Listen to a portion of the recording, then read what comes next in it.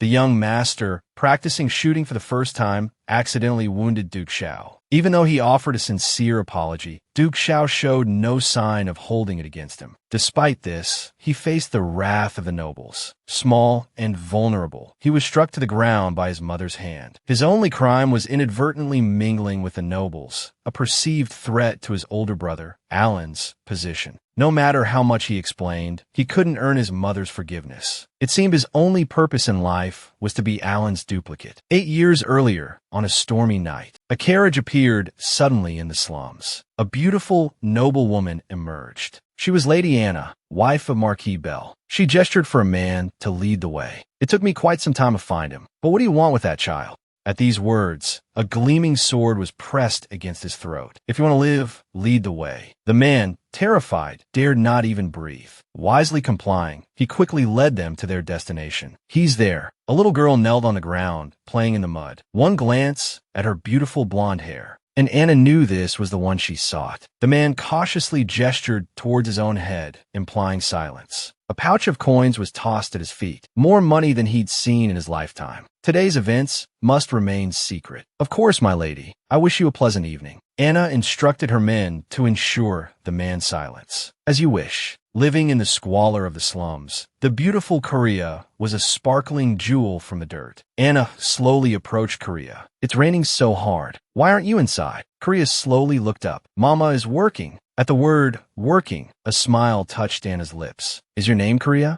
Do you know me? Of course. Once upon a time, a very beautiful woman, heavy with child, sought refuge in this notorious slum of the Lugu region. This woman, alone and destitute, begged on the streets. She even slept with vagrants. She was always fearful, as if hiding from someone. Until one day, she gave birth in the street. The child was out of place in the stench of Lugu. That little angel had eyes like emeralds. The mild season passed, and the bitter winter arrived. The child fell ill from the cold. The woman, penniless, was forced to deceive the village doctor to save her child. 12 years later, following a clue, Anna found this place. I came specifically because I heard your mother is very ill. Korea anxiously clutched at the woman's skirt. My mama is very sick. Korea turned to run and find her mother. Suddenly, a hand appeared from behind, knocking her unconscious. A guard caught the kidnapped girl. A 12-year-old, she's so light. Anna's gaze darkened. She didn't want any commotion. Make sure the arrangements are handled discreetly. What about the girl's mother? The mere mention of the woman irritated her. Fires are common in slums like this, aren't they? The guard felt a chill. I'm just joking. I simply hope she doesn't remain well. Let's go. And so, little Korea was torn from her mother. The slum girl, Korea, was brought to the Marquis's mansion. Half awake, she felt a comforting warmth and softness. Is this heaven? A sudden noise startled her awake. What was that? He turned his head and saw a beautiful woman looking at him anxiously. Are you all right? She asked. Everything around him felt unfamiliar. Unlike the shabby slums, this place was large and bright, magnificent and grand. Is this heaven? He wondered aloud. His innocent question made the woman chuckle. Are you hungry? Eat something first, she offered. Oh, it's a little hot. Eat slowly. Looking at the plentiful food before him, Korea's stomach rumbled. It made him think of his mother. A very beautiful woman had said his mother was sick. Why aren't you eating? Aren't you hungry? Miss, Korea asked, where are we? My mother. Where's the beautiful woman I saw earlier? Betty soothed him. Have some porridge and a bath, and she'll come back to see you. A bath? What? Korea was oblivious to his own dirtiness. Betty stammered, unable to form a complete sentence. Just then, hurried footsteps sounded from outside the door. The door swung open with a bang. Betty, didn't I tell you to inform us immediately when Korea woke up? Korea stared at the young man before him. He looked like an angel. Hello, Korea. I'm Gylan Bell. He added, you're 12, right? Korea nodded shyly. I'm 15, 3 years older than you. I'm your older brother, right? Looking at the enthusiastic boy, Korea shrank back slightly. Please take me back to my mother. I didn't even tell her when I left. She must be so worried. He thought, perhaps mistakenly, that Gylan was his little brother. Korea looked at Betty with tear-filled eyes. Betty looked embarrassed. The lady is just making sure you eat, and she trailed off. I almost forgot. I need to bathe. Looking down at his dirty self, a stark contrast to the shining boy before him, Korea blushed. Can I take a bath? Of course. We'll go right now. Bath first, then food. But I don't know how to bathe. Don't worry. I'll help you. Betty excitedly took Korea's hand to lead him away. away. Suddenly, a violent cough erupted from behind them. It was Guylan. Betty dropped Korea's hand and rushed to the young man's side. Guylan coughed harder, blood spilling from his lips. Korea clutched his clothes in fear. Betty's cries brought a flurry of servants. Quickly, inform Lord Angar. Towels! Bring towels! Before being carried away, Guylan looked deeply at Korea. It was as if he was telling him not to be afraid. Moments later, the servants carried Guylan away. Watching Betty's anxious form, Korea softly asked, "Will that brother die?" Betty whirled around at his words. She saw Korea clutching his lips, tears silently streaming down his face. He was clearly terrified. Betty softly reassured him. "No, he won't. Really. Let's go and get you bathed. It'll be bedtime soon."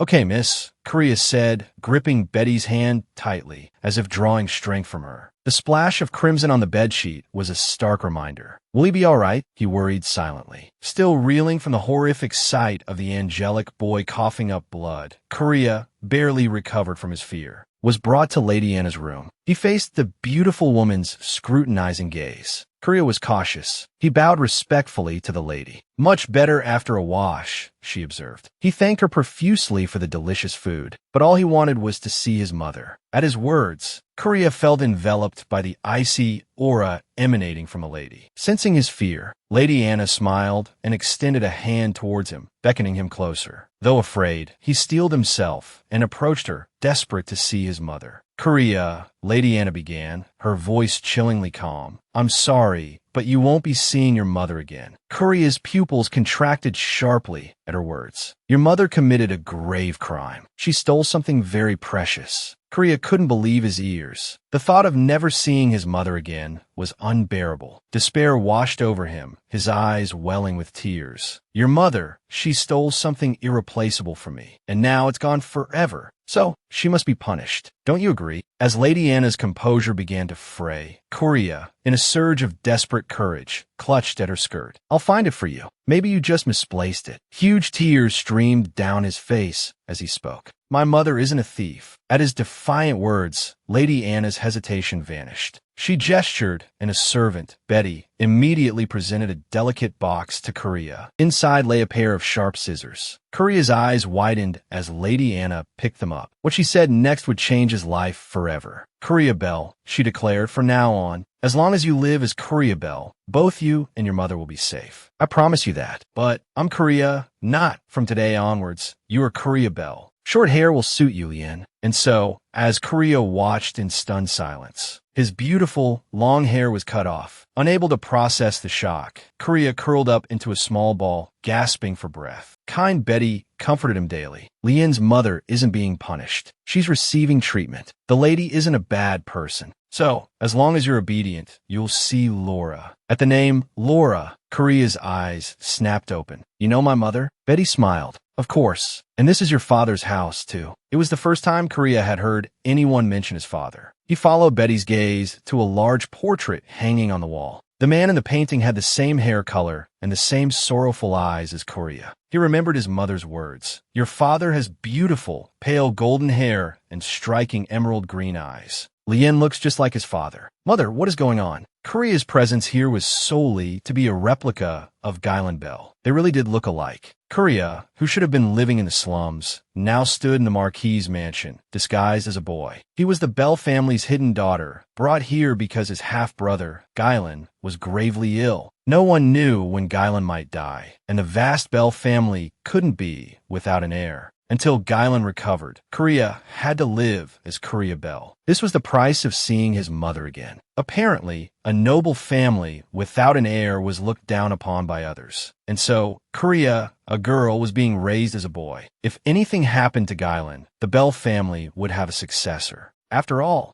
he was still the Marquis's child.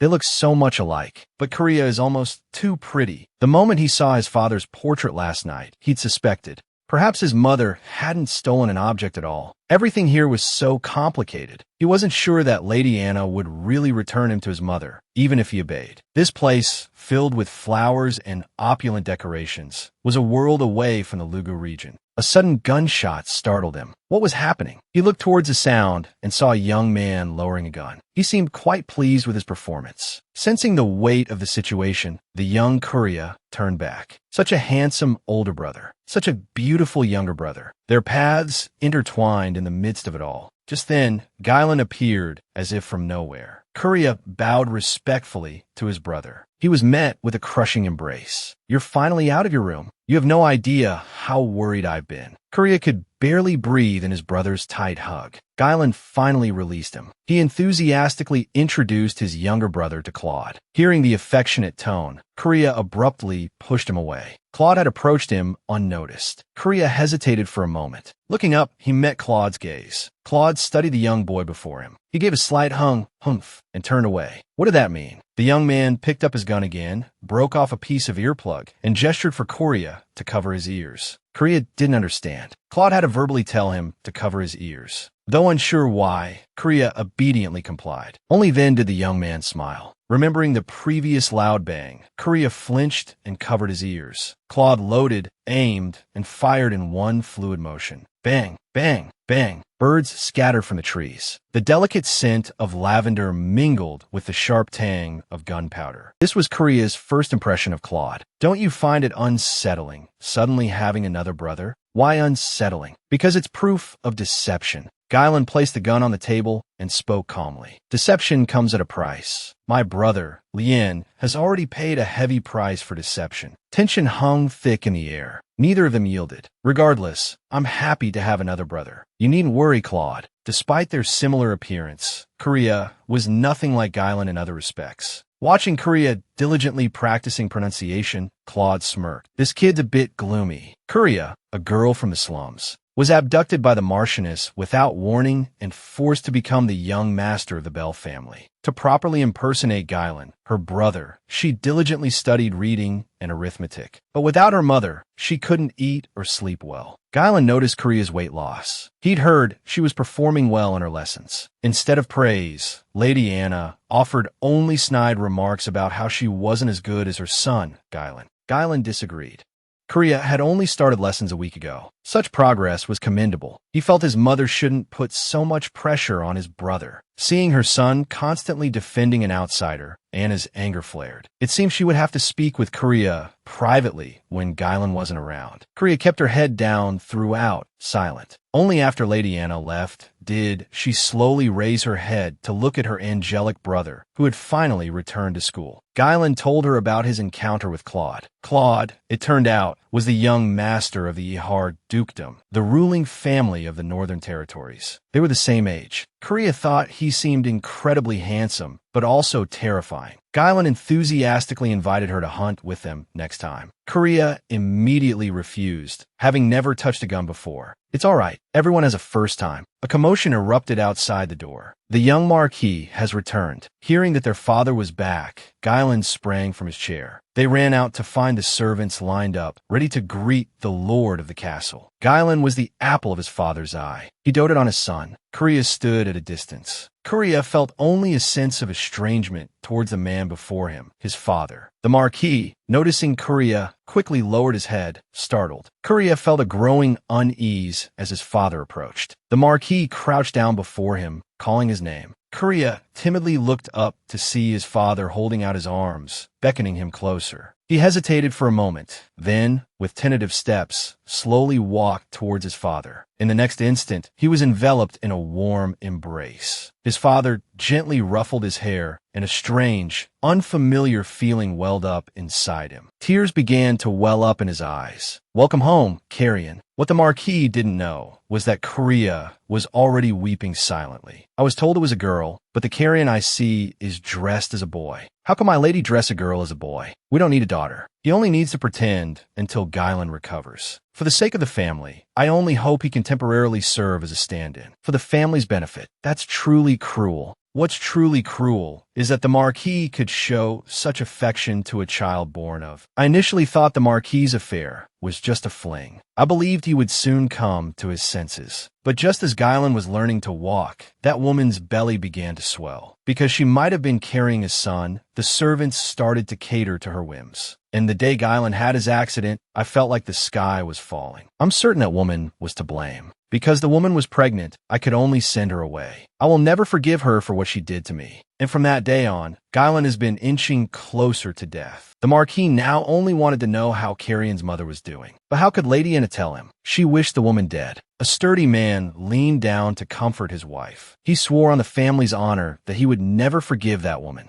Kuria, who should have been attending tea parties in pretty dresses, now stood alone in the snow, tasting snowflakes, in his role as the young master of the Marquis's house. It turned out that to become a suitable replacement, he had to live as a boy. Snow began to fall from the sky. In contrast to the children's excitement, the adults wore somber expressions. Marilyn, let's go outside. Marilyn quickly declined the princess's invitation, claiming it was too cold outside. In reality, he was simply afraid that being with the princess would make him seem childish. He feared his childish side would be revealed to the princess he admired, his secret crush exposed. Marilyn suddenly felt embarrassed and angry. A commotion outside caught the princess's attention. It was the arrival of her favorite boy band. The princess excitedly pressed her face against the window pane. Marilyn casually joined her at the window. His gaze quickly settled on Claude. But Claude was looking in another direction, following his line of sight. He saw a small boy, thinly dressed, looking up at the sky. Everyone wondered what he was doing. He seemed to be tasting the snow. The noble women began to murmur amongst themselves. Lady Anna, feeling he was disgracing the Marquis's family, sharply ordered a servant to bring Lien back inside. The princess, however, was intrigued by the little boy. Lady Anna plastered a smile on her face as she answered the princess's questions. The 12-year-old princess was 3 years younger than Guylan. Marilyn now deeply regretted refusing the princess's invitation to play outside. Although they looked very much alike, the perceptive princess still had her suspicions. Is that child really a boy? Lady Anna's heart skipped a beat. He's so pretty. Anyone would believe he's a girl. Having lived for so many years, Lady Anna had seen it all. Princess Marilyn offered a bright, practiced smile. Many people have said that. Not receiving the answer she desired, she scoffed and turned away. After all, his eyes held only her brother, Guylan, and Claude. He truly was gentle. Watching Duke Claude take Kuria's hand, Marilyn nearly dropped her plate. Why? Even though he was a boy, was he so beautiful? Several days had passed since she first met Kuria.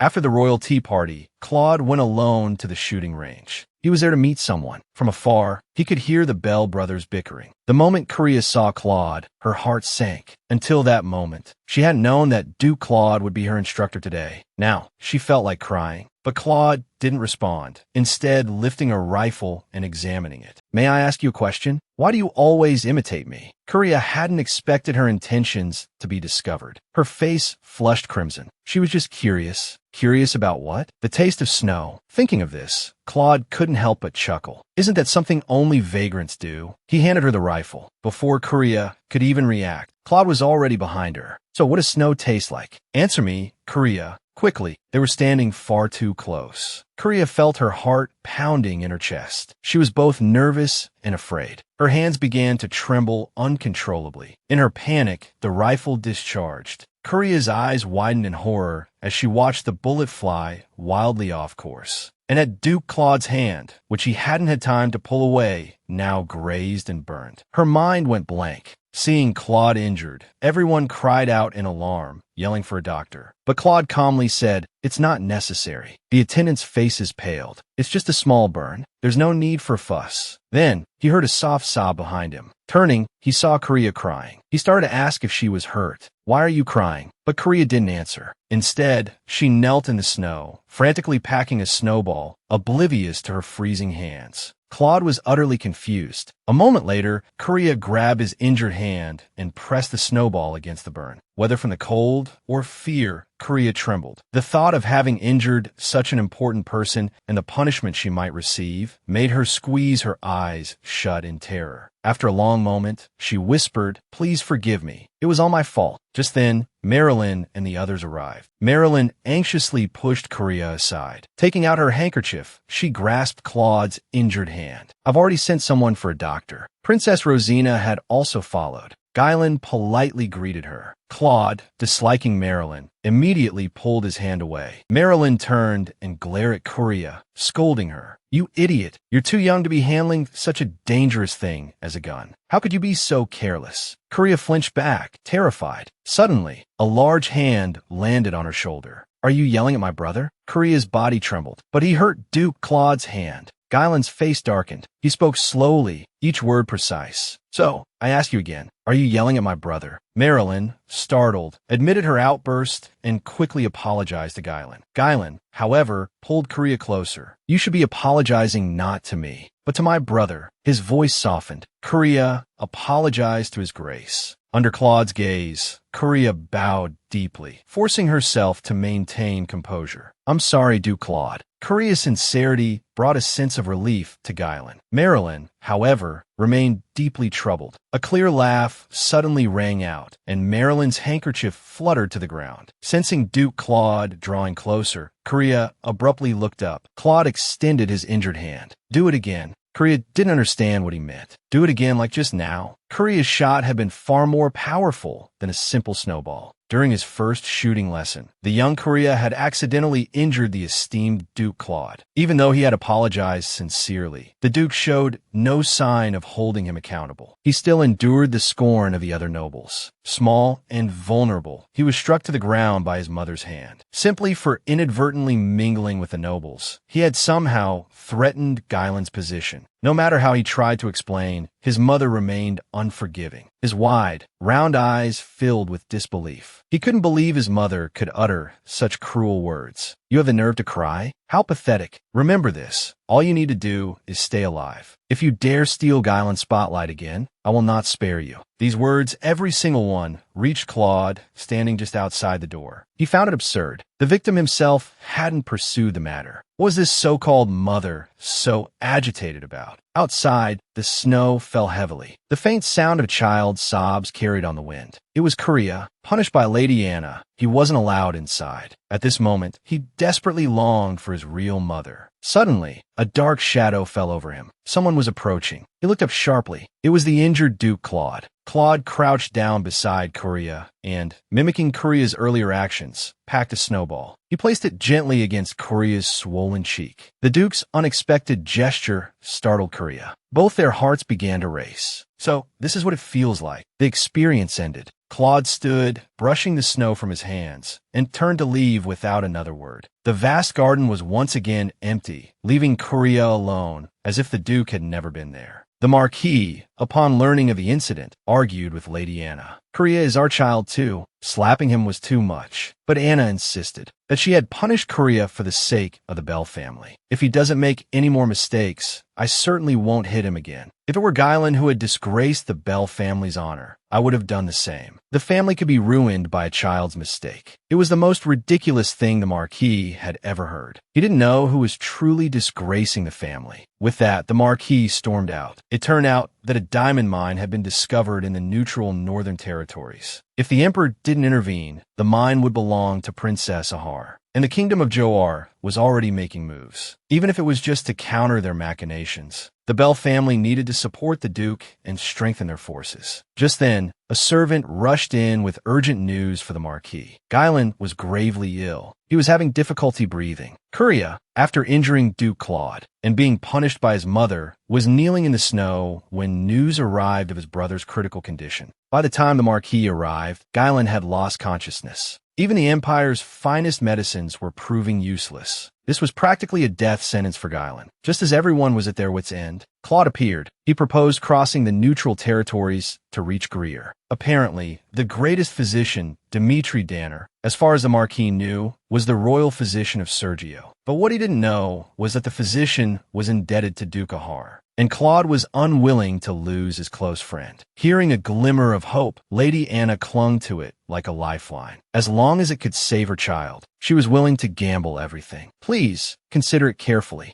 Upon leaving, Claude saw Korea standing alone against the wall. It turned out she wasn't even allowed to offer a greeting. How old are you? 12. Have you gone to the academy yet? I study with Master Taido. Well, then we'll have to wait until you're older. We won't be able to see each other until you're in the upper grades. For years passed like this. One sunny morning, Korea's hair had grown long again. Her greatest joy was playing freely in the water. This worried the maids, who pleaded, "Young master, please come out. The sun is so beautiful. How can you not swim?" It turned out their mistress would be returning soon. They absolutely couldn't let her see Korea with long hair. At times like these, Korea was always compliant. Because of her striking beauty, the maids were always infatuated with her. But she just wanted to be a beautiful young man in peace. Even this small request couldn't be fulfilled. At this moment, she thought of her brother again. He had gone to study abroad in Greer for his health, but it was a necessary lie to cover the true reason for his absence. For 4 years, she hadn't received any news of Gailin or Duke Claude, but only if Gailin returned healthy could she return to her true home. Just then, a servant announced, "Young master, someone from the academy is here." Simply because she was so beautiful and a boy, she had gained a reputation at a young age. Even the teachers at the academy were impressed. Because she was disguised as a boy, her family had repeatedly postponed Korea's enrollment. But upon learning of the opportunity to study in the capital, she couldn't sit still any longer. "Father, I want to enroll." Using the pretense of family honor, she successfully obtained her father's approval. "Then I'll arrange a residence for you near the academy." Korea's eyes lit up.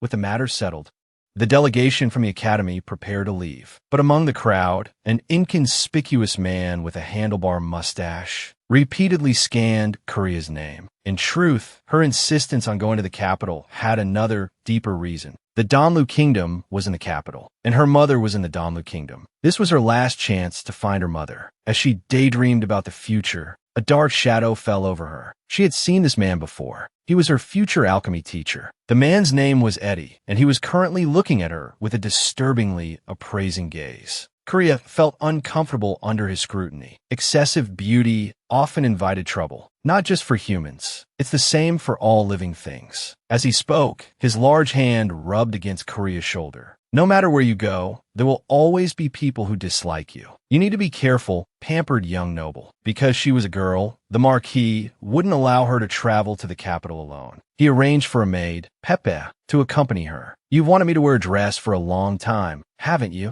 Let's try it when we get to the capital." The reason was simple. She was afraid her mother wouldn't recognize her dressed as a boy. The capital was both prosperous and bustling. It was nothing like she had imagined. So, he had never left the Lu territory before, only because his mother had always warned him of the dangers beyond. They soon arrived at their destination. Before anything else, Korea needed to be fitted for a school uniform. "Wait, let me show Korea the way," said the Crown Prince. "It's been a while, Marquis." "In Korea," he greeted. Invoking his father, the Emperor, the Crown Prince insisted on personally escorting Korea to the fitting platform. The Crown Prince's unannounced entrance irked the shop owner. After all, there were other customers present. He claimed, however, that he was merely guiding a lost customer. "Look who it is. Claude." "Hello," someone called out. Korea realized the previous customer was Duke Claude. It was Korea's turn for fitting, but Claude showed no sign of leaving. The shop owner then asked Korea to remove her shirt. Korea's current shirt was too large, though dignified and elegant. But a well-fitting uniform was crucial for the academy. Such a loose garment was clearly unsuitable. "At this rate, I'll be discovered sooner or later. Could you please draw the curtain?" Korea requested. Since this was her father's recommended shop, Korea felt completely at ease. Claude, however, seemed perplexed by the request for privacy. Though embarrassed, Korea removed her shirt, revealing her fair skin. The old shop owner was stunned. She was clearly a young girl. In her quest to find her birth mother, Korea had resolutely come to the capital to study. An elegant uniform was essential for the academy. She had come to the royal tailor shop and unexpectedly encountered someone she hadn't seen in 4 years. Would her true identity as a girl be exposed? Fortunately, the shop owner, Frank, a discreet man, didn't expose her secret. He even crafted a perfectly fitting shirt for her. Compared to the conspicuousness of a loose shirt, a well-fitted one was far less likely to attract attention. The Crown Prince, seeing Frank's attentiveness to a customer for the first time, couldn't resist teasing him. He then invited Korea to visit his palace.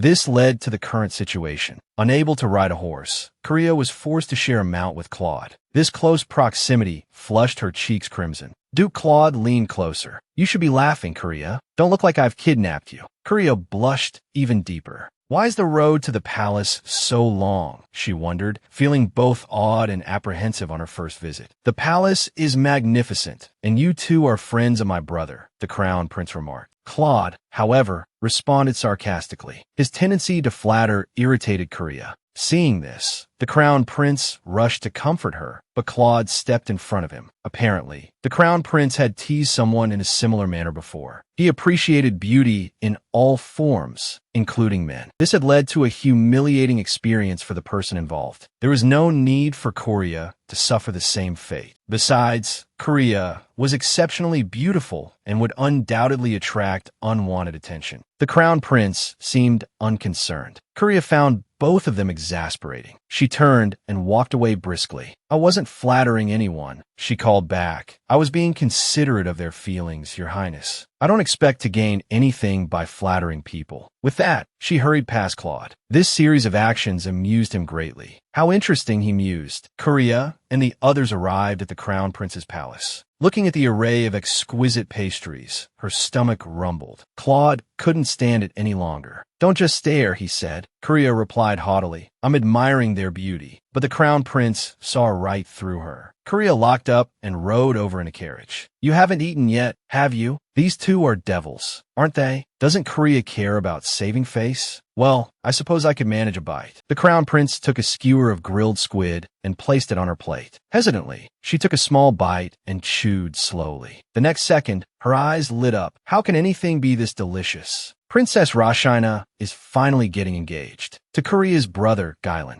Clearly, she had no idea. Perhaps it was normal that they hadn't told her. After all, she wouldn't have been invited to that sort of event. Sensing Korea's discomfort, Claude cleared his throat. "The Marchioness has been staying in the north. It's perfectly understandable that Korea hasn't heard the news, simply because she wasn't skilled at riding." The young master was forced to share a horse with Duke Claude. Her face flushed crimson. Just now, from the crown prince's lips, she had unexpectedly learned of her brother's impending engagement. The realization hit her. In this family, she was still an outsider. Just then, Claude, who had been silent for a while, suddenly spoke. "The Marchioness has been staying in the north. It's perfectly understandable that Korea hasn't heard the news." Just as she was feeling grateful for Duke Claude's consideration for her supposed ignorance. "You and I both seem rather hungry, so eat quickly." Korea broke out in a cold sweat. What on earth was going on in this man's head? "I know, so Duke Claude doesn't starve. I'll just reveal myself," she said, stuffing her mouth with food. Claude finally offered a satisfied smile. Seeing Korea eating like a little kitten, Claude reached out, intending to wipe her face, but changed his course. He gently grasped her chin. "I greatly anticipate Korea Bell's loyalty." It was certainly beyond imagination. As dusk settled, Korea was the first to leave. Her deliberate avoidance of the noble's advances and the flustered reactions she displayed when caught off guard all seemed so endearing to Claude. "Wait, I actually find a man endearing. I must be mad." This masterclass performance of feminine disguise left the crown prince utterly bewildered. "It seems Duke Claude is quite fond of Korea," the crown prince stated frankly. "I appreciate all things beautiful, just as I'm fond of Claude and Gailan, for the same reason. Don't give him too much trouble. Perhaps, as you say, Korea is merely a substitute for Gailan, but sooner or later he will be mine." Seeing Claude's continued silence, the crown prince rose to leave. It seems the banquet is about to begin. The main purpose of this banquet was to find a suitable crown princess for the prince. Claude recommended Marilyn, the young lady from the Selby Marquisate. The crown prince froze. "Isn't Marilyn your fiancée? Everyone knows you're supposed to be engaged to Miss Selby." The mere mention of it vexed him. He simply didn't care for Marilyn. Korea hadn't been feeling well since returning from the palace. It turned out she'd simply overeaten and had indigestion. Knowing this, her father didn't force her to attend the banquet. Hearing this, Korea breathed a sigh of relief. She truly disliked such occasions. With her father gone, she could finally rest properly. Free from the troublesome charade, she felt alive again. At that moment, all she wanted was some fresh air. So she opened the window. Enjoying the breeze and savoring a sweet, the feeling was exquisite. Her mother was somewhere just beyond the city walls. Just as she was agonizing over whether her mother would recognize her, a woman's voice drifted up from below. Looking down, she saw a beautiful woman beside Claude. She had met this woman before, as a child. It was Marilyn, the daughter of the Selby Marquis. Shouldn't we be getting engaged, too? Claude said with a look of displeasure. There are plenty of good men in the Empire. Plenty of men with small eyes, too. But none can compare to Ahar's beard. She tossed out the words and turned to flee. At that moment, Korea wanted nothing more than to disappear. It seemed she had seen something she shouldn't have. Just as she was tiptoeing towards the window, ready to close it and escape, the candy she held in her arms slipped. Korea's eyes widened in alarm. The word careful barely reached Claude's ears before the sky began to rain candy. And there, not far off, was that familiar figure. In the next instant, he was caught in a sweet, sticky downpour. Looking at the sugar-coated Korea, Claude's face darkened. So there you are. The only response he received was the resounding slam of a closing window. The sky fell silent once more. While Duke Claude was being subjected to a forced marriage proposal, the young master was upstairs enjoying the spectacle. Then, suddenly, the sky rained candy. After experiencing the sugary onslaught, Duke Claude spotted the sugar-coated Korea. His face darkened instantly. Finally found you. So, there you were. In her panic, Korea ducked into a nearby room, worried that Claude might come looking for her. She froze when she saw the undergarments on the floor. Claude must not see these. A rapid knocking startled her. She turned to see Claude already barging in. You showered me with candy, and you're hiding in here? At this point, Korea was beyond caring about the candy. Her undergarments were clutched tightly in her hand. The most pressing issue was how to dispose of them. Muttering a random excuse, she tossed them aside. My stomach hurts, and you think I can eat candy? They're too sweet. I only had a few. Watching the flustered Korea, Claude calmly patted the sofa. Come here. Korea stiffened. Had he figured it out? She swallowed nervously. I need to confirm something. Come here. But Korea remained rooted to the spot, clutching her secret, making no move to approach him. Seeing this, Claude's expression softened. You really do think I'm a villain. In truth, Korea's reluctance stemmed from the insecurity of being without her undergarments. You need to be careful around the Crown Prince. He likes beautiful and dazzling things, regardless of gender, regardless of social standing. Don't let anyone pressure you into marrying him. Keep a safe distance. And your voice is very pleasant. The unexpected compliment brought a blush to her cheeks. She coughed, trying to dispel the awkwardness. Suddenly, something occurred to her. Claude, with his impeccable posture and tall, slender frame, sharp eyebrows, long, thick lashes, straight nose, and thin, firm lips, exuded an aura of natural nobility. If the Crown Prince likes beautiful things, shouldn't you be the one to be careful, Duke Claude? Claude's expression cleared. Because I think you're more beautiful than anyone. The words barely left his mouth before he turned and fled into the bathroom. He couldn't explain why he'd uttered such an embarrassing confession. His heart pounded in his chest. Then, a chuckle echoed from the other room. It was Claude. Are you trying to toy with me? The only response was the loud bang of the closing door. Looking at the shirt Korea had dropped on the floor, he inexplicably picked it up. Compared to his own, it was incredibly small. The faint scent of lavender emanating from above curved Claude's lips into a pleasing crescent moon shape. Just then, the sound of rushing water came from the bathroom. This kid really has no sense of security. When Korea finished his bath and came out, the room had become quite bright. Just as he was wondering about the unfamiliar light, he heard whispering sounds near his ear. Turning his head, he saw Claude and a group of maids. A short while later, Claude got up. He saw Korea following him out. He smiled brightly. Have a pleasant evening, he said, looking very happy. But this only caused Claude displeasure. It was only when they were parting that Korea ever showed him such a nice smile. But thinking back on how Korea looked fresh from the bath, Claude decided this evening had been quite pleasant after all. The beautiful Korea, living in the Marquis's treasury, possessed beautiful, pale golden hair and a pair of emerald green eyes. Yet, he was forced to live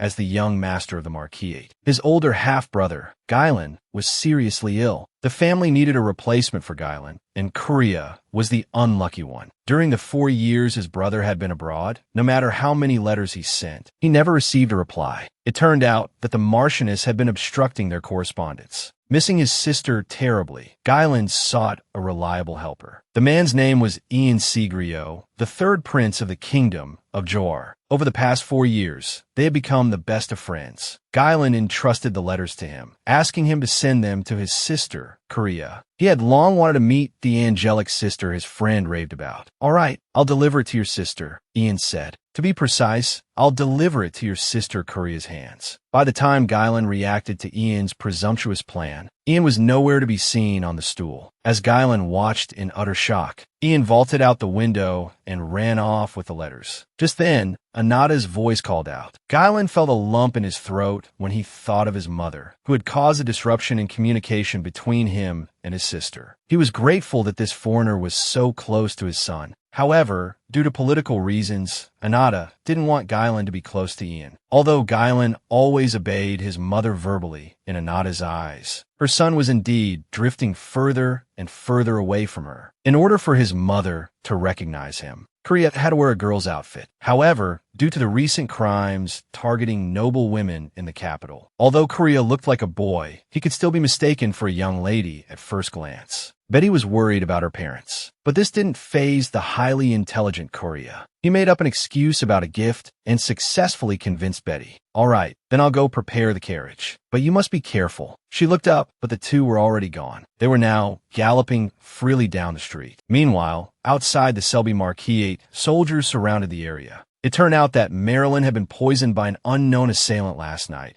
and was currently lying in bed, unconscious. His Highness will personally lead the royal guard to arrest the culprit. We will severely punish them. Please don't worry. The one leading the troops this time was Duke Claude. The culprit's identity had been confirmed. He was a revolutionary dissatisfied with the class system. He excused himself and left, leaving the crown prince standing there alone, bewildered. The streets were bustling with people. He happened to pass by a candy store. Thinking back to the last time Korea scattered candy everywhere, a slight smile played on Claude's lips. Was a face full of candy really that shocking? Was that expression really necessary? He mused. Korea, strolling along, suddenly stopped. It seemed he'd spotted a familiar face. However, this didn't interrupt their shopping trip. Korea was most interested in clothes. "Don't we need a dress for our play?" he thought, his gaze fixed on a dress displayed in a shop window. Would Betty like this? He wondered, his attention then caught by some noble young ladies passing by. He sighed inwardly. I should be like them, wearing beautiful dresses, strolling with friends, enjoying afternoon tea. But I suppose that will never happen. Just as this melancholic thought settled, a man's voice called out to him. Korea froze, every muscle tensing. The man had clearly called him Korea. Aside from a few close confidants, no one knew his true identity. He'd certainly never met this stranger before. Hesitantly, he stammered, "You've mistaken me for someone else." But the man was insistent. "Impossible. You must be Guylan's younger sister." The siblings did bear a striking resemblance. It took Korea a moment to remember to ask who the man was. The stranger, however, remained coy. "I'm here to eat shaved ice with you," he declared, leading Korea to a popular dessert shop. In contrast to Korea's apprehension, the man was practically buzzing with excitement. Korea, on the other hand, was about to melt from the heat. He suggested they sit on the patio, but Korea quickly refused. His companion's flamboyant foreign attire was far too conspicuous. Ironically, Ian thought Korea, in his male disguise, was even more so. Korea was exasperated. "I am a boy," he insisted. His brother was clearly playing a joke on him. But to Ian, who knew the truth, it didn't matter. Calming down, Korea's thoughts turned to his brother. "How is he?" he asked. "Of course. Guylan has been waiting for news from you," Ian replied. "He said he's never received a reply from you." In truth, Ian knew their mother, Anada, had been intercepting the letters. But Guylan is desperately worried about his sister, so he asked me to deliver this. "You need to eat quickly so I can get back," Ian urged. Korea was bewildered by Ian's insistence on calling him Korea. He raised a hand to decline being fed, but Ian seemed even more delighted, continuing to call him Korea with every other breath. "Guylan will be returning to the capital soon. You can give him your reply yourself then," Ian said, placing the letter in Korea's hand. Staring at the letter, Korea felt a flicker of apprehension. If his brother returned healthy, what would become of him? Could he truly return to being Korea again? He glanced at the seemingly oblivious girl across from him. Ian, still grinning, remarked, "What a charming young lady." "I am Korea," Korea insisted. "Korea, I invite you to I'll send a formal invitation as soon as I return. You must come. I'm eager to see you in a dress." With that, he gently took Korea's hand and bestowed a proper kiss upon it. Korea, staring at the letter, was lost in thought. How should he reply?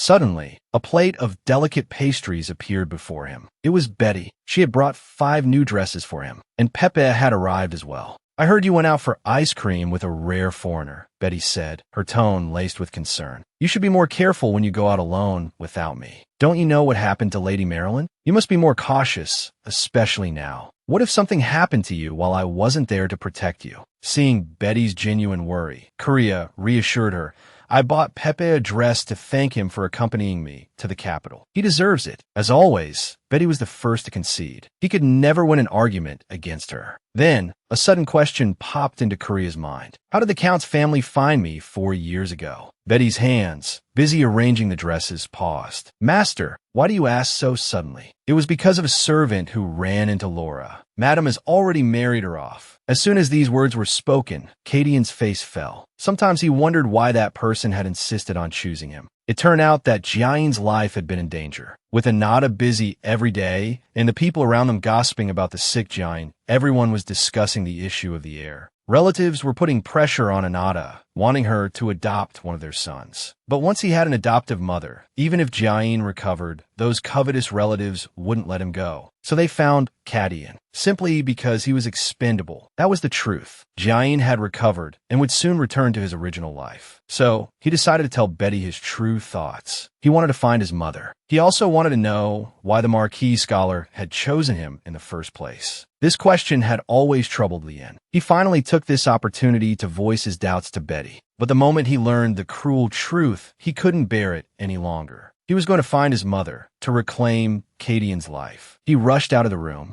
ignoring Betty's pleas. He took off his shoes and neatly placed them aside, then jumped into the water. The truth was too much for him. He didn't want to think about it anymore. Only by immersing himself in the water could he find a moment's peace. The day was as beautiful as ever. He didn't want to escape from this place, but there was also someone he didn't want to leave. It was such a pity. Just then, a familiar male voice interrupted his thoughts. The moment he saw who it was, his pupils constricted. Why was His Grace Duke Claude here? Claude looked at him with a playful smile. You really are interesting, Cadian. Is swimming your hobby? He then started to take off his clothes. What was going on? Betty shook her head vigorously. She didn't know either. It turned out that Duke Claude had come to visit Jiayan, but had gotten the date wrong. He happened to see Cadian swimming. It's been a while since I've gone for a swim. I'll join you. Cadian's face paled. His undergarments were visible in the water. What if Claude noticed? Claude, completely oblivious to Cadian's panic, dove into the water without waiting for a response. The splashing water hit Lien's face. When he opened his eyes again, Claude was already behind him. This is my first time swimming with you.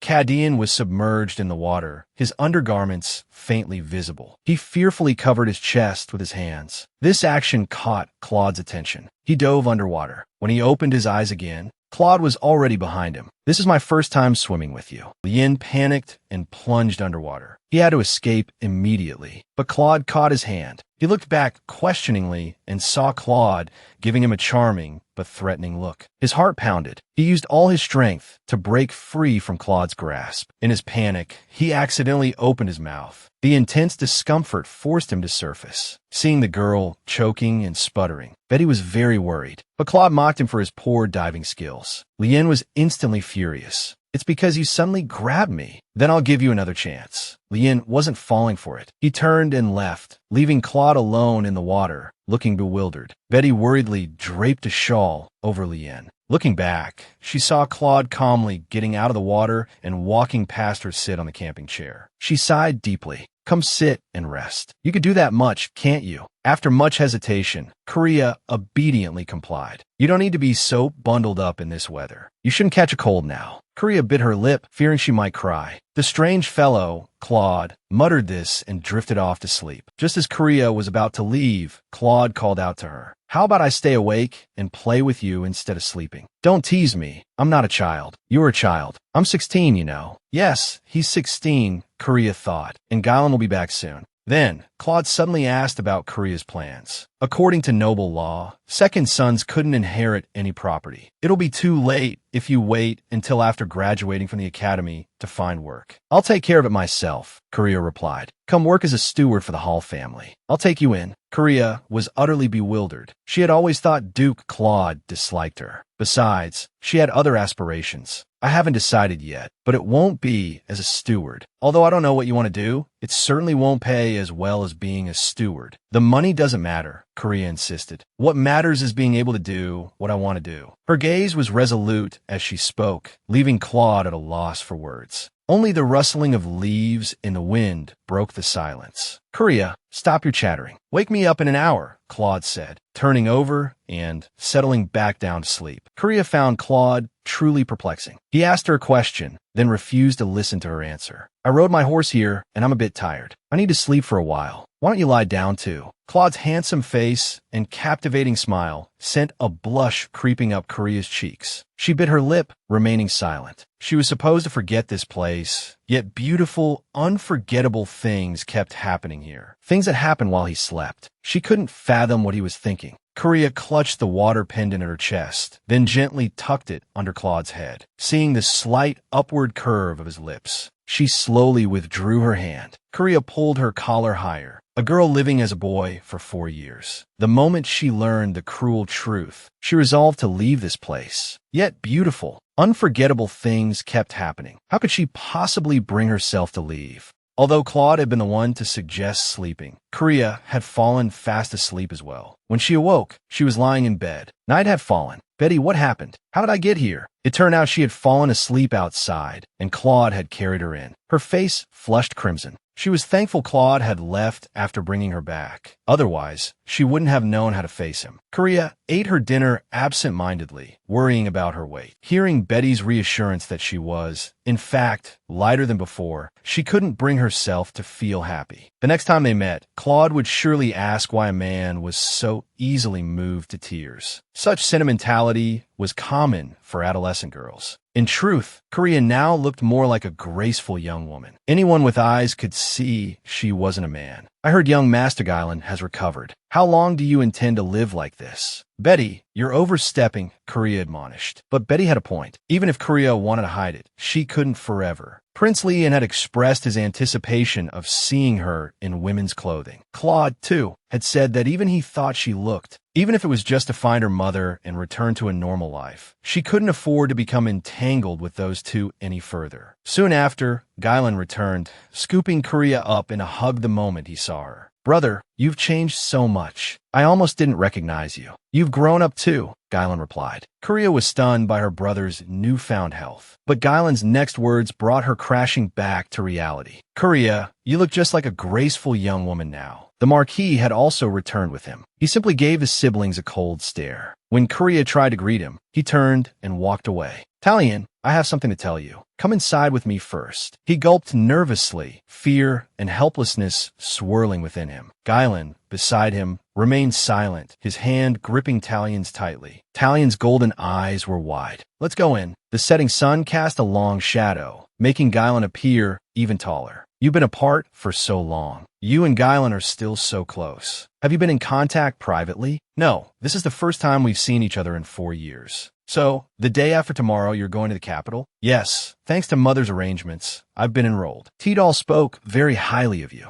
You've done well, Korea. Now you're qualified to have Guyland call you Hyungnim. Korea bit her lip, wanted to speak, but hesitating. Will you look for your mother when you go to the capital? Seeing her silence, Anata asked again, how will you answer him? She had disguised herself as a boy for 4 years, serving as a stand-in for her brother for 4 years. But now, with her brother recovered, she decided to return to an ordinary life and search for her birth mother. But this was no simple matter. Korea had been active in aristocratic society for 4 years under the name Korea. Many nobles knew the name Korea. Even Princess Rashina, out of concern, had sent letters. To revert to her former self overnight, to make Korea disappear was clearly unrealistic. Anata had warned her long ago to live quietly, like a shadow. But now, it wasn't entirely hopeless. Soon, Korea would go to the capital to study. If she could maintain a low profile, she could disappear under the pretext of recuperation. And when people gradually forgot her, they could hold a funeral for Korea, and she could become Korea again. Holding a funeral for a living person was absurd. Korea's emotions surged, but Anata laughed, claiming it was simply to keep the promise she made at the Selby Marquis. But Korea's performance far exceeded my expectations. My son, Gylan, has recovered because of it, so I should give you back your freedom completely, shouldn't I? Her words were accompanied by a chilling laugh. Seeing Korea's continuous efforts, Anata allowed her to attend her brother Gylan's engagement party, only because Gylan also wished for his sister to be there. And after the engagement ceremony, Gylan would return to Grego. Oh, in that case, I also have a request. Please forgive my mother. Korea had already made a concession, but Anata had no intention of forgiving her mother. Don't you think this request is absurd? Korea, you dare ask me to forgive her? But she was interrupted mid-sentence by Korea. If asking for forgiveness is absurd, then what about the 4 years I spent disguised as a boy for my brother, worried about his sister facing their mother alone? Gylan had been waiting silently outside the door. He heard every word. The reason I became Korea was to ask for forgiveness for my mother. At this point, she could no longer hold back the tears of humiliation. So please forgive her. But even though she was crying, Anata showed no sign of relenting. Get out. A warm hand rested on Korea's shoulder. Mother, enough. It was Gylan. Strictly speaking, Korea is also a member of the Bale family. Holding a funeral for a living person, treating family this way, is too much. But Anata had never considered Korea family. It seems he came to the Bale family only to be a substitute for Gylan. And now his task is complete. Useless things should be discarded. A heated argument ensued, but Korea didn't want to put her brother in a difficult position. She turned and left silently. Gylan called out, Korea. Her hand paused on the doorknob. Brother, my name is Lilia. Then, without looking back, she walked away. Lilia felt utterly wronged. A funeral for a living person. How could she even think of such a thing? The 4 years she lived as Korea weren't entirely fake. After going to the capital, he likely wouldn't return here again. Yet, a flicker of reluctance ignited within him. Just then, a figure appeared behind him. Betty, don't come any closer. I want to be alone for a while. Today, she wasn't dressed as a woman. The voice clearly wasn't Betty's, but that of the strange man. Lost in thought, Korea didn't notice the man approach until he was at her side. We meet again.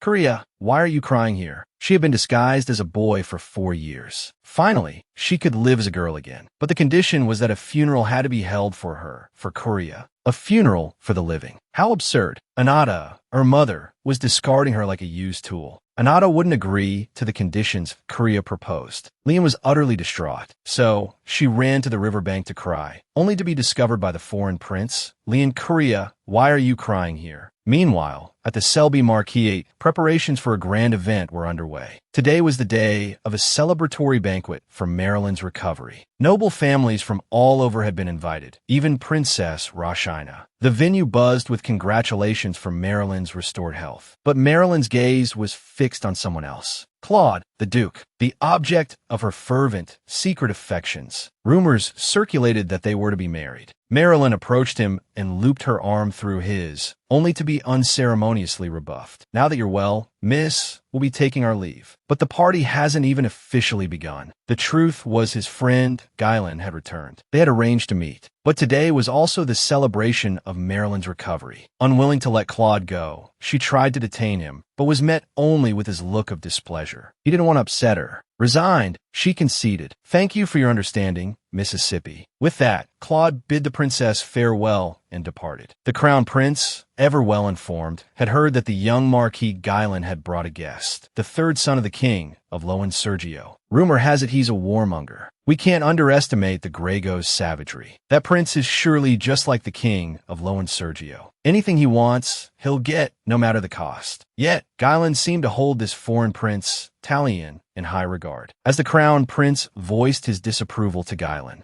Claude, who had been silent, suddenly spoke. He protected Gylan in Grego. The crown prince, stunned by Claude's defense, was speechless. Even you? That's like sleeping with the enemy. Gylan is a nobleman. He wouldn't act solely on personal preference. He paused. I trust you haven't forgotten you are nobles of the empire. However, Talion is a prince of an enemy nation. That's an undeniable fact. And now, with the dispute over the diamond mines, conflict has erupted in the neutral zone. If anything happens to Talion Sergio and the Empire, war is inevitable. But the Talion they spoke of was currently trailing after Leon like a shadow. I'm a guest here. Korea, why do you keep running away? You're hurting my feelings. I'm not Korea. I'm Carrion. In fact, Leon had just brought Talion back to the main hall, where a guest should be. But Talion shamelessly declared he had come to see Leon, not to tour the estate. A foreign prince chasing after a girl. What a sight. Suddenly, Talion leaned in close to Leon's face. Talion, call me Talion. A charming smile played on his lips. Leon, truly unskilled in handling such situations, could only comply, dropping the more formal address. Talion instantly lit up like a happy puppy. But I have a lot to do. It's difficult for me if you keep following me around. He had hoped to use this excuse to shake Talion off. But, to his dismay, Talion offered to help. There was simply no reasoning with this person. He needed to find his brother, but his foot caught on some leaves, and he stumbled backward. He landed squarely in the arms of Prince Talion, who had been right behind him. Even the heavens seemed to be conspiring. Korea,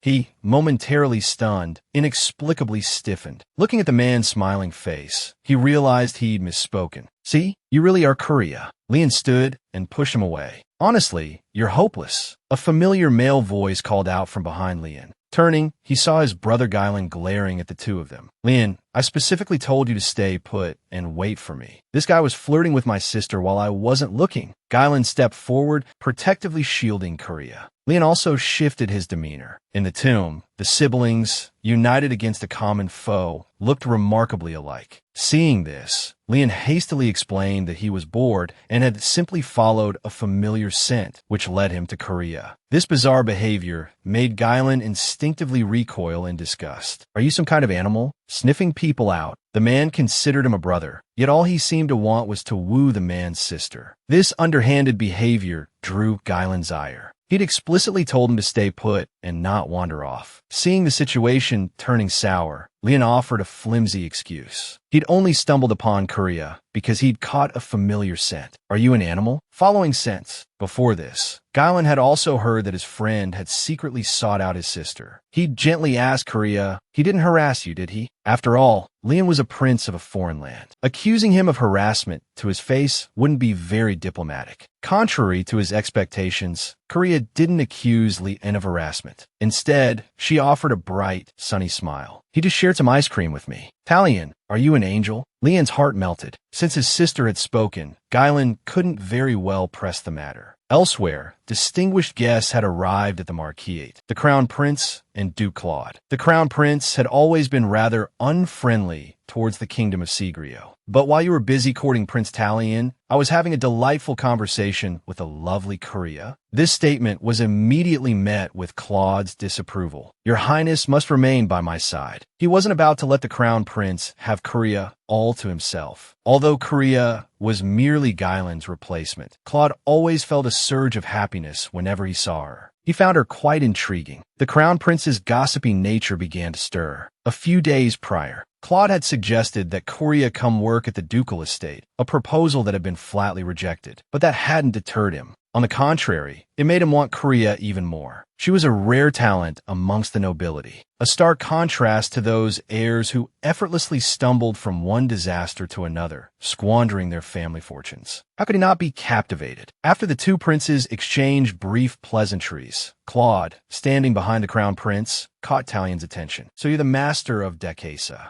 But you'll inherit eventually, won't you? The Crown Prince interjected, putting a stop to their childish banter. But Talion's gaze drifted back to Korea. Being caught up in these social gatherings made him incredibly uncomfortable. He only relaxed when he heard them suggesting they move to another location to continue their conversation. He breathed a sigh of relief. Thank goodness Lady Anata didn't see me. I would have been in for another scolding. The two childish men, each harboring their own ulterior motives, were reluctant to leave first. You go first. I still have something to say to Korea. This statement caused both Leon and Guylan to groan inwardly. Your Highness, they're waiting for you.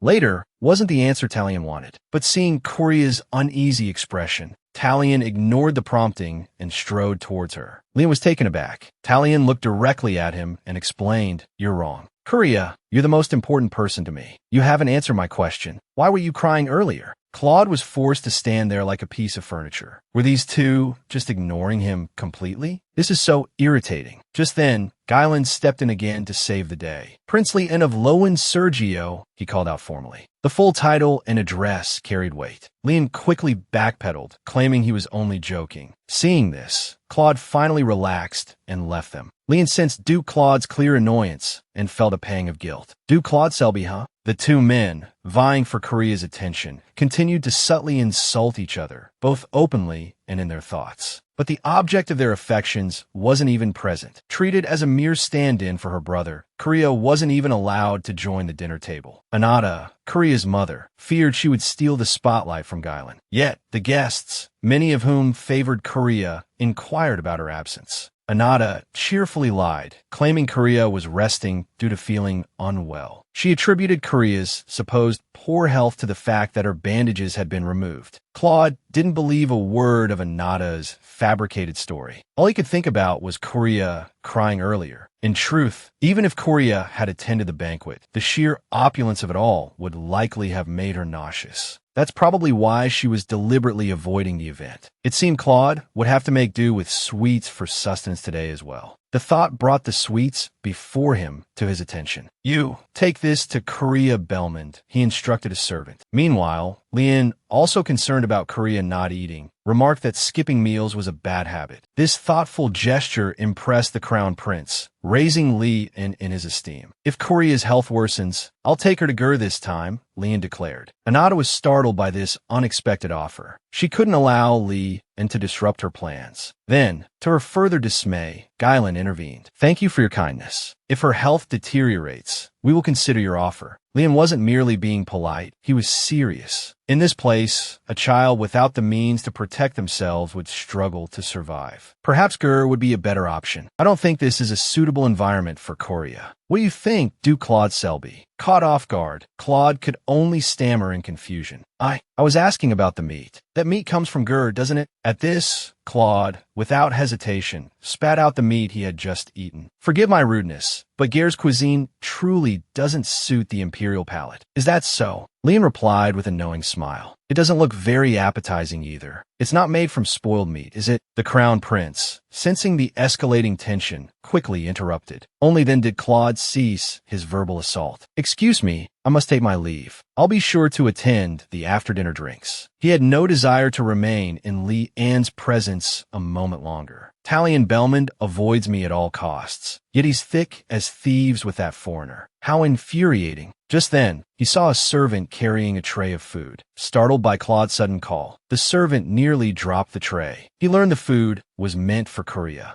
But as far as he knew, Korea preferred sweets to savory dishes. An intriguing idea sparked in his mind. "Take that away. Bring the sweets from the dining table. Try to win Korea over with Jirian food. He clearly doesn't know her at all." His mood instantly brightened. "Go and fetch what Korea truly desires." The servant, now carrying a tray of sweets, knocked repeatedly on Korea's door. But there was no answer. Claude frowned in frustration. Meanwhile, in the Marquisade's back garden, the servants were holding a farewell gathering for Korea. Everyone was saddened by her impending departure. Talion, though initially uncomfortable at the Marquisate, had unknowingly garnered the affection of many. "Don't forget us when you go to the capital," they pleaded. "Thank you for always being so kind to us." Betty, a motherly figure among the staff, was especially heartbroken. The person most reluctant to see Lian leave was Betty. So, Lian swept Betty through the doorway. "Thank you." The 16-year-old boy surprisingly loved sweets. A sweet aroma always seemed to emanate from him.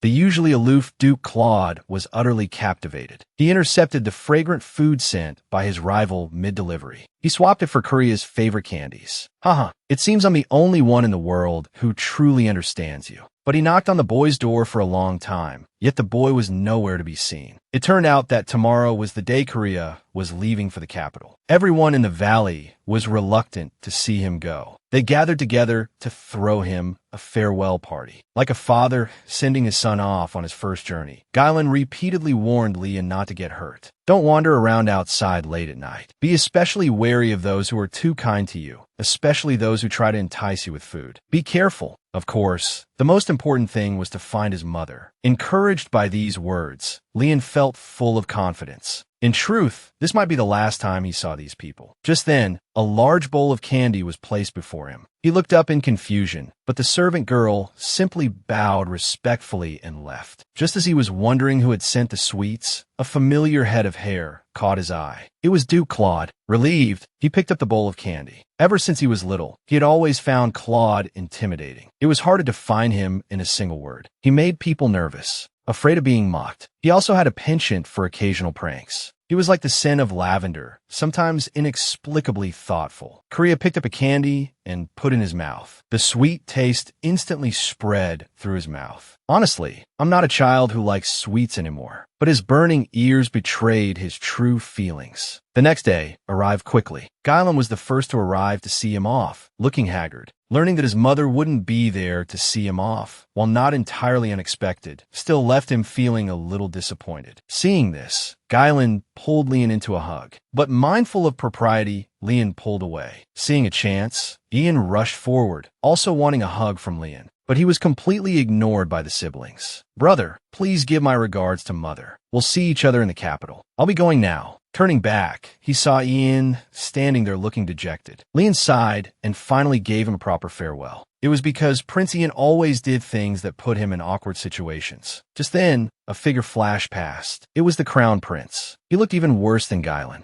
I'm going crazy. I'm never drinking Guylan's liquor again. I've called dibs on this carriage. Talion, you can take the car. Last night, he'd wondered what those four had been doing all night. It turned out they'd all gotten drunk. Aren't you getting in? Claude's voice suddenly rang out. Why was he the only one looking refreshed and energetic? Seeing Lee Ann's hesitation, Guylan patted his shoulder encouragingly. Get in the car. It's much faster than the carriage. It'll be a good experience. Don't worry, Duke Claude will be there. Leon giggled. Isn't Duke Claude the most dangerous one? Saying such strange things again. Korea didn't want to deal with him. Suddenly, his hand was firmly grasped. Leon leaned close to his ear and whispered, all men are charmers. Korea, you need to be careful. The sudden closeness made Korea blush. He snapped at Ian, but the man just chuckled. This behavior was no different from flirting. Claude was seething with jealousy. I hope you two will stop wasting my time. Hearing this, Leon hastily apologized and climbed into the carriage. Claude scolded the prince for his overindulgence, blaming it on the alcohol. But his eyes kept glancing back at Korea. This time, it was a true departure. Goodbye, everyone. You smell sweet. It seems those candies weren't ordinary sweets. The young master, on his first car ride, caused a commotion. A sudden break sent him, unbuckled, flying forward. Luckily, the quick-thinking Duke Claude caught him firmly, preventing an injury. But are these really a boy's hands? They were too delicate. Fearing discovery, Leon quickly pulled her hand back. I just have a big appetite. The candies you gave me yesterday were so sweet and sticky. I felt like my mouth was glued shut, but I ate them all anyway. This explained things. A question had been troubling Claude. To confirm his suspicions, he took Lee Ann's hand again and brought it to his nose, inhaling. You smell sweet. It seems those candies weren't ordinary sweets. This gesture, coupled with his words, turned Lee Ann's face the color of a ripe tomato. How do they taste? Very good. You should get some sleep. Even by car. It will take us a long time to reach the capital. Having just experienced such a moment, how could this supposed brave warrior be so calm? Leon's eyes widened in disbelief. But a moment later, a loud thud startled Claude. Korea, that boy. He find a way to make even riding in a car eventful. Hitting his head that hard, and he still sleeps. Claude gently drew Korea closer, both in childhood and now. Korea evoked a protective instinct in him. Perhaps because they were so close, the sweet scent was even stronger. This fragrance emanating from a boy, it drew him in. He's too sweet. And just now, too, Even though he's a boy, he's undeniably appealing. His thoughts were interrupted by a sudden sound. A button had popped off his shirt. I must be going mad. Or perhaps I already am. A dangerous thought surfaced. His heart pounded. Leanne's innocence was strangely captivating. It drove him to lean in, inexplicably, recklessly. Damn it. Leanne only woke when the carriage stopped, rubbing a small bump on her forehead, puzzled. Her lips felt moist, too. Could I have drooled in my sleep? It's just a car ride. The fact that Korea wasn't staying in the dorms irritated Claude. Apparently, his father, worried about Korea adjusting to dorm life, had arranged for him to live off campus. But given Korea's status, the academy would have surely given him the largest room. There was no need to live elsewhere. Hearing Leanne describe herself as introverted, Claude smirked. So intimate with a man you've just met? It seems your introversion doesn't apply to foreigners. Korea had actually met Prince Ian before, so she hadn't immediately understood. To Claude, this behavior was a blatant attempt to hide something. He glared at the lying Leanne, his stare making her skin crawl. Finally understanding that Claude was referring to Prince Ian, she started to explain, but Claude cut her off. He didn't want to hear about that foreigner from Leanne's lips. The sweet scent emanating from the young master kept drawing Claude closer. He barely managed to suppress his inner turmoil. Then, the carriage lurched over a rock. This road is terrible. Your Highness, are you all right? Unexpectedly, the jolt had brought them closer. Claude pulled away abruptly, his face burning crimson. Even after they arrived at the estate, the image of kissing Korea lingered. He was actually attracted to a boy. Damn it, Korea. More than once, Claude had sensed that Korea didn't seem like a boy. Even his choice of residence reflected a similar style. Whenever Claude was involved with Leanne, he couldn't help but overthink. Just then, the royal family sent over a collaborative document. Claude, with his golden gaze, widened his eyes. Meanwhile, Korea was plotting something significant. Her wardrobe was overflowing with adorable dresses. Because her current appearance was so different from her childhood, she was afraid her mother wouldn't recognize her. Finding her mother was the one thing she couldn't give up on. A few days later, Korea arrived at the academy. The gatekeeper, upon hearing her name, was utterly shocked and rushed inside to report her arrival. Just by standing there quietly, Korea attracted a great deal of attention. The gazes directed at her were endless. Before long, the headmaster and a group of faculty members personally came out to greet her. It's a pleasure to see you again, Belle, the headmaster said. The same strange, leering instructor from before was also present, fixing Korea with a creepy smile. It made her skin crawl. Thankfully, the headmaster intervened. Go straight to the examination hall. Theodore has sung your praises.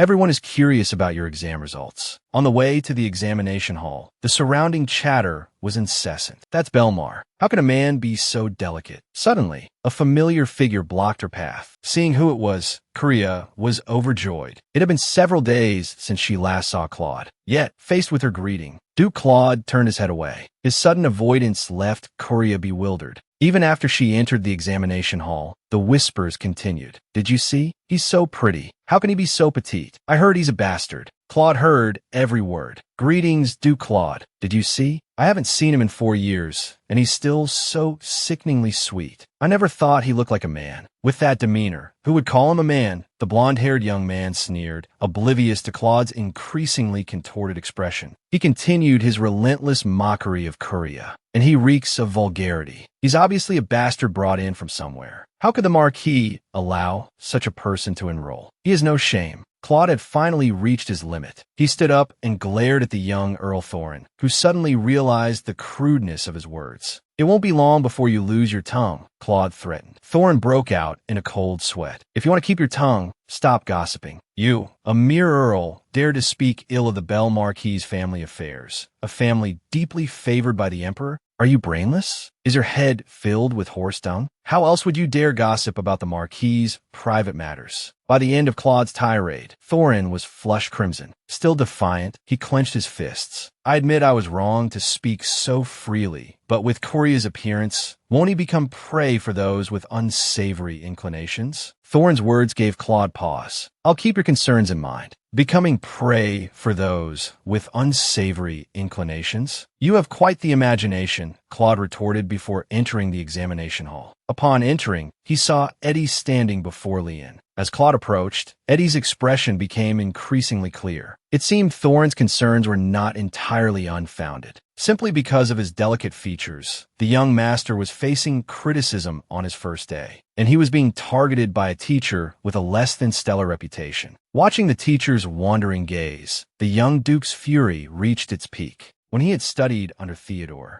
Leon had found every subject fascinating, and he had eagerly anticipated academy life. But upon receiving the exam paper, a sense of unease settled over him. This didn't feel like an exam at all. Korea's origins were shrouded in mystery. People whispered about his identity. These exam questions felt like a judgment, a test to see if he was worthy of nobility, if they should accept him into their ranks. If this was the academy, perhaps he had expected too much. The exam ended quickly. Eddie collected his paper. The first thing Leon did after finishing the exam was look for Claude. He found him glaring at Eddie. Claude turned, saw Korea, and instantly looked away again. Leon's heart clenched. What was wrong with him? The instructors crowded around Korea's exam paper, incredulous. He had scored perfectly. It was the first perfect score since Jillian Bell. The same bloodline indeed. Everyone praised Korea lavishly, since he had already decided to live off campus. All that remained was to choose a year in class. I think Year 9 would be a good fit for you, Eddie said. He was in charge of Year 9. Fortunately, a decision didn't need to be made immediately, just sometime that week. The headmaster was looking for someone to show Korea around the academy. Then Claude, who had been avoiding him, volunteered. You know, I've been waiting for Korea to enroll. Leon's heart pounded at his words. So what the headmaster had said was true.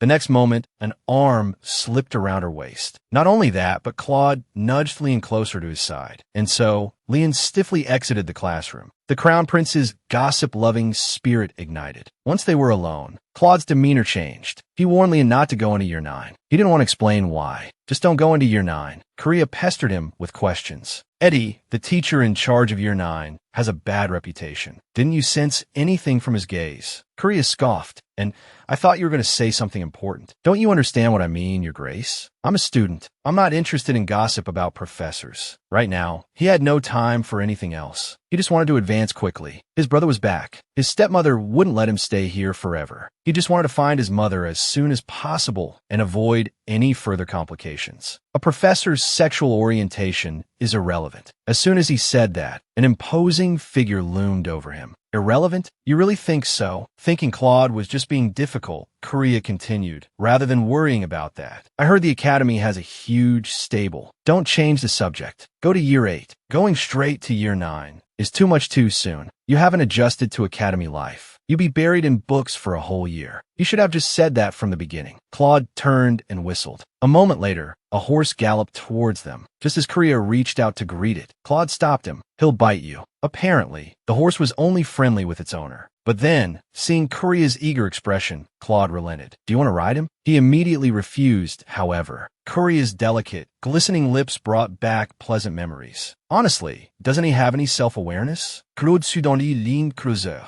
Leon's eyes widened. Your Grace, you have something on your lips.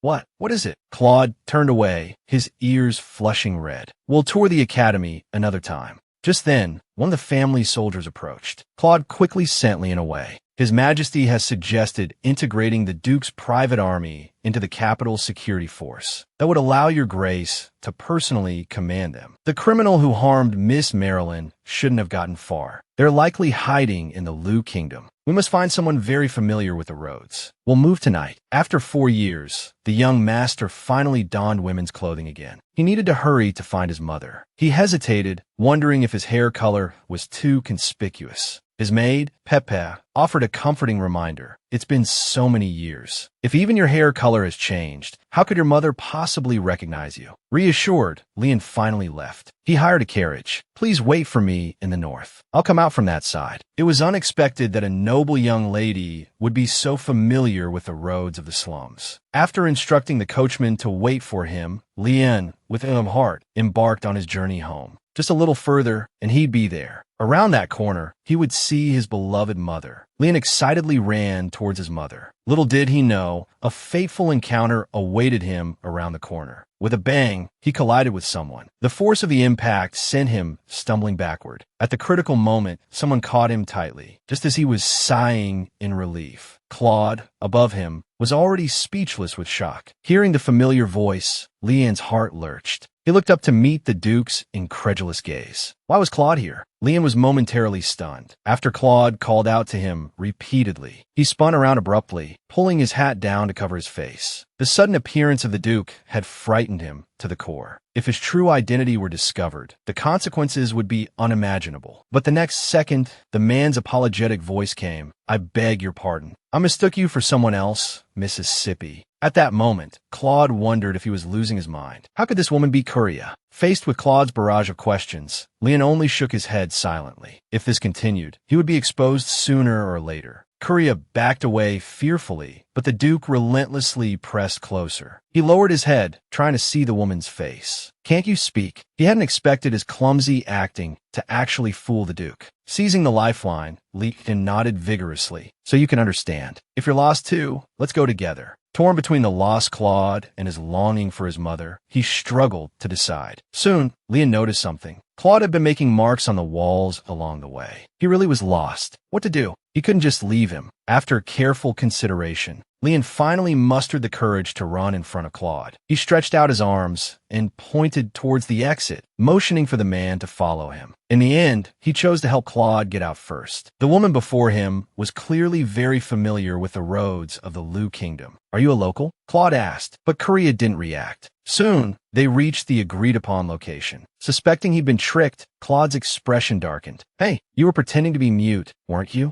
Who are you? If he were exposed here, it would be over. Thinking it might be a trap, Claude subtly rested his hand on his arrow. But the next second, the woman ran away. The sudden flight caught Claude off guard. Courier quickly boarded the carriage. The coachman was startled by the situation. Miss, are you a criminal? No. If anyone asks where I boarded, tell them it was on the South Street of Lion Bridge. Take me to St. Matthew. Well, you're certainly a mysterious young lady. The coachman finally started the carriage. And so, Courier successfully escaped. Claude's guards finally arrived. It turned out they had gotten lost too. They only found their way thanks to the marks Claude had left. Help me check the carriages that crossed the bridge tonight. It was a dark green Landau carriage. I finally found the guide we were looking for. Young Master Lian, venturing into the slums at night, unexpectedly bumped into Duke Claude around a corner. Thankfully, his clumsy acting wasn't seen through. He returned home, heart-pounding but safe. Even so, Courier worried, unable to sleep all night. He was so close. Just a little further. Lost in thought, his maid, Pepe, burst into the room in a fluster. She began tidying Li An's room frantically. Young master, this is no time to be daydreaming. Please get ready quickly. Duke Claude is here. By the time Courier, feigning a delicate voice, descended the stairs, Claude had already been waiting for some time. Why so slow? I apologize. I didn't sleep well. Why are you here so early? What do you think? I'm not Duke Claude. How could I possibly know what you're thinking? Courier's reply successfully irked Claude. Being watched while eating made him feel incredibly uncomfortable. Lacking any appetite, Lian ate in small, delicate bites. This concerned Claude. You don't have to force yourself. You can eat your fill. I need to go out with you. It was Eddie who asked me. He specifically requested that I take his adorable younger brother, Courier, to familiarize himself with the capital. But Duke Claude. Claude interrupted him mid-sentence. Call me Claude. Don't call me Duke anymore. I don't want to hear it. Courier coughed awkwardly. Why? Don't you like it? Lian quickly responded. No, it's not that I don't like it. Just eat. Once we're full, we'll go out. I suggest you eat more, Courier. A short while later, they found themselves in the bustling heart of the city center. The two handsome, young men drew the attention of passers-by. Remember this street. When locals give directions, they always use Cohen Bank as a landmark. You're starting in year 9. Remembering this should be easy, right? But Courier hadn't been listening at all. Lost in his own thoughts, he murmured, I've heard of this place. 2.7 kilometers northeast of Cohen is the academy. 3 kilometers away is the royal palace. A silence fell between them. Claude couldn't understand his feelings for Lian. They were making him act foolish. Attracted to a man, he had even kissed him. He was calling a woman by the name Courier. He couldn't believe he'd made such a basic mistake. How frustrating. Aren't you coming? He looked up to see Korea, practically glowing, beaming at him. This unfamiliar feeling, where impulse had overtaken reason, irritated him. Korea was exceptionally cheerful all day. The people of St. Matthew seem so relaxed. Everyone appears prosperous. Where there is sunlight, there are shadows. The brighter the light, the darker the shadows. Everything follows this principle. Don't jump to conclusions. But Korea, who came from the darkest of places, had a different perspective. Those in darkness don't know they live in darkness. Perhaps not knowing is bliss. Happiness is relative, after all. Seeing someone different, someone better off, makes people feel unhappy. But if they were ignorant from the start, they wouldn't feel unhappy. They would accept that life as normal. There wouldn't be a question of contentment or dissatisfaction. Claude was rendered speechless by this empathetic observation. Korea, Claude's sudden call startled him. Clear your head. We have another place to go. As soon as he finished speaking, he tossed a jar filled with candies into Korea's hands. Predictably, Korea was delighted.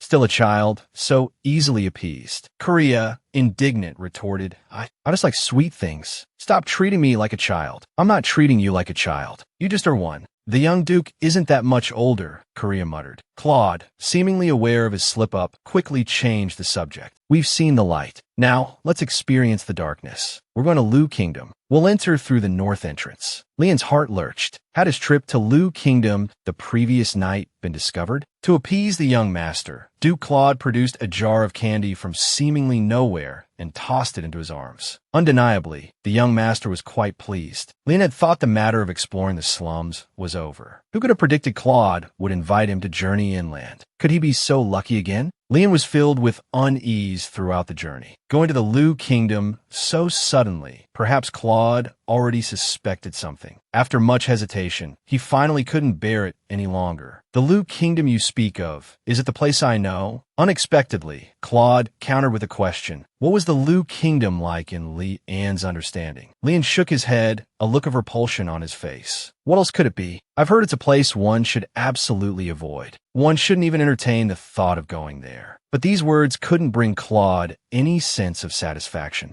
because from Lian's room, one could see the Lu Kingdom just across the Lion River. Claude had noticed even such a small detail. Now, Lian had to play dumb no matter what. Lian suddenly feigned a look of terror. Really? That dark place is truly the Lu Kingdom? Oh, so that's how it is. Soon, the carriage arrived at its destination. This is the Empire's failure and shame. People also call the Lu Kingdom a Terror's trouble. But Lian's mind was consumed with worry. Claude was testing him. So, he lied, feigning fear. This place reeks. I feel nauseous. I don't want to look anymore. Can we please go back? But Claude wasn't about to let him off the hook. Even in this forsaken place, people live. It's the darkness born from the light you speak of, isn't it? Lian's heart pounded with panic. He couldn't react. He had to feign ignorance. Suddenly, the young man began to tremble violently. I want to go back. I am truly scared. All right. His voice was thick with tears, his eyes brimming. The sight tugged at Claude's heart. Finally, defeated by Lian, Claude agreed to his request. On the way back, Lian remained silent, head down, fiddling with his fingers. It seems you were truly frightened. But why do I have the feeling you know a great deal about the Lu Kingdom? Those words sent a chill down Lian's spine. He swore he had never been there, never even set foot inside. Claude's response was a look of cold indifference. Did he really believe me? I truly can't understand his thoughts. Lost in thought, Claude suddenly turned around. Lian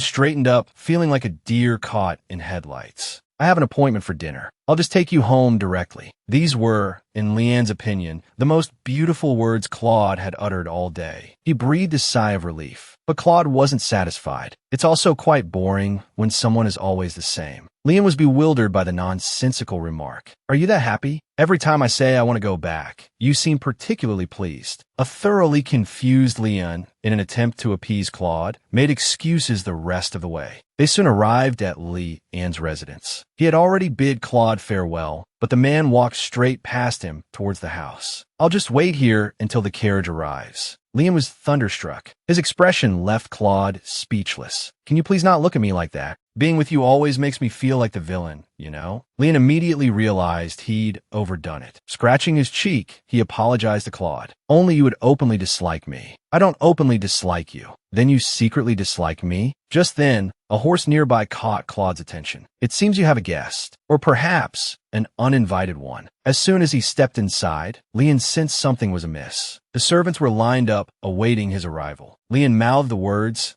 "Who is it?" to his servant. "It's someone from very far." Before the servant could finish, Claude provided the answer. "A guest from Jor, it seems." Claude glared at the guest, lounging casually on the sofa, a look of displeasure on his face. Hearing his name, Prince Ian Sergio slowly rose to his feet. Well, if it isn't Duke Claude Ihard de St. Matthew." Stretching languidly, he appeared to have been there for quite some time. Leon's eyebrows shot up in surprise. "Your Highness, what brings you here?" Hearing Leon call his name, Ian's smile was dazzlingly bright, a sight that was, however, a thorn in someone else's side. Duke Claude had just escorted the young master home when he saw his rival lounging on the sofa. How could he leave with peace of mind? Seeing that Claude showed no intention of departing, Leon, as Korea, gently reminded him that it was almost dinner time. However, he was met with a glare from Claude. It turned out Claude disliked Korea addressing him so formally as Your Grace. "Let's invite our guest to my villa," Claude said. "I can't leave you two here alone." Leon, utterly bewildered, tilted his head and asked, "Is there a problem with that?" In the next instant, the candy in his hand was snatched away by Claude. "I don't want to see you covered in sweetness again." Leon wondered what game Claude was playing at. Their bickering was particularly irritating to Ian. Suddenly, Ian leaned in, his chin resting on Leon's shoulder. "Stop messing around. Let's have dinner. I've been waiting for you all day, and I'm starving." Leon immediately pushed Ian away, nervously glancing at Claude. He hadn't realized Claude had already approached. Claude pulled Leon away. "Allow me to entertain His Highness. Korea just arrived in Ader and doesn't have time to entertain guests right now." But Ian was insistent. He only wanted to be with Korea. "Because of the tiring journey, I plan to spend the whole day lounging on the sofa with Korea. I don't want to go out at all." Ian's suggestive words sent a shiver down Leanne's spine.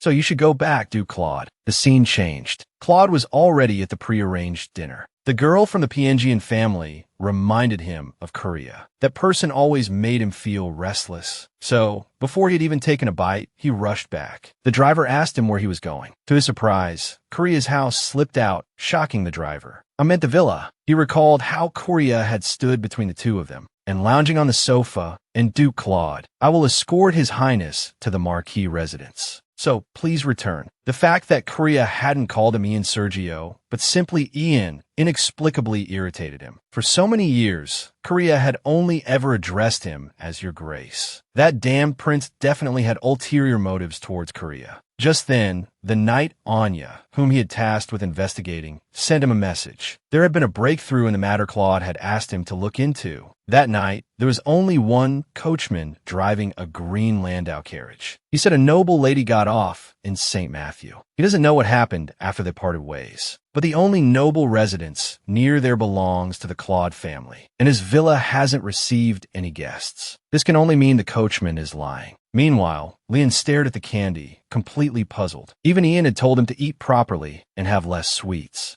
but he hadn't eaten that much. "Would you like one?"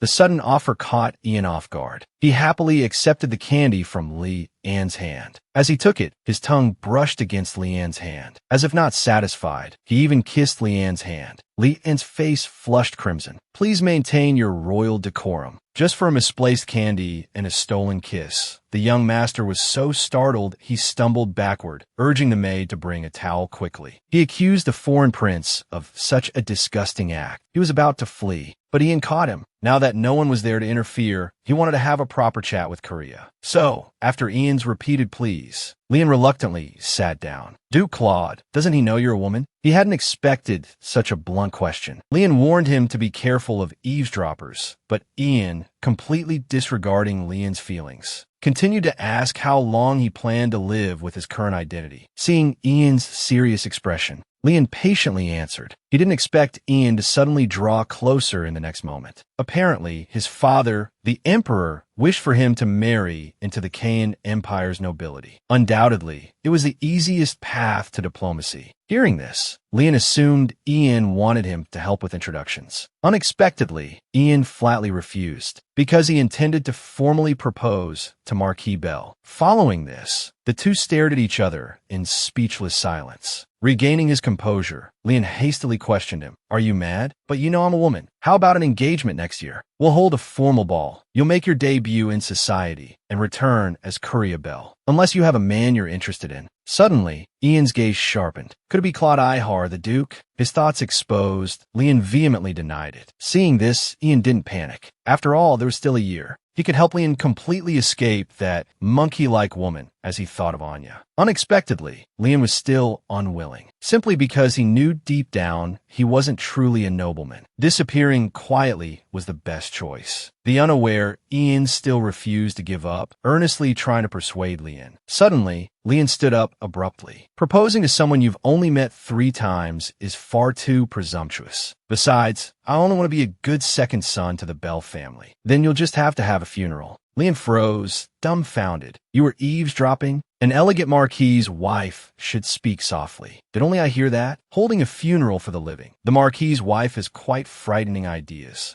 Well, I refuse. I don't want to get involved in political games like diplomacy or marriage alliances. He didn't expect Ian's next words to completely shock him. It's not a complicated matter. I'm simply captivated by you. So let's spend a year getting to know each other. At these words, Ian's grip tightened on the crown he held. Getting to know Prince Ian, this relentless pursuit disgusted him. Just as he was at his wit's end, Ian informed him that G. Allen would arrive in 10 days. And until then, they would be alone together. He spoke with a dazzlingly bright smile. The next day, Leon officially began classes at the academy. He still attracted quite a bit of attention along the way. He felt as if this body wasn't even his own. Ever since hearing the dreadful news of having to spend 10 days alone with Ian, he'd been so worried he couldn't sleep a wink. He felt he needed to write to his brother and urge him to return quickly. Just then, a figure swaggered up behind him. It was that petty Count Thorin, the one with the terrible memory. This time, seeing Leon alone, he wanted to get even. The moment he approached, he belittled Leon as a mere imitation. He even accused him of only receiving acceptance into the academy because of his pretty, woman-like face. You're a first year. You'd best not cross me a 9th year.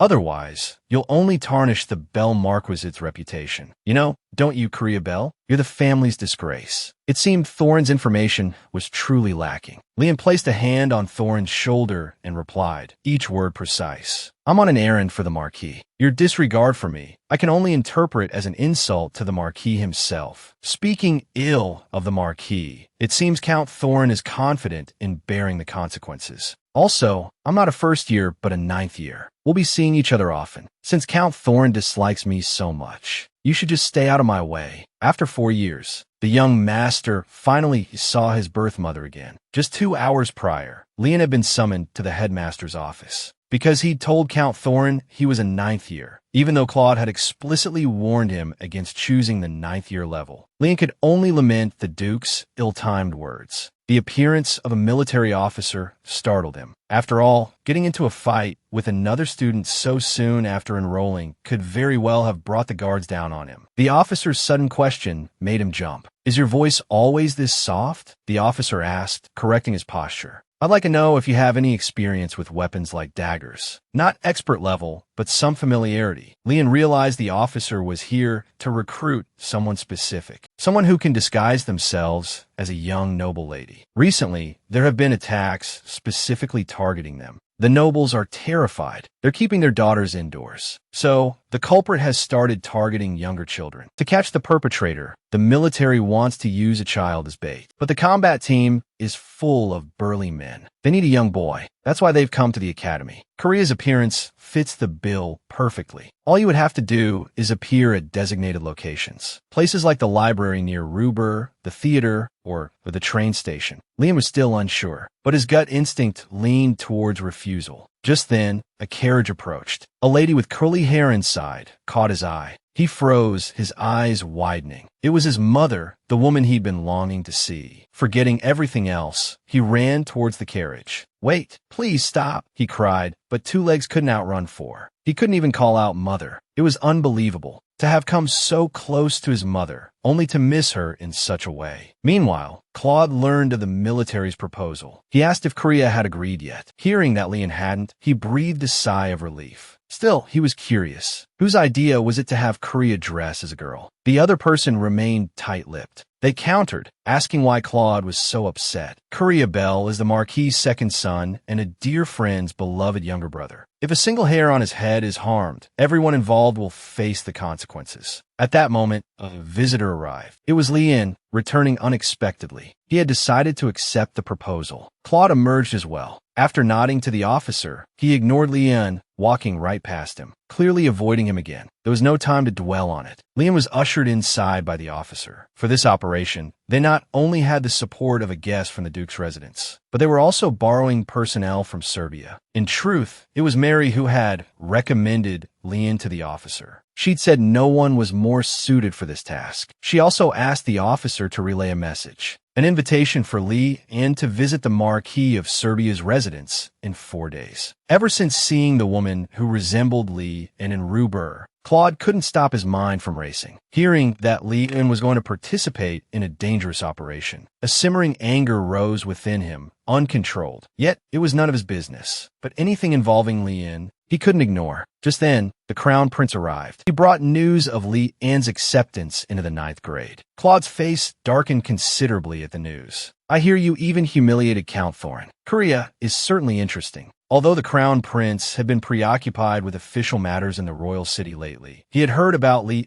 confronting Thorin. He didn't believe it was all for the sake of the Marquis. After all, he was rather looking forward to Claude's preferences aligning with his own. Claude began to question his own inclinations. Meanwhile, at Lien's residence, the maid, Pepe, stood guard at the door. Lien had instructed her not to let Ian leave without his permission, but Pepe was no match for Ian's agility. With a feint, he slipped past her, thoughtfully telling her not to worry. Make sure you never go out alone. Tell my brother I'll be back in a year. I'm afraid I can't do as you wish. My orders are to return to the capital immediately. He didn't even know when he'd become so close to his brother. In truth, his brother was simply worried that if war broke out, Ian wouldn't be able to stand on the front lines. After all, throughout the entire country, there was no weapon more powerful than him. That's why his brother had sent someone to watch over him. Does my brother's plan have any hope of succeeding? The other person nodded. Just then, Lien's carriage arrived. Ian flashed a brilliant smile. Tell my brother that raising an army now is premature. It would be a shame to destroy Can. There are many beautiful things here. Lien wouldn't let Ian wander around freely. Many people here dislike the GR, but Ian shrugged nonchalantly, unconcerned. After all, he just wanted to see Lien sooner. Ian never tired of uttering sweet nothings. It's best to hurry home now. Lien extended a hand, inviting Ian into the carriage. An ordinary gesture,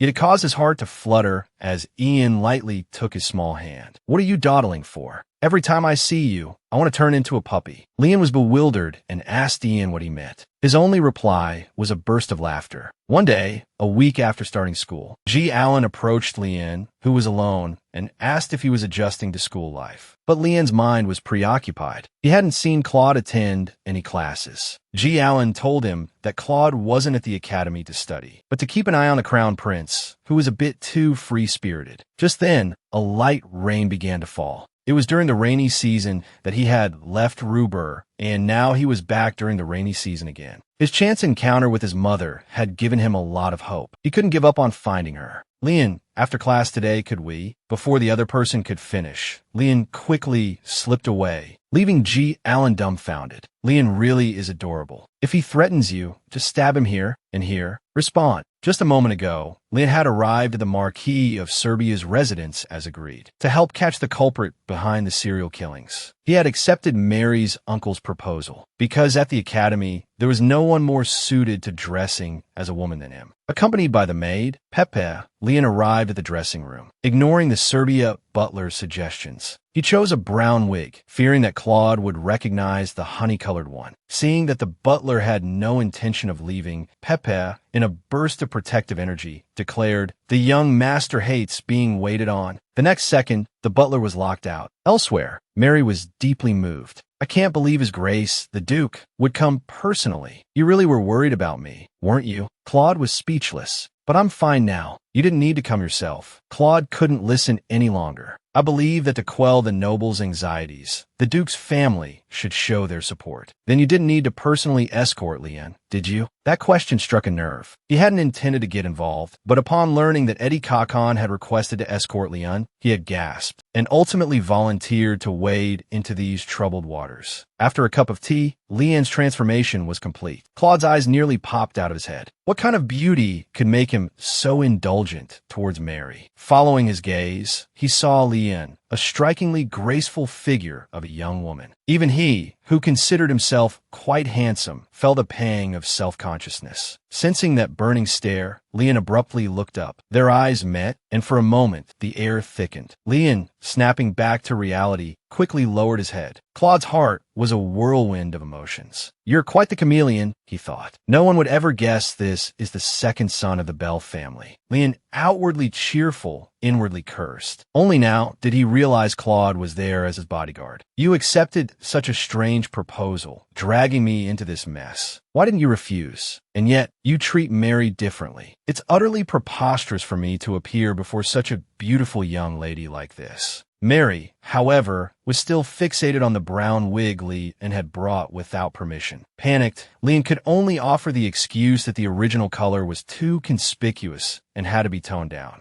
Such a flimsy excuse couldn't fool Claude. His sharp eyes had already seen through the butler's little scheme. On the ground lay a gorget. Though it looked like leather, it was actually a material used in crafting knight's armor, designed to protect the neck from injury. Lien was touched. He hadn't expected Mary, who usually didn't fuss over him, to be so thoughtful at such a crucial moment. As Mary reached out to fasten it, Claude intervened. A matter concerning life and death. I'd rather handle it myself, he finished. Even without this, I wouldn't let her neck be harmed. The sudden assurance sent Lian's heart racing. Claude truly exuded a sense of security. One man's joy is another's sorrow. Mary watched from the side, consumed by jealousy. After the two departed, she questioned the maid about who had helped Lien dress. The answer, unsurprisingly, was the maid Lien had brought. This further fueled Mary's suspicions about Lian's true nature. Next time, don't leave your room until you're fully dressed. Understood, she commanded. The two shared a car ride, a rare occurrence, and the atmosphere was as awkward as ever. Finally, Claude broke the silence. You were trembling with fear when we were about to enter Ruber before. What's gotten into you that you're assisting with something like this? Lien had been waiting for the chance to explain. The officer asked for my help. He said no one else could do it, so I had to. His innocent look made Claude blush. He scowled, and in the next moment, thrust a dagger into Lien's hand. Using the pretense of teaching him how to handle the weapon, Claude seized the opportunity to be close to him. Lien's heart pounded in his chest. Whenever he was with Claude, he couldn't resist the urge to draw closer. They had just arrived at their designated location, the Royal Library, when Lien was targeted by his nemesis, Ian, who trailed him relentlessly for 9 blocks. Yet, whenever he turned around, Ian would vanish. Lien was at the library to meet his contact, whose identity he didn't know. Claude's mission was only to escort him. From here on, Lien had to proceed alone. Just as he was starting to panic, a figure approached him. The next second, they collided. Ian, completely smitten, recognized Lien despite his disguise. Could his helper be Eddie Kakon? As Ian continued to gawk, Eddie launched into a dramatic performance. Oh, my lady, I apologize. I've been terribly rude. I didn't realize you were the niece of Princess Roshina's distant uncle, and also the distant cousin of Duke Herwin. Please forgive my impudence, my lady. Ian, upon hearing this, was thoroughly intimidated. Outmatched in social standing, he could only slink away, relieved. Lien was astonished. He hadn't realized dealing with Ian could be so simple. I heard you be helping me. Getting into Ruber must be difficult, Lien said. Eddie adjusted his glasses. Not at all, he replied. I'm a Ruber native. Lien was stunned. Before he could recover from his shock, Eddie had given him a complete makeover. You're truly beautiful, Lien, he remarked. It's no wonder he's so worried about you.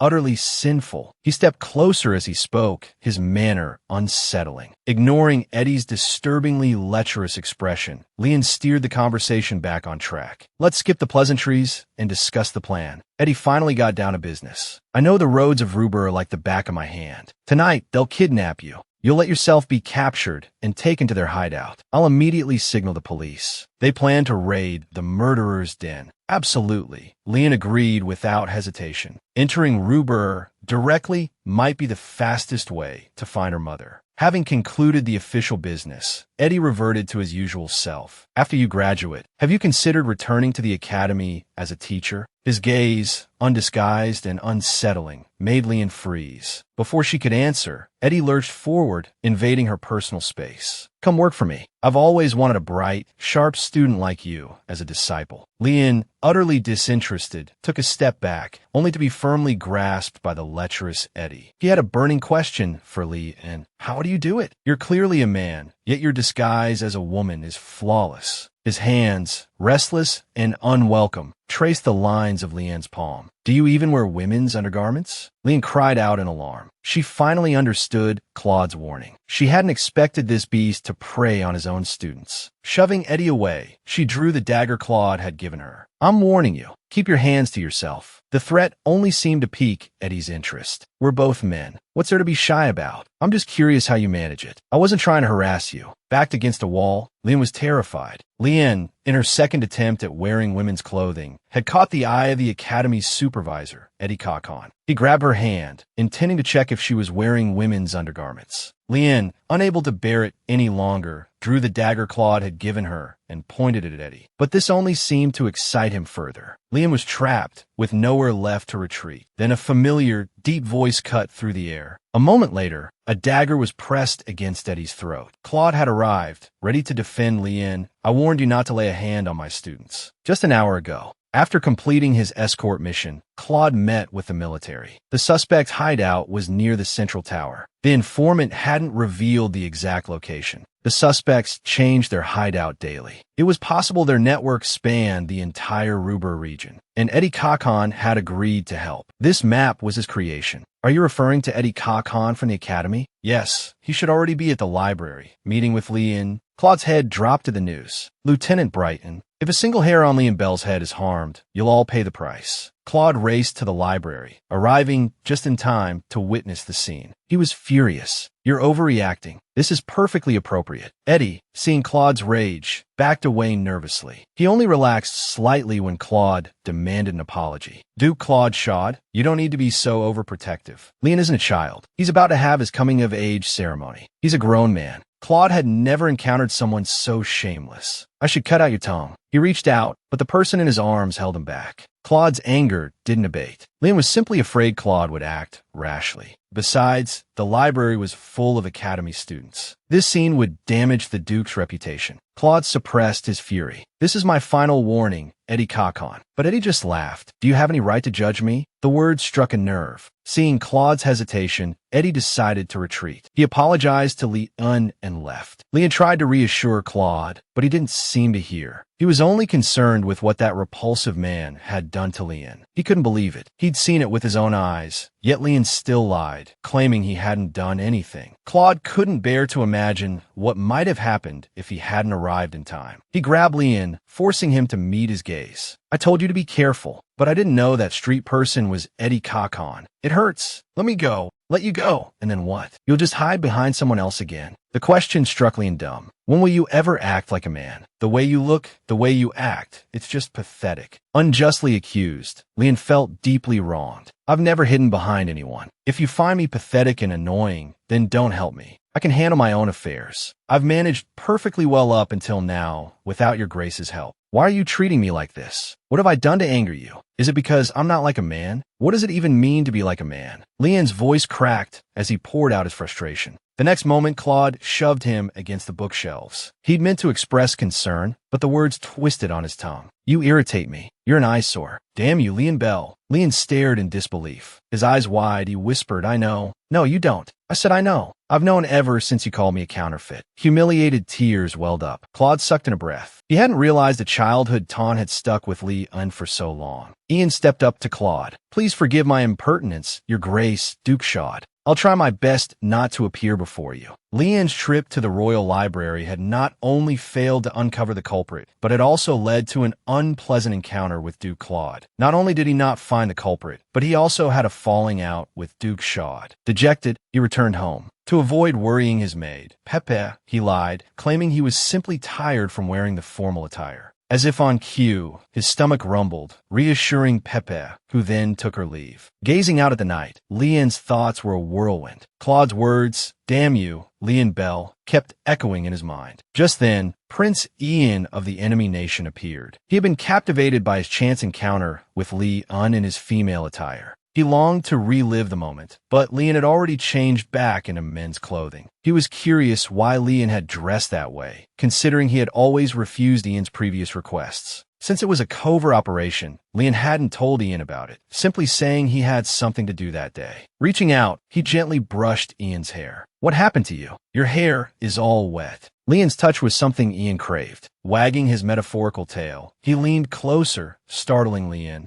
Ian was always doing strange things. Lian's panicked expression made Ian chuckle. "I just wanted to hug you because you looked so vulnerable. I don't have any impure intentions, I assure you." Lian didn't believe a word of it. Not only was he far from vulnerable, but the rain had already stopped. The next moment, Ian's hand covered his. "Don't be scared. It's the rainy season, so it's cold today." Lian knew Ian was trying to comfort him. Although he didn't understand Ian's intentions, he declined his offer. He could warm up with soup. Lian had just gotten out of bed when Ian flippantly climbed onto it. Lian's usual composure was his charm, but at this moment, it made him seem heartbroken. Suddenly, Lian had an idea. "Can you teach me how to use a knife tomorrow?" The next day arrived quickly, and Ian, as promised, was teaching Lian how to use a knife. Angling the blade downwards like this makes it easier to strike vital areas. Here and here. The familiar words reminded him of Claude. His expression made it clear he was thinking of someone. Ian, consumed with jealousy, attacked with lightning speed. Before Lian could react, he pulled Lian into his arms, the young man's face flushing crimson. "What are you doing? You scare me to death," Ian said with a mischievous grin, facing Lian, who held a knife. "The moment you react, you lose." Lian retorted, exasperated. "Do you want to kill me? I haven't even drawn the knife." In truth, Ian was more concerned about why Lian suddenly wanted to learn how to use a knife. As long as Lian stayed by his side, he would never need to raise a blade against anyone. Lian gripped the knife tightly, Claude's words echoing in his mind. He just wanted to prove he didn't need anyone's protection. He wouldn't hide anymore. Taking advantage of Ian's momentary distraction, Lian launched an attack. The strike was impressive, even to Ian, a seasoned warrior. A few days later, Lian appeared at the academy. From the whispers circulating amongst the students, he learned of Eddie Kakon's expulsion. It had to be Duke Claude's doing. He'd always seen Eddie Kakon as a thorn in his side. Kakon had once made a move on him when he was younger. It was from that moment. Before Lian could recover from his shock, his nemesis, Torin, called out to him. Ignoring the clear indication that Torin wanted to speak, Lian turned to leave. But Torin's peculiar question stopped him in his tracks. "Do you have a sister? Or a younger sister? One that nobody knows about?" Ever since he'd seen the woman who resembled Lee and in the library, the young Earl Torin had been obsessed. Abandoning his usual caustic demeanor, he'd awkwardly sought out Lian solely to inquire about the girl. "Do you have a sister? Or a younger sister? One that nobody knows about?" The question, practically an accusation of hidden parentage, was met with Li An's icy indifference. Such an impertinent question. What would people think if they overheard? Just then, Claude's voice rang out. "Excuse me." As Claude drew closer, Lian bowed respectfully in greeting. But Claude, clearly still angered by the previous incident, ignored him completely and walked away. A pang of hurt resonated within Lian. The hateful words, "detestable Lian," echoed in his ears once more. The scene shifted, and Lian was now dressed in women's clothing. Because Marilyn had personally chosen the outfit, he hadn't been able to refuse. His exquisite beauty made Marilyn envious. "You look too delicate, not like a man. I almost suspect you're actually a woman. Isn't it ridiculous that I'm even thinking this?" She muttered to herself, then opened a small box. "This is a gift for you, Lian. If you're lucky, it will protect your heart." Lian was truly grateful for Marilyn's concern. "But just because I look delicate doesn't mean I'm not a man. I can protect my own heart." He undid the buttons of his shirt, revealing a bulletproof vest beneath. But upon arriving at the drawing room, Lian's bravado vanished. Claude's gaze was fixed on him. And then there was Prince Ian of the enemy nation. The crown prince had given the order to kill on sight. This time, he had to deliver a fitting punishment. But if the criminal were killed on the spot, the hostage would be in danger. and Lian was the hostage Claude spoke of. Putting Lian in harm's way was absolutely unacceptable. Lian hadn't expected Claude to be so concerned for his safety. Just a while ago, he'd called him detestable. The Crown Prince had also considered this, which was why he'd requested Prince Ian's assistance. After all, Prince Ian was known as a killing machine, and the reason he insisted on accepting help from the enemy nation was because Marquis Bell would be arriving in Ruber in 2 days. They had to resolve this matter before then. If the Marquis found out, Lian's punishment might be far worse than confinement. The thought that Claude would risk Lian's safety simply to avoid confinement was infuriating. Claude shook his head in frustration and stormed off. Seeing this, Lian also rose to leave, as he was expected to accompany Duke Claude. Before leaving, he specifically warned Ian not to make a scene, as it would complicate matters. It wasn't the prince who was protecting him.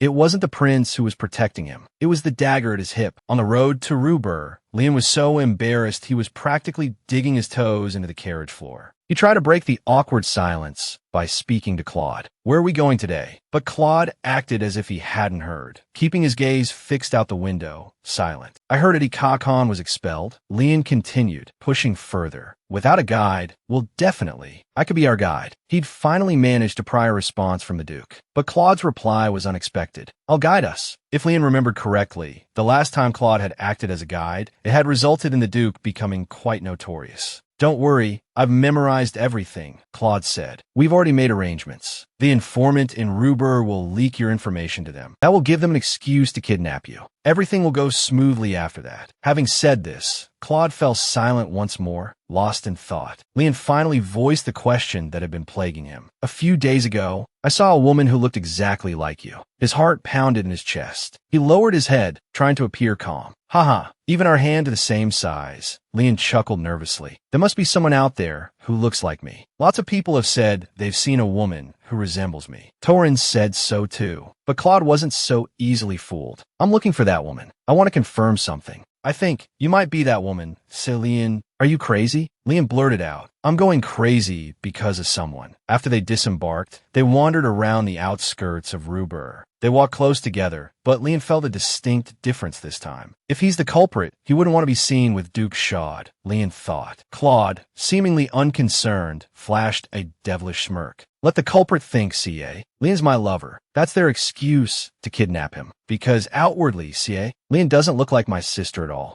But Miss Selby is your lover, Your Highness. Isn't that common knowledge?" Lian challenged. "If Marilyn were my true lover," Claude purred, "then you would be my secret one." Suddenly, Lian's gaze was drawn to a figure on the bridge. A bespectacled man in a tall hat. It was the doctor who used to visit his mother's shop when he was a child. Just as he was thinking this, Claude spoke. "It seems his time to leave has come. I'll have the carriage ready and waiting for you, Miss Callian." Claude had used Leanne's real name. Lian froze, his heart leaping into his throat. He asked cautiously, "What Callian?" Claude leaned in close, his warm breath tickling Leanne's ear. "That was just a name I came up with," he explained. Leanne's heart fluttered. "Stay here. They'll approach you soon." He placed a reassuring hand on Leanne's shoulder. "Be careful," he warned, before turning and walking away. Lian watched him go, lost in thought. He's so composed, even towards someone he finds detestable. Is it a necessary trait for a high-ranking nobleman? Or does he really suspect I'm a woman? What does he want to confirm with me? Lian waited alone for a long time. Finally, someone approached him, but he never could have imagined that they would send such young children. "We're so hungry," one of them pleaded. "Could you buy us some bread?" If he cooperated too readily, it would arouse suspicion. So, Lian offered them a gold coin. "Buy whatever you want," he said. The girl suddenly became agitated. "The bad men will steal the money. Please, miss, buy us some bread. Pretty please." Lian leaned in conspiratorially. "Then hide this," he whispered, slipping her something small. "I'll go buy you some." But as he turned to go, his expression hardened. Using such pitiful children for their crimes, he couldn't accept it. He followed the girl, his mind drifting back to his childhood. When he was their age, he too would search for bakeries with cheap, delicious bread. "You must be starving," he said gently. "Let's go." He didn't know that this simple act of kindness would save his life. Before Lian could buy the bread, the girl suddenly declared she wasn't hungry anymore. They wanted to go straight back. It was then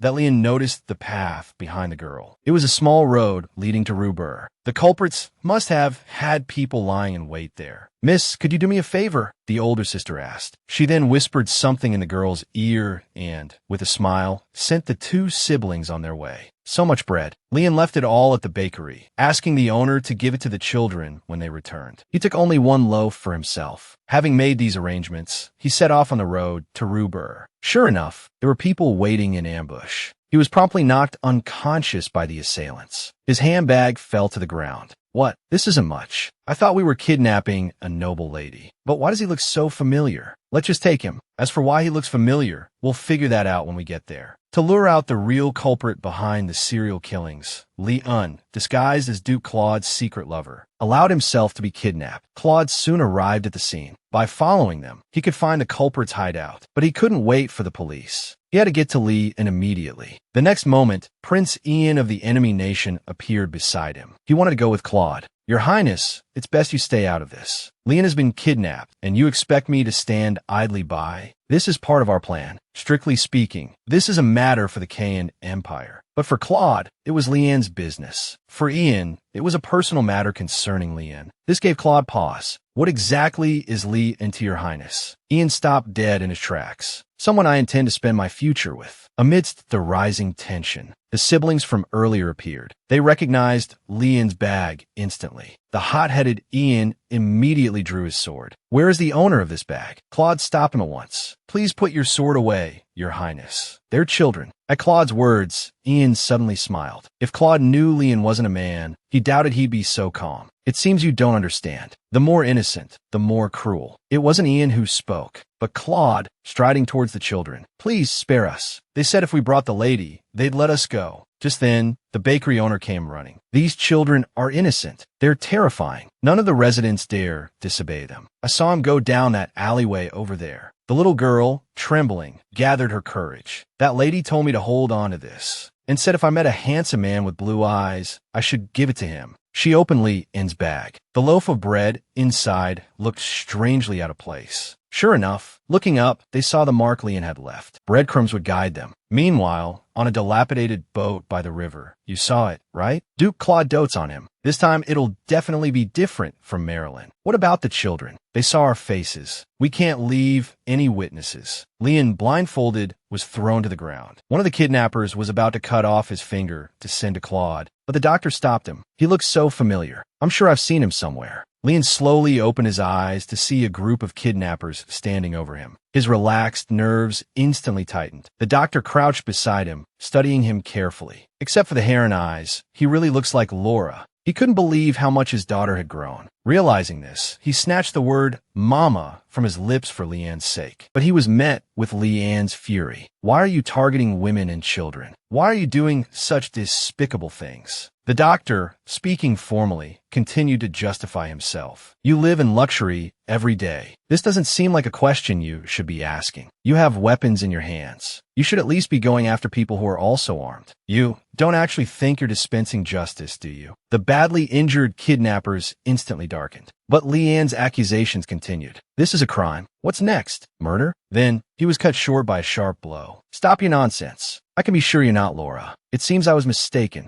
Leanne, pretending to be Duke Claude's lover, successfully lured the kidnappers into revealing themselves. From their mouths, he heard the name Mama. Sadly, in her search for her lost son, Mama had already left Rubur. But one thing was certain. The leader of the kidnappers was the doctor from all those years ago. Now they intended to cut Leanne's hair and use it to threaten Duke Claude. Seeing this, Leon suppressed his fear and deliberately brought up the children working for the kidnappers to stall for time. "Do you really intend to kill the children who work for you? Why should we worry about that? They were abandoned by their parents long ago. It's because of nobles like you that people can't even feed themselves and have to abandon their children. In other words, you're the reason those children are in that situation." Hearing this, Leon could only find it ludicrous. "Don't try to justify yourselves. You're using children as tools for your crimes, even silencing them. Do you call that justice?" His words instantly enraged the kidnappers. One grabbed Leanne's hair. "Shut up. You should be begging for your life." Facing their threats, Lian showed no fear. "The one who should be begging is you, not me." Enraged, the kidnapper chopped off half of Lian's hair. He didn't understand why nobles were so arrogant, clinging to their dignity even when facing death. But once blood was shed, things were different. After all, they had killed 12 nobles already. Killing Lian would make 13, and every single one of them deserved it. They treated us like slaves, killed commoners without reason. You wouldn't understand what it's like to live a life worse than an insect's. But what they didn't know was that those children, the ones they considered worse than insects, those they had abandoned, were already under surveillance. Lian, having anticipated the kidnapper's arrogance and loosened his own bonds, slowly stood up. He informed them, "Those children have already been taken in by the royal guard. I'm curious how you plan to silence them. What awaits you is judgment by the very nobles you despise. And I'm not Duke Claude's lover. I am Lian, the second son of Marquis Bell, one of the children they supposedly abandoned. If you pull that trigger, you'll give away your position. You're men with grand ambitions. You wouldn't choose to throw your lives away, would you?" But the kidnappers didn't believe a marquis would abandon his own son. They were sure they could escape by holding Lian hostage. However, Lian's next words filled them with terror. "I told you I'm bait. The nobles will shoot me first, then capture you all. That's why I'm here." As he spoke, he proudly tossed the bread crust from his hand. The kidnappers were stunned. The brat had left a marker without them noticing. Furious at being tricked, they decided to kill him. To stall for time until Duke Claude arrived, Lian pretended he wanted to understand their motives. He asked why they were doing this. He couldn't have imagined their answer would be so simple. They were starving. "The jewelry you're wearing is enough to feed my family for months." But now, jewels and money were useless. If their location was revealed, it would be too late. One of the kidnappers, agitated, aimed his gun at Lian. The doctor tried to stop him, but it was too late. The kidnapper pulled the trigger. In the next instant, Lian collapsed into a pool of blood. Desperate to prove his worth and uncover the truth behind the serial killings, Lian had put himself in harm's way. He hadn't anticipated that before Duke Claude's reinforcements could arrive, he would be shot down by the panicked kidnapper. Just as Lian had predicted, the gunshot quickly revealed the kidnapper's location. The guards rushed in with lightning speed. At this rate, the kidnappers would be completely wiped out. To avoid exposing the mastermind behind the operation, the doctor thought of a plan. He stabbed his own arm with a sword, pretending to be a hostage himself. He pleaded with the guards to spare his life. Just then, an authoritative voice boomed from above. "Where is the lady?" He looked up to meet the sharp gazes of Duke Claude and Prince Ian. In the next second, the dark muzzle of a gun was pressed against his head. "Answer me. Where is the lady?" Duke Claude's face was a terrifying mask of fury. The doctor trembled, pointing a shaky finger towards a door. "And in there, he's already dead." Hearing the word dead, Claude felt the world tilt. The image of Lian lying alone in a pool of blood flashed through his mind. He froze, rooted to the spot, unable to move. Then, Prince Ian, who had been standing behind him, stepped forward. Composed in contrast to Claude, he said, "Duke Claude, don't believe him. They're all in cahoots." Exposed, the doctor immediately fell to his knees, lying through his teeth. "I was forced. They said there was a patient here. Then I saw a woman die. I was just trying to escape." For Claude, these words were another devastating blow. He couldn't bear the thought that Lian was gone. Ignoring Ian's calls, he strode towards the dilapidated boat. He had to see for himself if the doctor's words were true. But the moment he opened the door, he was stunned. Lian lay motionless in the cold blood. Claude's mind went blank. Snapping back to reality, he rushed to Lian's side. To his immense relief, Lian was still alive. The light returned to Claude's eyes. He gently knelt beside Lian.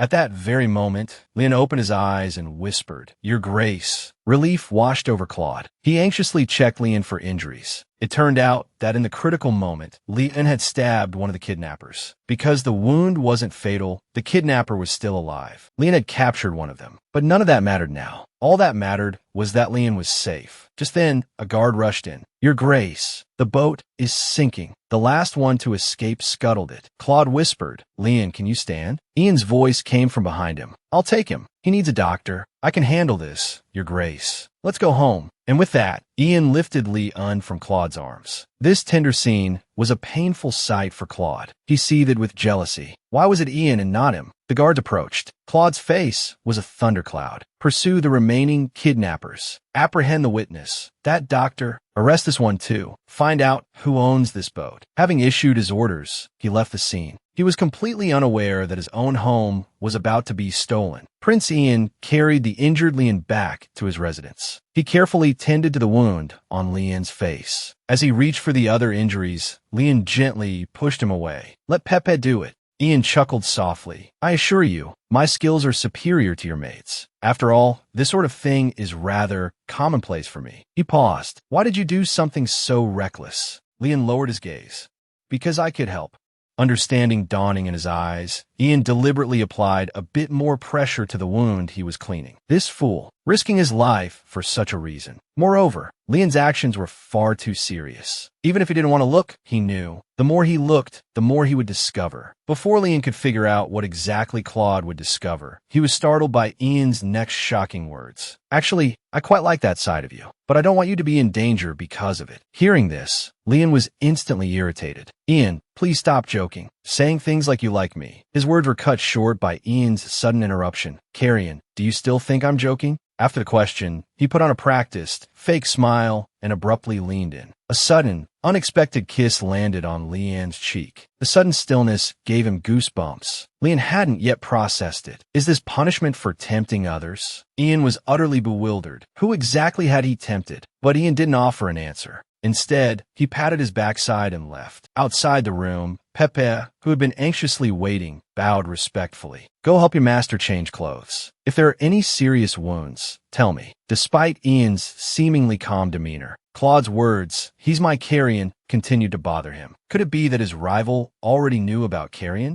Just as he was thinking this, Duke Claude appeared before him, followed by a man dressed in Guer clothing. "You planted something strange around Carrion's house." "Your Highness, this is Kian, not Guer. You're a guest here, and you're planting spies? You seem to have forgotten your place." Seeing this, Ian didn't show any panic. Instead, he gave a meaningful smile. "That person wasn't watching Carrion. He was sent by my brother to watch me. He had failed, but such an excuse wouldn't be satisfying." He also understood that Claude's displeasure was reasonable. Currently, although Claude didn't seem to want to pursue the matter, it didn't mean that he himself wouldn't. "Come with me." Inside the room, Lian, drenched in sweat from the pain, said, as Ian had predicted, "Your skills are impressive, but it's unbearable." Pepe was nearly in tears from worry. But Lian insisted, "It's not going to kill me. Continue." As expected, the pain was excruciating for Lian once again. Just as Pepe was frantically tending to him, Claude said, "Let me see," startling both servant and master. "Doesn't this man make any sound when he walks?" Then Claude took over from Pepe.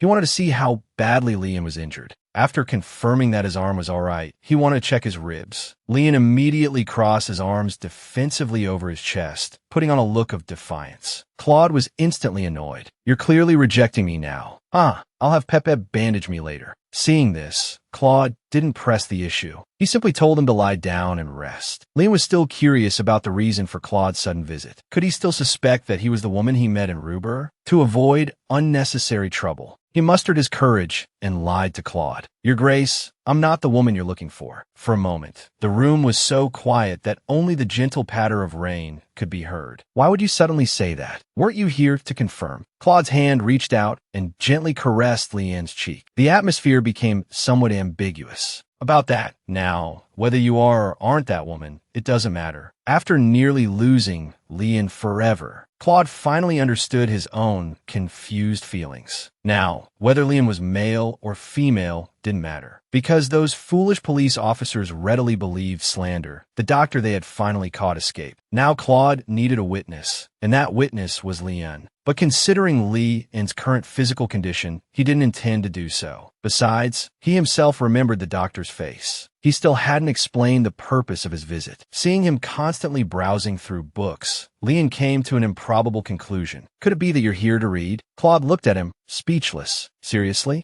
Speaking of witnesses, Lian remembered something. The two children who helped him deliver the bag to Claude needed a benefactor. Although he wanted to take them in, he didn't have the authority to hire anyone. "So I want Duke Claude to take them in. Compared to me, they're the real witnesses. The kidnappers will soon target those two children. After all, those villains said they would kill them. Those bastards. They not only hurt Duke Claude's fiancée, Miss Selby, but also many innocent women. So you got involved in this for them?" Of course, because I can help. His voice grew quieter as he spoke because he had another motive. That was to enter the Lu Kingdom region. Maybe he could find his mother. Claude still showed no sign of agreeing. Leon had a sudden inspiration and thought of Marilyn. For your fiancé's sake, haven't you always wanted to catch those villains? Let those 2 children be witnesses. But before he could finish, he was interrupted by the other man's sudden laughter. What's so funny? I'm not joking. A devilishly charming smile played on Claude's lips. Oh, guess what's so funny? First of all, Marilyn and I aren't engaged. Are you guessing I'm joking with you, or trying to prove I'm crazy? In truth, he wasn't sure when it had started, but his attention had become completely focused on Lee, and wherever Claude went, he was always surrounded by fawning admirers. They would trample their own families and self-respect underfoot for him. He had long grown tired of this pattern of interaction. One day, Princess Rashina asked him a question. Do you think the Duke of the Empire could ever have a friend? Claude remained silent. Seeing this, Rashina continued, I gave up long ago. Even those you consider friends and love will one day bow down before you. At that moment, he realized the princess was right. No one would ever truly treat him with sincerity. It was a flaw that came with the power he possessed. But just as he was getting used to this, Leon appeared. The second son of the esteemed Bell family, scared by a gunshot, was he. Leon and his younger brother Ian's identities were revealed before him. Unlike other nobles, Leon didn't know how to hide his feelings. It was as if, for the first time, someone from the Empire was looking at him with such an intense gaze. It made him genuinely happy. But when he realized that Li An's awkward gaze was directed solely at him, he felt inexplicably irritated. Waywardness, annoyance, worry, confusion. These were all emotions he never associated with himself. But it wasn't until he was completely consumed by them that he understood. Perhaps from a moment he first saw Li An, he was destined to fall deeply, irrevocably for him. Your Grace, you intimidate me. Li An's sudden words brought Claude back to reality. At least he doesn't think I'm easy to bully, he thought. Don't you hate me? Hate me intensely, even. But why don't I hate you? What? I don't hate you. Li An really. As Claude said this, his cheeks flushed. The sight was so captivating that Li An thought he was hallucinating. Even after Claude turned and left, his heart continued to pound uncontrollably. That strange feeling once again filled his chest. The hand that Claude had held was still burning hot. He could only repeat to himself over and over, get a grip. Get a grip, Li An. His son had nearly been shot by kidnappers, yet his mother not only showed no concern, but instead added insult to injury by saying she would punish him. Li An braced himself for the arrival of his mother and brother. He hadn't expected such an outcome. It left him feeling deeply hurt. Thankfully, his brother, Ian, was as warm as ever, giving Li An a big hug. No matter what, as long as you're all right. The next second, Ian's demeanor suddenly changed. I heard that while I was away from the capital, some vermin were constantly tormenting you. I won't say who those vermin are, but now that I'm here, no one will be able to torment you. You've been through a lot, Leon. For Leon,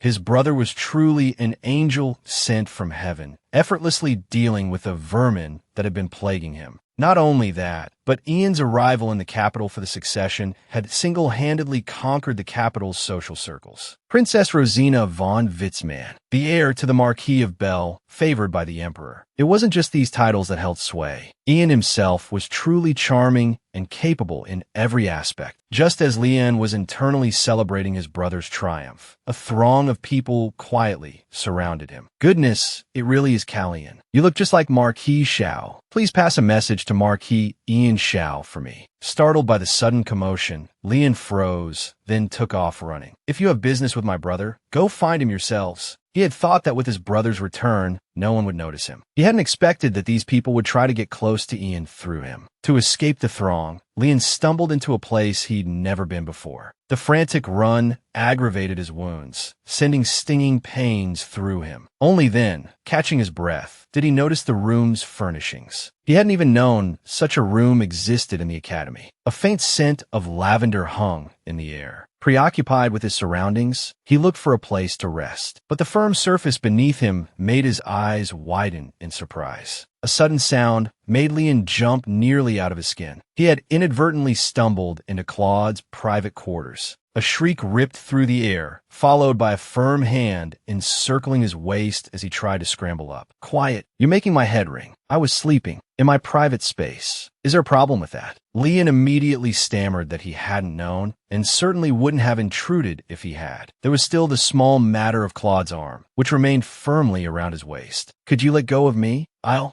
go get you something to drink. Instead of releasing him, Claude pulled Lian fully onto the bed. There's nothing else to drink. Stay here. Wait until it's quiet outside. The feeling was strange, awkward, yet not unpleasant. The tiny fragments of memory Lian had tried so hard to suppress bloomed unexpectedly, and he ducked his head, changing the subject. It smells like lavender in here. You're not wearing any scent. I've been running around all day. If you can't smell my sweat, you should see a doctor. Claude grinned. Lian genuinely didn't smell of sweat. Seeing Lian's incredulous expression, he added with a laugh, or maybe your sense of smell is the problem. The next moment, Lian leaned in, sniffing like a puppy at Claude's clothes. Claude was completely taken aback. Lian, seemingly oblivious, continued. Marquis Xiao smells of lavender. My nose is fine. It's Marquis Xiao whose sense of smell is off. Claude already harbored feelings for Lian. But now, Lian was pressed against him, sniffing like a curious puppy, just to confirm the scent of lavender. For a moment, Claude's mind went blank. He sat up abruptly. Fine, whatever you say.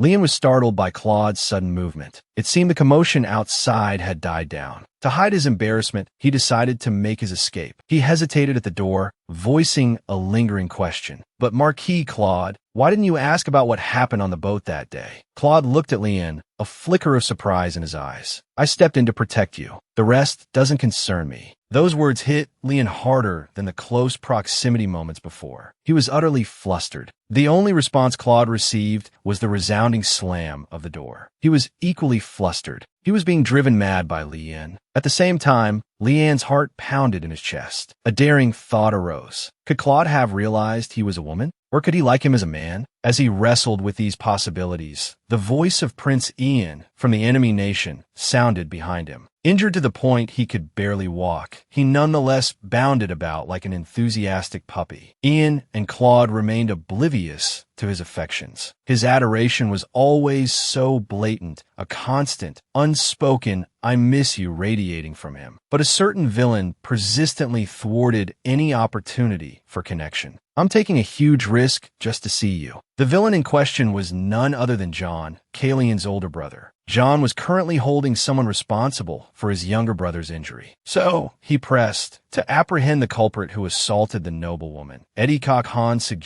proposed that my brother disguise himself as a woman. Is that it? Is that what this is about? The officers, interrogated to the point of perspiration, could only manage a nervous assent. But Ian, who had vanished along with Kalian, was now implicated as well. 7 individuals had perished that day. However, the bullets retrieved from their bodies weren't of their nation's make. Despite the deceased being criminals, the police were still obligated to ascertain the shooter's identity. Their investigation was abruptly halted by Prince Ian from the enemy nation. He's a guest of the royal family. Cease your inquiries. His sole concern was Eddie Han's location. Just as the officers found themselves in a predicament, Claude materialized, providing the answer. Eddie Han has been dismissed. The entire capital is in an uproar because of you. Is Princess Rashina pleased? I've heard rumors that you have more than a few admirers vying for your attention, despite your engagement. You're joking, right? Rashina is the only one for me. Is something troubling you? You appear anxious. This isn't your usual demeanor. Prompted by this observation, Claude finally divulged the reason for his visit. I recently encountered a woman who bears an uncanny resemblance to Kalian. A fleeting expression of alarm crossed Prince Ian from the enemy nation's face. He swiftly recovered his composure. A woman whose beauty rivals my Kalian's? I'm not jesting, Prince Ian from the enemy nation. I intend to find her. Fearful of betraying himself, Prince Ian from the enemy nation made to depart. I believe you're mistaken, Claude. Claude, however, had no intention of releasing him. Are you certain? Sensing Claude's unwavering resolve, Prince Ian from the enemy nation abandoned his amiable pretense. I fail to comprehend what you hope to gain from me. I suggest you take your leave. I have a dinner engagement with Rashina. Claude instantly recognized Rashina as a mere pretext. He saw through Prince Ian from the enemy nation's clumsy lie. Regardless of Kalian's whereabouts, Prince Ian invariably located him with remarkable speed. His fondness for Kalian was both ardent and unconcealed. Kalian was aware of this and ill-equipped to handle it. His reprieve was imminent. However, Prince Ian was soon to return to his homeland. Though reluctant to depart, further postponement was no longer feasible. He was obligated to leave immediately following Prince Ian from the enemy nation's engagement ceremony. Before his departure, he wished to bestow a gift upon Kalian, anything Kalian desired. Prince Ian's underlying meaning was unmistakable. Kalian, however, was incapable of reciprocating. Observing this, Prince Ian refrained from pressing the matter, instead modifying his proposition. He offered to facilitate Kalian's entry into the Lu Kingdom. He knew this was Li An's most fervent desire. I'll create a diversion. You go and seek what you're searching for. The typically composed Kalian was momentarily taken aback. How did you discover that? Did my brother divulge something? At that precise instant, Prince Ian placed a kiss upon his cheek. Since my arrival, my gaze has been fixated solely on you. By observing you intently, I've gleaned numerous unforeseen insights. Kalian, I've already confessed, it was love at first sight. A sudden rustling sound interrupted the charged moment. Prince Ian glanced upwards. As anticipated, Claude had arrived. Contrary to expectations, he refrained from intervening. Instead, he turned and departed, a departure from his customary behavior. Kalian's gaze followed Prince Ian's line of sight, but Prince Ian swiftly redirected his attention. Just a rat, likely scurrying back to its nest. Now tell me, how can I assist you? Despite the allure of Prince Ian's offer, Kalian declined. His earlier mention of a parting gift had been a mere pretense. His true intention was to express his fear of being forgotten by Kalian. That was the message he yearned to convey. Kalian, however, was incapable of reciprocating his affections. He hastily excused himself and fled the scene. Undeterred, Prince Ian remained resolute. He resolved to expedite his plans. It was only after the interrogation at the Capitol Police Department 10 days later that they realized this matter exceeded their jurisdiction. The kidnappers were all following the instructions of the man who called himself a doctor. However, there's someone else behind him. Kidnapping wasn't their real objective. Their true purpose was to raise funds. Therefore, Kalian suspected his mother might be in danger. Perhaps her situation was more precarious than he imagined. The scene shifts, and he's submerged in water again. Security in the Lu Kingdom must be tight these days. The prospect of finding his mother seemed more distant than ever. Does Mother know how dangerous that so-called doctor is? Lost in thought, he didn't notice a figure quietly approaching. I wondered who it could be. So it's you, Kalian. He found himself face to face with Claude once again in this unexpected way. Enjoying the water? I didn't expect to see Marquis Ian Xiao here. Kalian clutched his chest, feigning fear. Claude undid another button. Care to join me for a swim?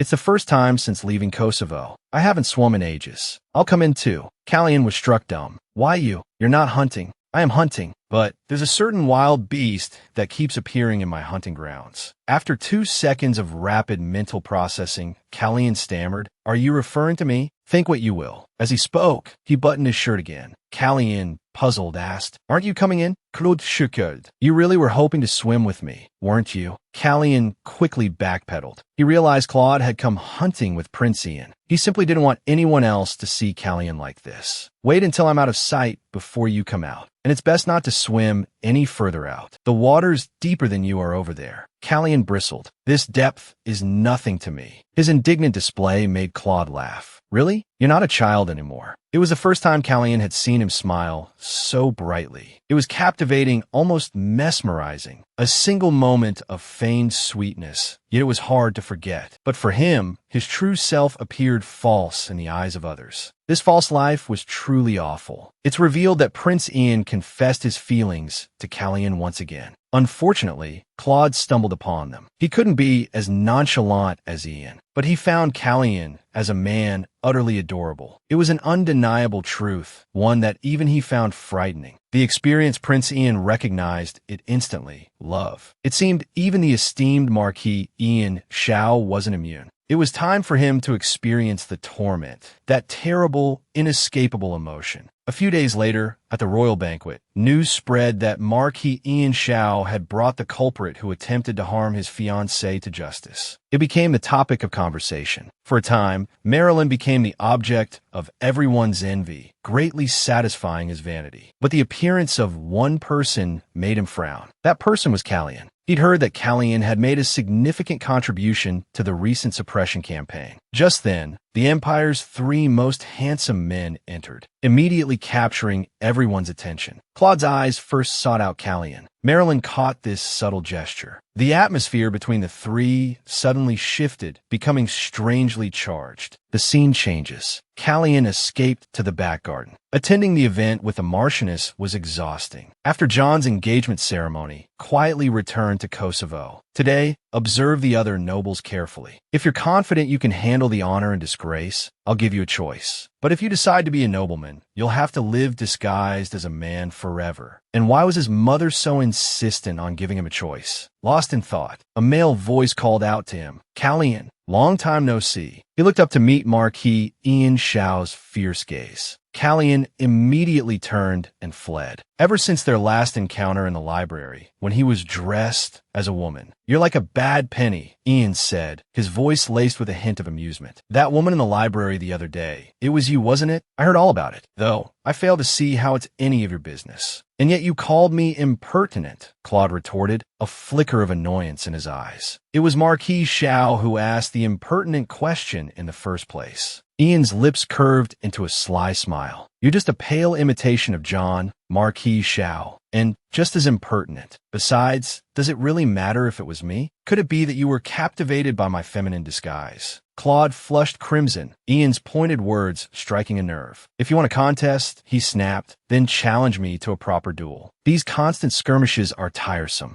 He turned sharply, only to collide with a solid wall of man. To his surprise, it was Duke Claude. "Playing hide-and-seek with Marquis Shao, are we?" Duke Claude asked, his voice smooth but laced with steel. "Hide-and-seek," Ian replied, feigning innocence. "We were merely conversing." "What sort of conversation leads to talk of duels?" Duke Claude pressed, his gaze unwavering. Marquis Shao, startled by the sudden interrogation, stammered, I merely wanted an apology for the insult." Before Duke Claude could respond, another commanding voice cut through the tension. "I'd like to hear how my brother insulted you." It was John, the protective older brother, stepping in to defend Claude. "How did my brother insult you?" he repeated, his eyes fixed on Ian. "Tell me, and if it's justified, I'll have him apologize." John's powerful presence caused Marquis Shao to recoil. Callian, sensing the shift in atmosphere, began to quietly edge away. He knew John would smooth things over, but his attempt to escape didn't go unnoticed by Duke Claude. He caught Callian's arm as he turned. "This all started with you," Duke Claude said, his grip firm. "Where do you think you're going?" "If I stay," Callian replied, forcing a casual tone, "there's bound to be a huge fight, right? So, wouldn't it be better if I stayed with the Marchioness?" As he finished speaking, John noticed the commotion. "I think that would be best," Callian added, a mischievous glint in his eyes. "Only when I'm gone can my brother truly unleash his fury, right?" "You're getting bolder, Callian," John remarked, a hint of exasperation in his voice. Their playful exchange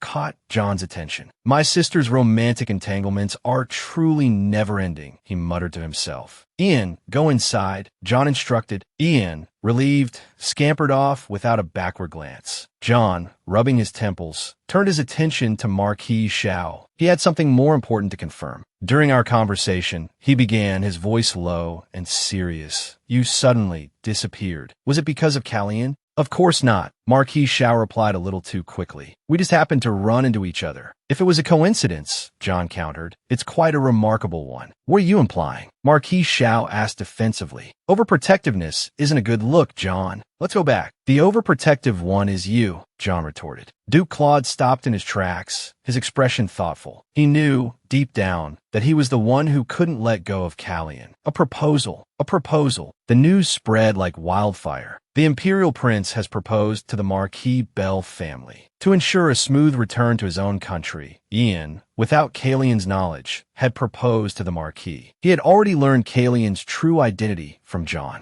Seeing the Marquis's troubled expression, Ian offered a compromise. In 1 year, he proposed, please hold a debutante ball for him. Once he has returned to presenting as a woman, I wish to become engaged. The Marchioness, upon hearing this, felt the world crumble around her. Lien only wishes to live a peaceful life, she stammered. The imperial family wishes to make a deal with Gur, she continued, her voice trembling. Wouldn't it be better to choose a bride from among the princesses? Ian dismissed her suggestion without hesitation. Callian is all I need, madam. The Marquis, however, insisted on consulting Callian first. Callian has always lived as a man, he pointed out. Ian, undeterred, vowed to do everything in his power to win Callian's consent. Then I'll consider this agreement settled, Ian declared confidently. But before that, the Emperor wishes to meet me. It concerns the Gur nobility who possess the neutral territory. After this matter is settled, the Marquis added, we can discuss your marriage to my daughter. John, who had remained silent until now, finally spoke. You needn't inquire about the owner of the neutral territory. Father, he stated firmly. Prince Ian, standing before you, is the owner of that neutral territory. Just the day before, Duke Claude's father, Grand Duke Ahar, had arrived in the capital bearing an enormous, exceptionally pure diamond. And this diamond, it turned out, originated from the diamond mines of the neutral territory. The imperial family was deeply interested in this development. That's why they need to find out who owns the neutral territory. Grand Duke Ahar was ambushed on his way here. He suspects it was most likely the Gur people, but within the Empire, there are many factions that want him dead. To better ensure the Grand Duke's safety, the Emperor is keeping him at the Imperial Palace. In the reception hall, John was fuming. He'd known for a while that Ian harbored impure thoughts towards Callian, but Callian was still young. Besides, he hadn't told Ian the truth, so he could propose. In truth, Ian also knew that John's confession was meant to ease his own conscience. Because of that, John bore some responsibility for trapping Callian in this male persona. He didn't try to make excuses.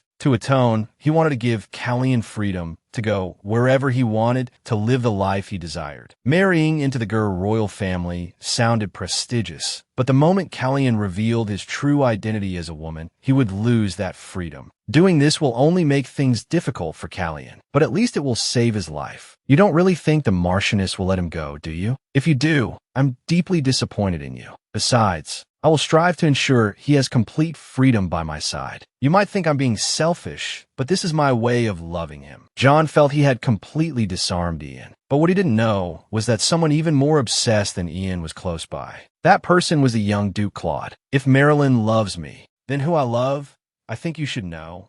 After a period of internal struggle, Claude finally stopped denying his feelings. He didn't care about Callian's gender. He had simply fallen for the person. Today was John's engagement ceremony, but Callian, his younger brother, was told not to attend. So he hid himself away in the library. He pulled the self-proclaimed doctor's glasses and battered laptop from his pocket. Someone had passed them on to him. Laura has a missing daughter, the illegitimate daughter of Marquis Bell. Should we meet? But security was tight around the Lu kingdom recently. John's engagement banquet ended in a week. He planned to enter Lu, then to search for his mother. Oh, there you are, Callian. Claude, who should have been at the engagement ceremony, appeared. He had seen Callian on his way to the ceremony. What are you doing here instead of attending the engagement ceremony? I'm not feeling well. If you're unwell, you should see a doctor. Why are you in the library? It's not that serious. Seeing Callian's flushed cheeks, Claude worriedly placed a hand on his forehead. Are you really all right? Your face is very red. You seem to have a fever. Callian rejected the suggestions of going to the hospital or the ceremony. His awkward and evasive manner immediately told Claude something was amiss. Well, then I have no reason to go either. He settled onto the sofa, making it clear he wasn't leaving.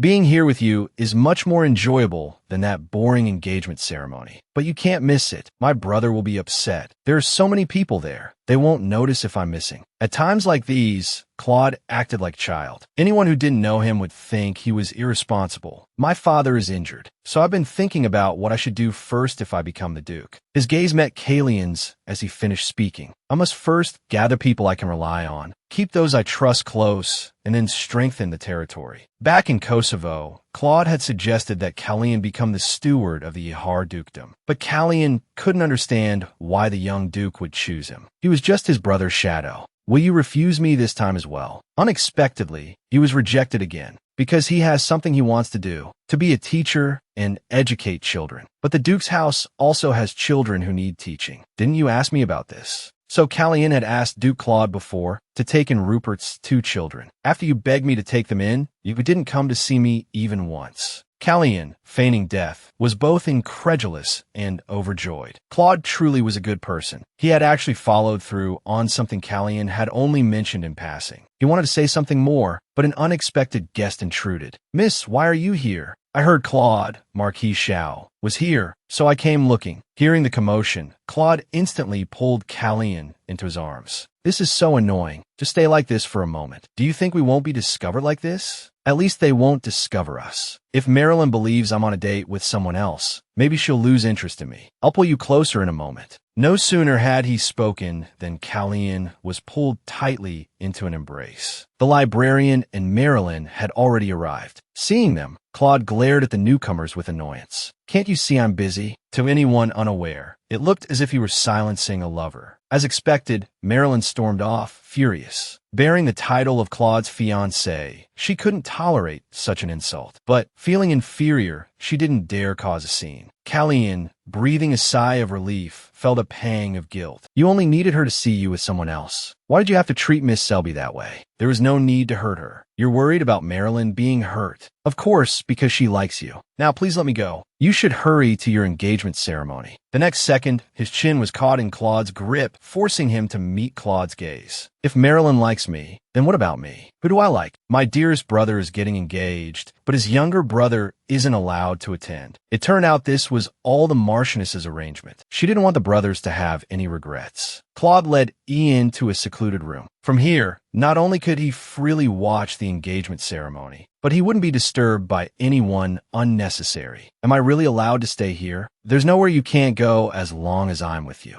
The words felt like a veiled confession to Callien, making his heart pound. Afterwards, Claude went to the ceremony. I have an engagement present for you. John looked up, puzzled, and saw Ian waving and smiling at him. Seeing this, John smiled with deep satisfaction. It was the best gift he could have received today. Time quickly passed to evening. Marilyn was searching for Claude again. She wanted to apologize for what had happened earlier in the day. For a high-ranking nobleman like Marquis Xiao, having a secret lover or two was quite common. She had originally thought Claude would be different, but it turned out he was just like other men. Just then, fireworks exploded in the sky. Turning around, her eyes widened in shock. Callien, who had been missing all day, was actually right there. Recalling the scene she had witnessed earlier, the person in Claude's arms had golden hair. At that moment, she finally realized she had been deceived by them both. The scene shifted. Claude brought Callien some food. The chefs at the Imperial Palace are really good. It's completely different from what I eat at home. That's because your chef isn't very good. Although, the stew and olive bread are excellent. Callien had some sauce on the corner of his mouth. Claude felt the urge to wipe it away, but reason told him he shouldn't. So he stood up to get Callien something to drink. Suddenly, Callien tilted his head, a question in his eyes. He had noticed something. Claude had said this was a place he used to frequent as a child. Then this rocking horse must have been his. An image of a young Claude holding the rocking horse, a proud look on his face, flashed through Callien's mind. He had to admit it was rather cute. Just then, the door opened with a creak. He thought Claude was returning with a drink, but when he turned, he was met with Marilyn. "You with that scowl? It's just like you," he said. "What are you even doing here?" Meanwhile, Claude, holding a glass of red wine, was heading back. He was stopped by Ian at the top of the stairs. Ian was looking for Callien. It turned out the Emperor had kept him occupied with conversation until now. The topic was the neutral territory rich with diamonds, half of which belonged to Ian. The Emperor had promised a peace treaty and granted him management rights. Only then did Ian realize he'd been cleverly maneuvered. The purpose of this trip was to find Callien. "I'm asking you, where is Callien?" "I don't know. Find him yourself." Just as he finished speaking, Callien's voice drifted down from upstairs. "Please calm down." Immediately following, Marilyn's furious roar echoed. "Prove it to me." The next moment, both men raced towards the second floor. Marquis Xiao, It was you in the library, wasn't it? Callian, caught red-handed, widened his eyes. He nervously averted his gaze, claiming he'd been there the whole time. But Marilyn's sharp eyes saw through the lie. I thought it was strange before he even lied. No matter how beautiful, a man is still a man. Or rather, ever since Callian appeared, everything has been strange. With a face that pretty, I'd believe he was a girl. I don't see anything strange. Please calm down, Mississippi. Then prove it to me. Out of your clothes. Callian fearfully backed away. But in the next second, his collar was seized. Marilyn wasn't about to let him go. Prove to me that my suspicions are foolish. With a snap, the buttons on his shirt flew to the floor. As Callian struggled, they both tumbled onto the bed behind them. I understand your misunderstanding, but please rest assured. What you're worried about won't happen. I promise. Marilyn didn't respond to his assurances, only quietly told him to let her go. Realizing the impropriety, Callian scrambled to his feet. I didn't mean to, but before he could finish, a sharp slap cut him off. How dare you? How dare you treat a lady like that? Marilyn had finally discovered Callian's secret.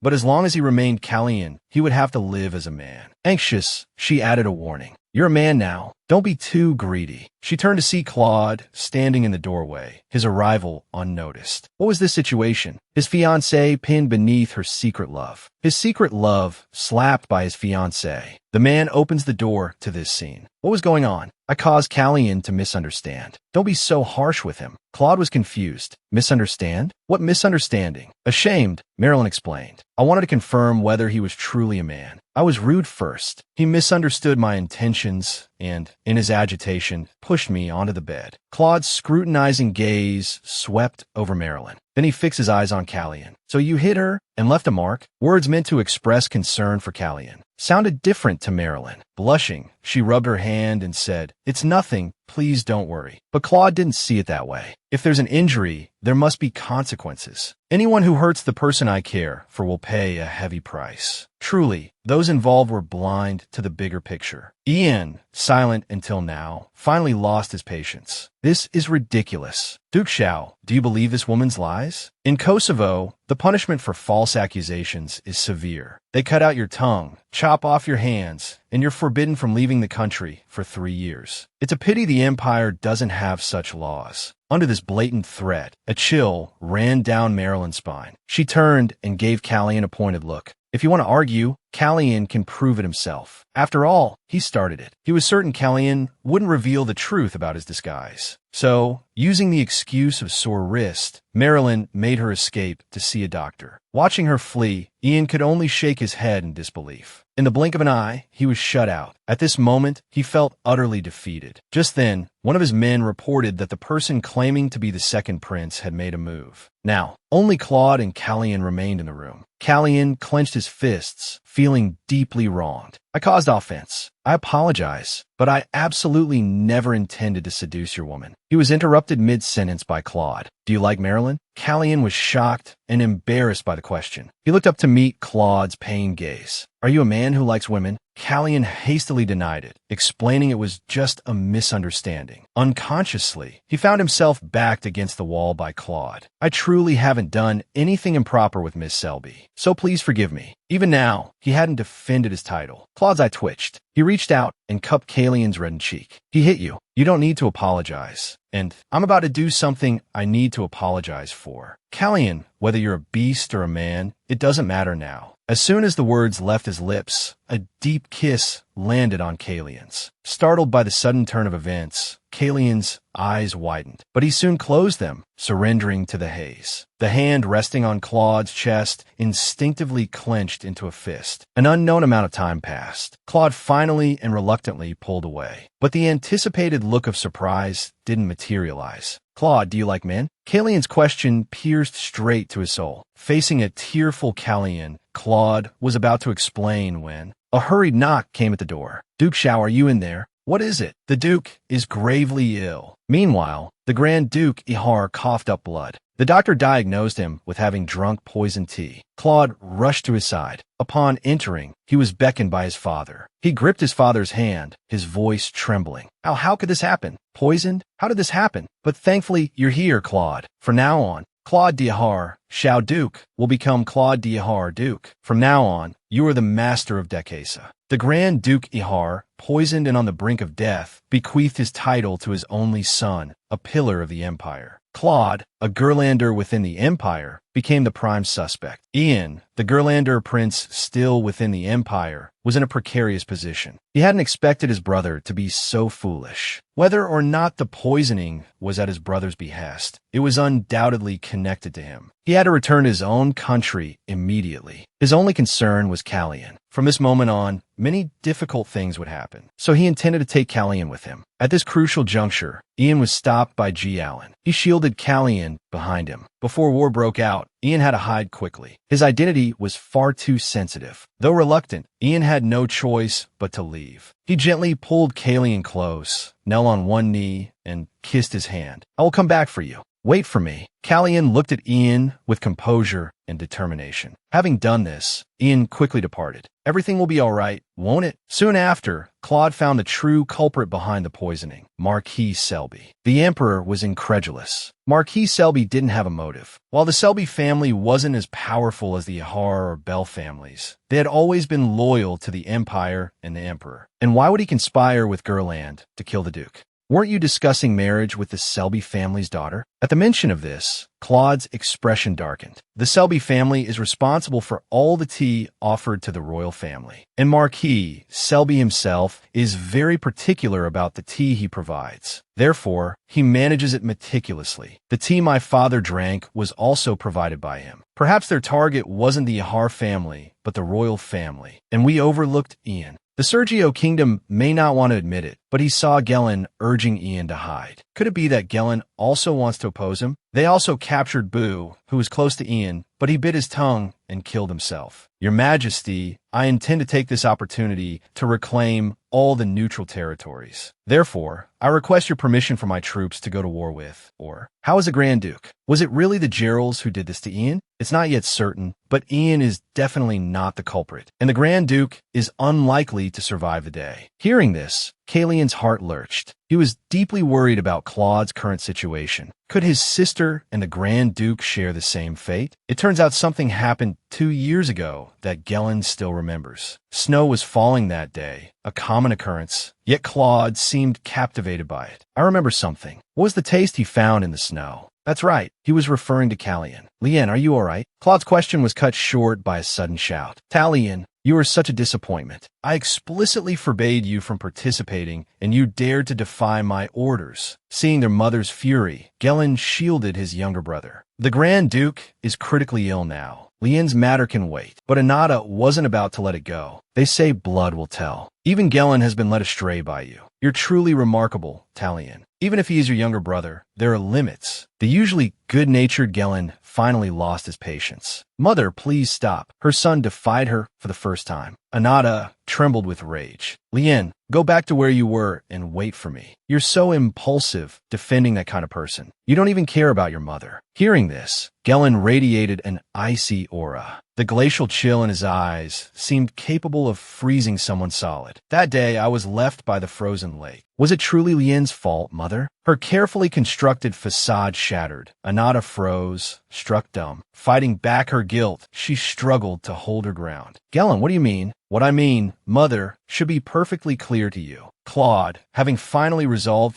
to confess his feelings, received the news of his father's critical condition. His father's haggard face was a devastating blow. That night, he sought out Callian, his body heavy with exhaustion. Only here could he find a sliver of solace. The next day, the beloved Grand Duke Ihar passed away. Overnight, Claude became the ruler of Decasa. Grief shrouded the entire empire. People whispered of the bloodshed that was sure to follow. This time, Claude's departure from the capital meant that the two would be separated for a long time. Downstairs, a familiar figure caught Lien's eye. It was the man who had taken his measurements for clothes. The only person in the palace who knew his true identity. What was he doing here at a time like this? After a brief exchange of pleasantries, Fland revealed his purpose. The life of a noble isn't so easy, is it? Callian felt a prickle of unease. As he feared, the man pulled an envelope from his coat. The familiar format brought back memories of the kidnapper's letters. There was no response to the last letter, so I came again. Callian couldn't believe it. Fland was working with the kidnappers. There's a map inside. The person you're looking for is there. But it's dangerous. If you're not prepared, it's best not to go. Be ready before you open it. I heard Marquis Selby is also looking for him. This was something Callian could never have imagined. Before he could recover from shock, Flan continued, his voice soft. I kept your secret last time. Now it's your turn to keep mine. I trust you. After this, Callian went to find his father. I heard you're going to war. I want to go to war with the Duke, Callian declared. The loss of my old friend,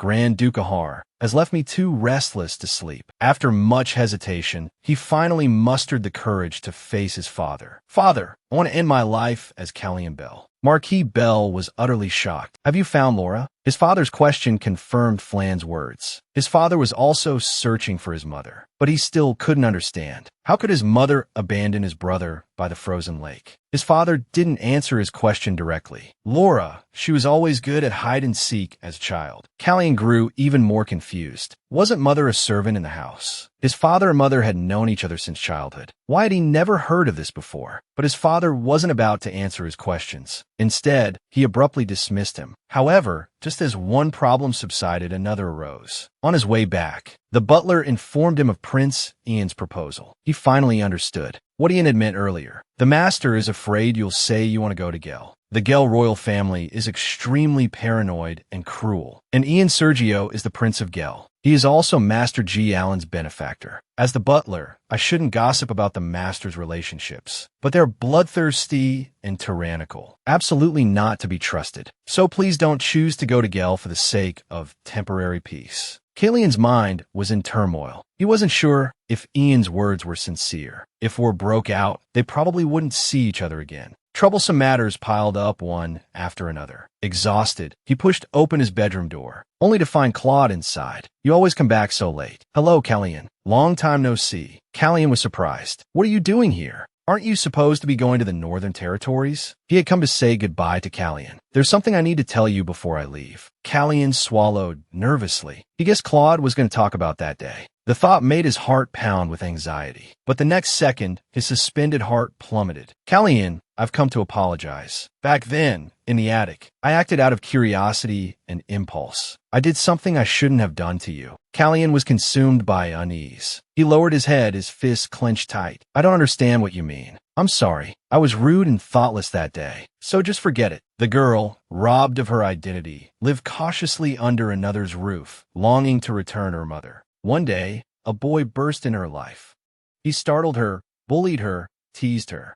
Yet, he would defend her in her most vulnerable moments. Unknowingly, a strange feeling began to blossom in her heart, until the day he kissed her. It felt like a dream. At least in that moment, she felt like someone finally recognized the real her. And that person was none other than the special one in her heart. The thought even brought her a fleeting sense of healing. But now he was calling it a mistake. It had all been her wishful thinking. Callian choked back a sob, tears welling in his eyes. Then, a warm hand touched his forehead. Are you unwell? You're burning. Their eyes met, and a whirlwind of emotions swept through Callian. He brushed the hand away. No, I'm just a little warm. I want to rest. Please leave, Your Grace. If it was all just a mirage, then it was time to let go. Claude, dismissed, stared at Callian's retreating figure, lost in thought. He realized he was finding it harder and harder to understand Callian. Back in his quarters, the more he thought about it, the more uneasy he felt. That day, after Callian was kissed by him, she cried. She had wanted to tell him that it wasn't men she liked, but him, specifically. But if he was a man who liked women, if he was also afraid of himself, then apologizing for his involuntary actions was the right thing to do. Yet, he couldn't understand why, after apologizing, Callian looked as if she was about to burst into tears. 2 hours remained until their departure. There was still plenty of time. To clear up the confusion in his heart, he went back to find Callian. But Callian had already taken her medicine and fallen asleep. So he decided to just take a quick look and then leave. That one glance completely changed Kalian's fate. For the next few years, the two would be unable to see each other. He was still wondering if Kalian would miss him when Kalian whimpered and turned over, murmuring about being hot. This not only made Claude sigh, thinking she was truly a worry, but in the next second, his rising smile abruptly vanished. An unnatural blush quickly crept up his cheeks, because he saw the snowy white skin beneath Kalian's collar. For a long while, he stood by the bed, frozen like a statue.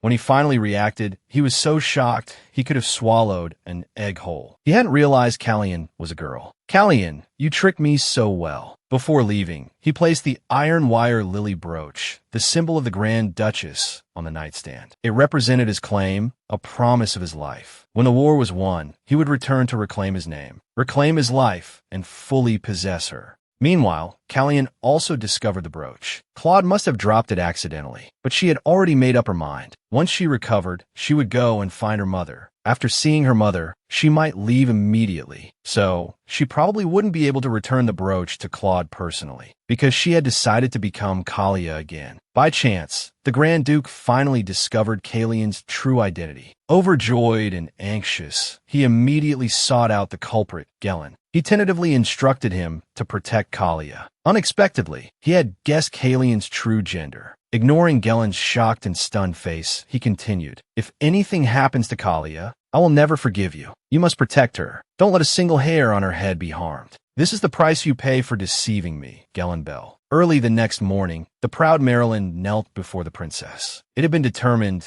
that her father was responsible for Grand Duke Ihar's death. Confused, she pleaded with the princess for a chance to prove Marquis Selby's innocence. Rosina's expression became unreadable. She couldn't do anything about this matter. But if Marquis Selby was innocent, then there wouldn't be a problem. Marilyn was clearly dissatisfied with the princess's words, so she fabricated a lie. "Your Highness, did you know? Your fiancé, the young Marquis, believes your younger brother, Kalian, molested me on the day of your engagement. Grand Duke Ihar saw it with his own eyes. If His Majesty the Emperor were to find out about this, I fear he would be disappointed in the Bell family." Rosina panicked. To avoid jeopardizing her marriage to Gellin, she promised to help Marilyn by appealing to the Emperor for a chance to clear the air. "Until then, you had best hold your tongue." Afterwards, Rosina sought out Gellin to discuss the situation. "My brother, Kalian, molested Marilyn. He, as a man, had improper thoughts about her." That's what Marilyn said. "If that's true, it will severely damage the reputation of the Bell Marquisate, and our marriage will be in jeopardy." Unlike Rosina's worried expression, Gellin let out a long sigh of relief. It's hard to say about others, but Kalian would absolutely never do such a thing. As for Marilyn saying the Grand Duke witnessed it as well, that's even more impossible. Because if Kalian wanted to molest Marilyn, the Duke won't just stand by idly. "When I go to the neutral territory to see father off this time, I'll have the Duke write a letter. That should prove my younger sibling's favor." Rosina, who had been speaking formally, finally smiled again. If Claude could provide testimony, then he would have the basis for his judgment. So, the next day, the group boarded the fire coach bound for the neutral territory. To please certain people, Gellin even brought his younger sibling, Kalian, along. Kalian, leaving Ethel for the first time, was overjoyed. But Gellin's sudden teasing startled him. "Are you really that happy? Or are you just excited because of Claude?" Looking at the flustered Kalian, Gellin was in high spirits. Thinking about the two people who were worried about his sibling, he felt a pang of sadness. Because he wasn't satisfied with either of them. Neither was worthy of his sibling. On the other hand, Kalian wasn't as calm as he appeared. It was the first time they'd seen each other since that parting. He didn't even know what to say first. After returning, he would go to find his mother. This might truly be their last meeting, or at least a chance for a final farewell. At this point, he didn't know that all his worries were for naught, because he missed him so much. Claude couldn't help but embrace him the moment they met. Marquis Selby wanted to feign stopping the poisoning of the royal family, taking credit and then shifting the blame onto Prince Ian, thereby seizing the resource-rich neutral territory. But the tea laced with poison was accidentally drunk by Grand Duke Ihar, leading directly to his death. The second prince, Alan Segugio, who had orchestrated the plot, had his scheme backfire spectacularly. Not only were his subordinates caught and his identity exposed, but he also offended Claude, the master of Decasa. Ian would certainly not let this matter rest. If he chose to support the first prince, this war would determine who would be the next king of Gel. In other words, Ian and they had a common enemy. Gellin had already considered this, so he had written a letter earlier, requesting to propose an alliance with Prince Ian. Hearing this, the Crown Prince fell into deep thought. Just then, the carriage arrived at the encampment. The war had caused many injuries. Callian couldn't help but worry about Claude. He learned from his brother that Claude had been grazed by a bullet and was receiving treatment. Callian was instantly overcome with anxiety, but he also worried that Claude would dislike him. Callian, do you know the meaning of the Grand Duke Ihar's family crest? The Een symbolizes Grand Duke Ihar, and the iron wire ring symbolizes the Grand Duchess. That iron wire ring brooch signifies that it belongs to the Grand Duchess. Callian paled, but the Grand Duke left that brooch in my room. If I had known it was so important, I would have brought it. This was clearly different from what Claude had said. He had clearly stated that he had intentionally left it for Callian. It turned out this silly sibling knew nothing. What if he's angry with me? How could he be? Go in and see him. Callian hesitantly moved forward. The voice he had longed to hear suddenly rang out. So the Crown Prince has arrived? You've made quite the entrance. He was told the Duke was sleeping. The next moment, Callian's voice invigorated him. Grand Duke Claude, the iron wire ring brooch. It was left in my room. I didn't know it was so important, so I didn't bring it. If I had known, I definitely would have. I'm truly sorry. His voice grew increasingly softer, because Claude had strode towards him in a single bound. The next moment, a strong hand encircled his waist. Claude's handsome face was inches away. Overcome with longing, he couldn't wait for a reply and simply wanted to indulge in the moment. After a long while, Callian blushed and abruptly pushed him away. You're injured. You shouldn't be moving like this. But Claude didn't care. He simply extended his hand, beckoning him closer. Seeing Callian's hesitation, Claude immediately guessed his concern. You're saying I'm a man? Yes, and last time, you were the one who... That behavior was unreasonable and hostile. Did you even apologize after telling me to forget it? Could it be you started to like men? Claude Warlock had drawn close. It's not that I like men. I like you. The sudden confession made Callian's heart pound uncontrollably. The last vestiges of his composure forced him to look away. So you like men? Claude's reply was sharp and decisive. I said I like you.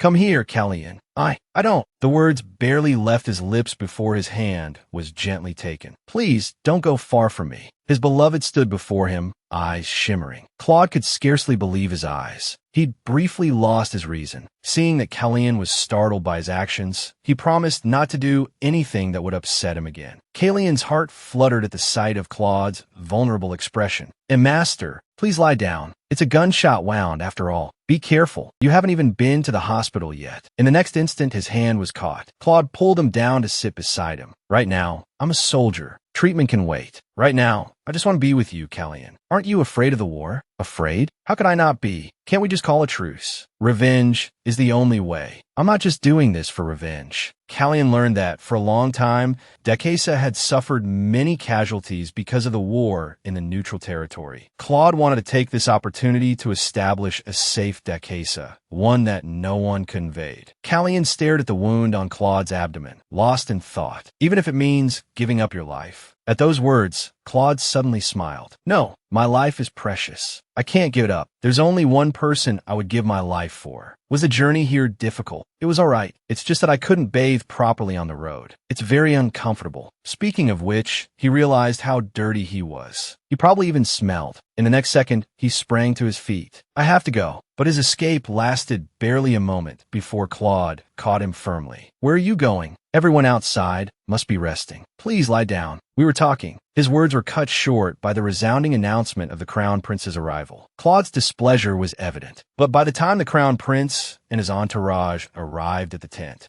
they found Claude with a smug look on his face. Mortified, Callian didn't want to stay a second longer. After bowing to the prince, he tried to leave. But Claude stopped him. Where are you going, Callian? Do you like it there? The neutral territory is a very interesting place. Some areas are perpetually covered in snow, while others have hot springs like this one. I've already given orders to restrict access to the hot springs. Not even an ant can get in now, so you can bathe without worry. Claude's thoughtfulness made Callian's heart race. He had left so coldly that day, yet today he was so gentle. How could Callian possibly hate him? Could it be that Claude truly liked men? Or did he only like him? If Claude truly liked men, wouldn't he abandon him? a woman disguised as a man? But he had said he liked him. If only that were true. Under the enchanting moonlight, Callian finally understood his own heart. He had loved Claude all along. As long as Claude liked him, nothing else mattered. When Callian finally returned, the restriction on the hot springs was lifted. The soldiers could finally bathe. Callian thought about many things that day. Even if Claude's affection was a misunderstanding, he still loved Claude, no matter what. But as an illegitimate child, disguised as a man, could he truly allow himself to love Claude? His mother had said she would hold a funeral for him, to restore his identity as Kalia. He thought about how few days he had left as Callian. After seeing his mother, he would have to leave. Perhaps this was the last time he would see Claude. If that were the case, if it truly were their last meeting, could he confess his feelings? Could he, just once, do what his heart desired? The scene shifts. Claude searched for Callian, finally finding him asleep in the carriage. He was completely out. Did he feel unsafe staying in the barracks? A realization made Claude's eyes widen. Callian hadn't locked the carriage door. He seemed clever enough, yet at times so daring. A smile played on Claude's lips as he stroked Callian's hair. "Callian," he murmured, "may I kiss you? If you don't wake up, I will kiss you." Lost in a dream, Callian mumbled, "No, don't."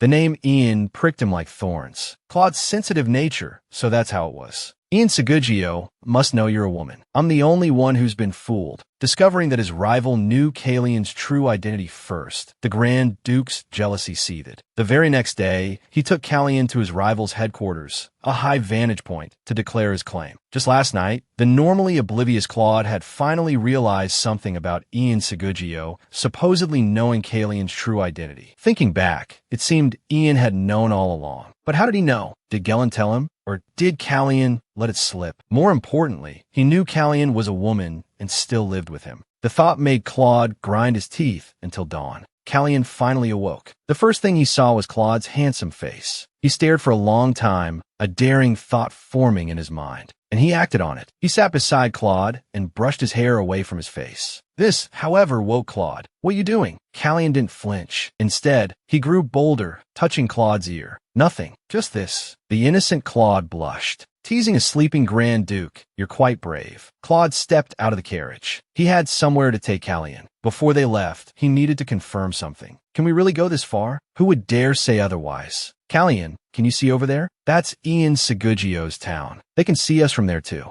Callian tilted his head. "Is Prince Ian really there?" As soon as he spoke, he was pulled into a firm embrace. Claude rested his chin on Callian's shoulder. His voice was low.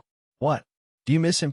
The sudden question flustered Callian. He stammered, "Why are you asking this? When you and Ian were living together, did you share a room?" Callian swallowed. "No, we each had our own rooms." "Did you play with Ian's hair?" "I never touched him like that." "Did you kiss?" The barrage of questions left Callian bewildered. He pushed Claude away, asking why he kept asking these things. Looking at Claude's obvious discomfort, Callian finally understood. "Your Grace, are you jealous?" He didn't voice the question, but Claude seemed determined. So, was there something or not? He waited until he heard Callian's firm, "Absolutely not." Claude finally smiled, a look of satisfaction spreading across his face. "Good." The next second, Callian's eyes widened. Claude had kissed him, catching him completely off guard. The thought that they were close to Ian's headquarters brought a smug smirk to Claude's lips. The kiss ended. Claude held Callian tightly. "Be careful while I'm gone. Don't get hurt. And don't sleep anywhere unlocked." A playful smile spread across Callian's face at Claude's concerned instructions, and he readily agreed. "I left something for you earlier." Knowing the item in question was the wireman brooch, Callian averted his gaze, a blush rising on his cheeks. "How can you say you left it for me? Don't joke. Do you even know what it means?" "I heard it's the Grand Duchess's brooch." "That's right. Keep it until I return. I'll come back for it myself. Don't disappear." These were the words Callian longed to hear, yet now that he'd heard them, he found himself speechless. Because he was neither a man nor a nobleman. Because the image Claude held of him was entirely false. If Claude knew his true identity, his feelings would surely change. Logic dictated that this should be their final goodbye. "All right, I'll be sure to wait for you."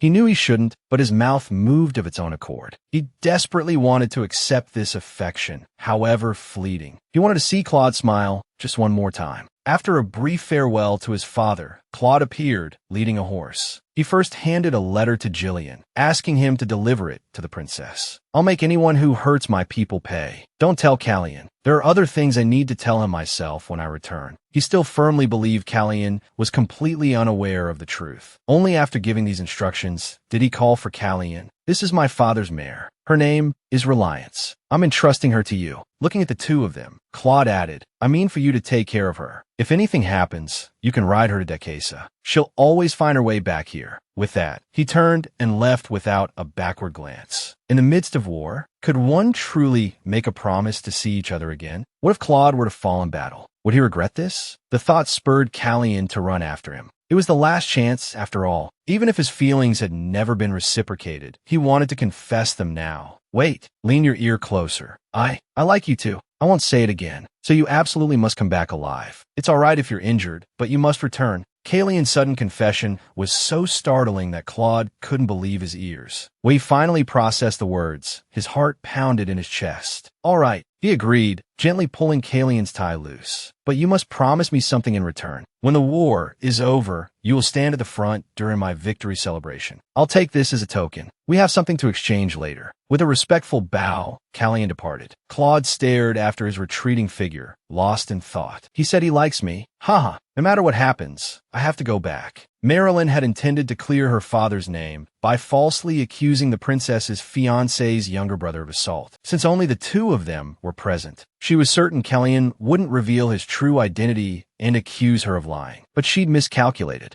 Jillian had received evidence from Claude that proved the accusation was false. The letter stated he had overheard Callian and Marilyn's conversation in the hallway. Combined with Callian's torn collar and the content of their conversation, it was clear that Callian was innocent. Furthermore, Claude had sent another significant piece of evidence, proof of Marquis Selby's involvement in the rebellion. Hearing this, Marilyn felt her world crumble. She jumped to her feet, vehemently denying that her father would ever participate in a rebellion. But the princess clearly remembered her tearful complaints and accusations against her fiancé's family, and how she had warned her about the severity of false accusations. The matter was settled. Rosina refused to hear any more of her excuses. Guards, take Marilyn Selby, who has insulted the royal family, away. Marilyn's furious cries of indignation echoed through the hall. Your Highness, you can't do this. You tricked Claude again, didn't you? You shameless wretch. You're a man. If it weren't for you, Claude wouldn't treat me and my father like this. It's all your fault. My father did nothing wrong. Why is Claude on your side? Do you think this will make you the owner of the brooch? Your Highness, please give me another chance, Marilyn pleaded, but her words were cut short as the heavy doors slammed shut. The proud Marilyn, who had always held her head high, was left with nothing but a single red high heel. But as one crisis ended, another began. The Grand Duke says he's found the owner of the brooch. Do you know why he suddenly said that? The words hung in the air, leaving both brothers startled. The princess's intense gaze fixed on Jillian, sending a shiver down his spine. Thankfully, Callian quickly intervened. Your Highness, the brooch, it's with me. I think it was accidentally dropped. The owner said he would come back for it. But this clearly contradicted the letter, which stated that the owner of the brooch had been found, implying, by Claude's design, that the owner was Callian. He never usually made such blatant jokes. And Callian had returned, riding Reliance. Had the Grand Duke truly chosen Callian as the brooch's owner? If so, their marriage would be in jeopardy once more. To spare her brother further difficulty, Callian made a startling decision. Miss Selby is your friend. Firstly, thank you for choosing to believe me in this matter. I won't let Her Highness and my brother be troubled by this any longer. At this crucial moment, Jillian abruptly stood. He wanted to stop Callian's self-sacrifice, but Rosina gestured for him to let Callian finish. Brother, don't worry. I never had any improper thoughts about Miss Selby. And I'm not a man. I'm a woman.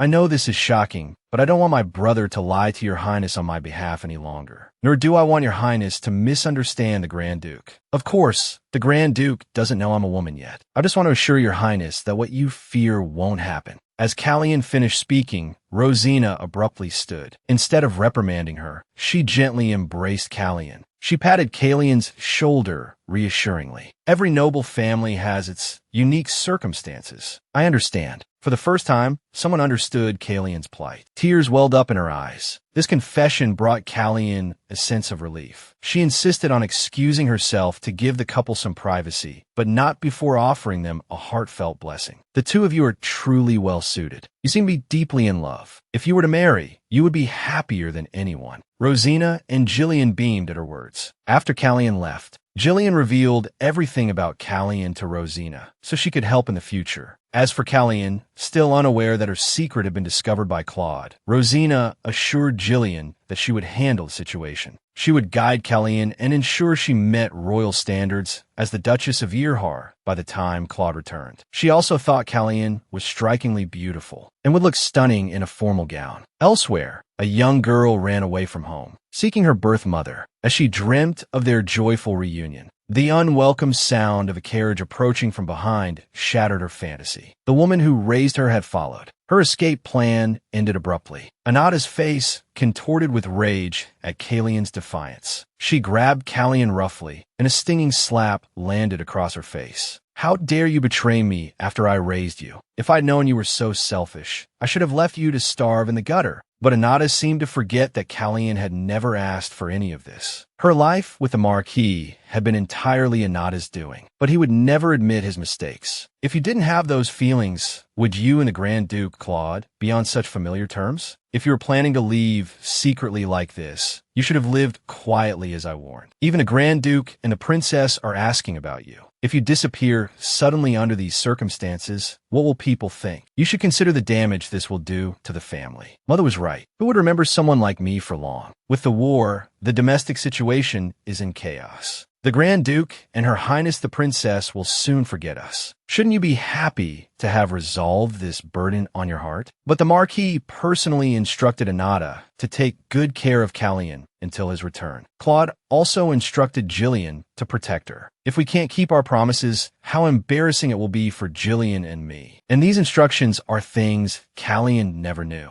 I've said it before. You've already stepped into aristocratic society. Disappearing like this will harm the family's interests. I heard you were intelligent. Can't you even consider such basic common sense? But I don't want to worry about that now. My brother has recovered his health, and now the Bell family won't be shaken by such things. Seeing Kalian so obstinate, Anata sighed deeply, her expression turning cold. I really can't reason with you. That note has Laura's address on it, doesn't it? Kalian quickly hid the note behind her back. Seeing this, Anata gave a sinister laugh. You don't have to hide it, because I never intended to tell you. I already know where Laura is. Kalian's heart lurched. A sense of unease washed over her. Sure enough, the next second, the chilling words came. If you want to go so badly, go ahead. Remember to hide well. No matter where you hide, I will find you, and then I'll kill you, mother, so you can never go back. Unable to believe her mother could utter such venomous words, Kalian immediately pushed her away. Anata, seeing this, gloated. So you'd better do as I say. That way, your mother will remain safe. And think about it. Does Laura even want to see you? Your mother seems to have forgotten and is living well. Your appearance will only cause her a headache. So stop this nonsense and do as I say. When your father returns, we'll hold the funeral. Then, go live somewhere where no one knows you. Atone for your sins for the rest of your life. Live quietly. If you obey, I won't harm Laura in the slightest. She was convinced her threats would work. In her eyes, Kalian's delusional defiance was utterly foolish. If it weren't for Kalian and her mother, Jillian wouldn't resent her, and the Marquis wouldn't have betrayed her. And Kalian dared to talk about returning to her mother's side and living happily. How could she allow that? She would make Kalian feel the same pain. Let her experience what it felt like to be betrayed by a loved one. That desolate loneliness and betrayal. After 3 years, Kalian finally wore women's clothing again. Her beautiful blonde hair now reached her waist. The princess admired her handiwork. Kalian, restored to her femininity, was truly lovely. But Kalian herself felt incredibly awkward. Although the princess strongly suggested wearing them every day to get used to it, Kalian felt content just being able to try them on. Try it. Once you get used to it, you might want to live as your true self. More importantly, you're so beautiful. It's a shame to hide it. If you're willing, I'll definitely help you live as a woman. The princess's encouragement comforted her, but she was an adult now. She was confident she could handle everything. Kalian had placed first in exams.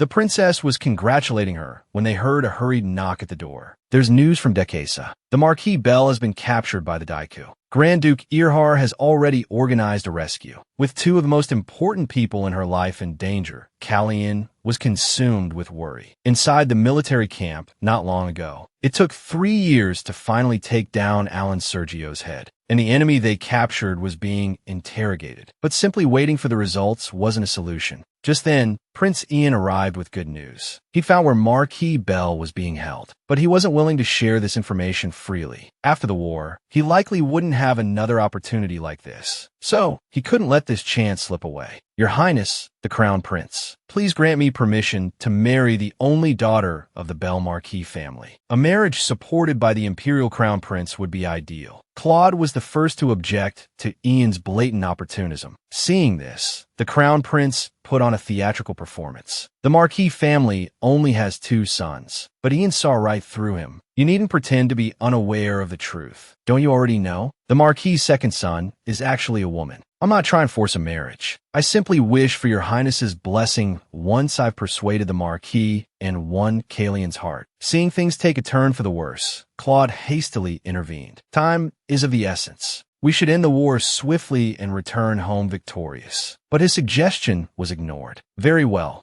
I agree. However, if the rescue mission fails, the agreement is automatically void. He knew how dangerous the Marquis' current situation was. And with Ian holding the Marquis' life in his hands, it was better to comply for now. This is also for Kallian's sake. The soldiers are exhausted. Seeing this, Ian chimed in, Grand Duke, don't be so selfish. You should think more about the Marquis and Kallian. We can't let someone who's about to become a relative of the Gur royal family wait in such a dangerous place for too long. A fist the size of a sandbag slammed into his face. But instead of anger, he laughed, because he had won this round. Claude, on the other hand, looked terrifyingly grim. For Kallian's sake, I'll let this slide for now. But you won't succeed easily, not in winning her heart, nor in anything else. The Crown Prince bought himself a drink. Getting punched was a small price to pay. Even Anata, back in the capital, couldn't reach her husband. Only after learning that the Grand Duke of Irhar had personally gone to the rescue did she finally relax, her worries slightly eased. She had also heard about Kallian graduating at the top of her class. Given the Marquis' capture, it wasn't a time for celebration. Kallian wasn't planning to attend the graduation ceremony. Jillian also thought it best, but Anata uncharacteristically insisted. You must attend the graduation ceremony. This is the first event held since the truce declaration. We should be present to demonstrate the stability of our family. Her words sent a chill down the sibling spines. The whole country knows about our father's situation. Wouldn't attending the ceremony draw too much unwanted attention? If Kallian attended alone, yes, that would be the case. But if we go together, it's different. It will, on the contrary, project an image of composure, showing that we aren't panicked. It will also offer comfort to those who have suffered. Kallian was overjoyed that her mother would attend her graduation ceremony. Lost in her happiness, she missed the deeper meaning in her mother's words. The man looked up and saw his lover after 3 long years. He was surprised to find her within the palace walls. More importantly, what would happen if someone saw them like this? After all, Kallian had always presented herself as a man. He hurried upstairs, only to find her quite drunk. It seemed today wasn't the day for a heart-to-heart. Come to think of it, Kallian had always been busy. He hadn't noticed the inconsistencies. He truly felt like a fool. Kallian nuzzled against him like a kitten. He could only keep reminding himself to think of sad things, but it didn't seem to have any effect. Suddenly, he pushed Kallian away. Kallian, this is dangerous. I've endured for 3 years. Kallian, with a radiant smile, retorted, the Grand Duke has also endured for 3 years. I have too. I missed you terribly these past 3 years. Enduring has been truly agonizing. Claude clung to the man like a koala. He wanted to share a reunion kiss with Claude. The reason Kallian had drunk so much was because of something that happened at the graduation ceremony. It was hard to believe her mother had actually agreed to attend. Full of anticipation, Kallian went to the graduation ceremony. When she saw that her mother and brother hadn't arrived, she sought out an alumnus responsible for checking the attendance list and inquired. To her dismay, the person told her that the Marquis family wouldn't be attending the graduation ceremony. Marchioness Anata herself himself had sent a letter declining. Immediately, Callian became the subject of her classmates' gossip. Disgusting. He just wanted to show off, didn't he?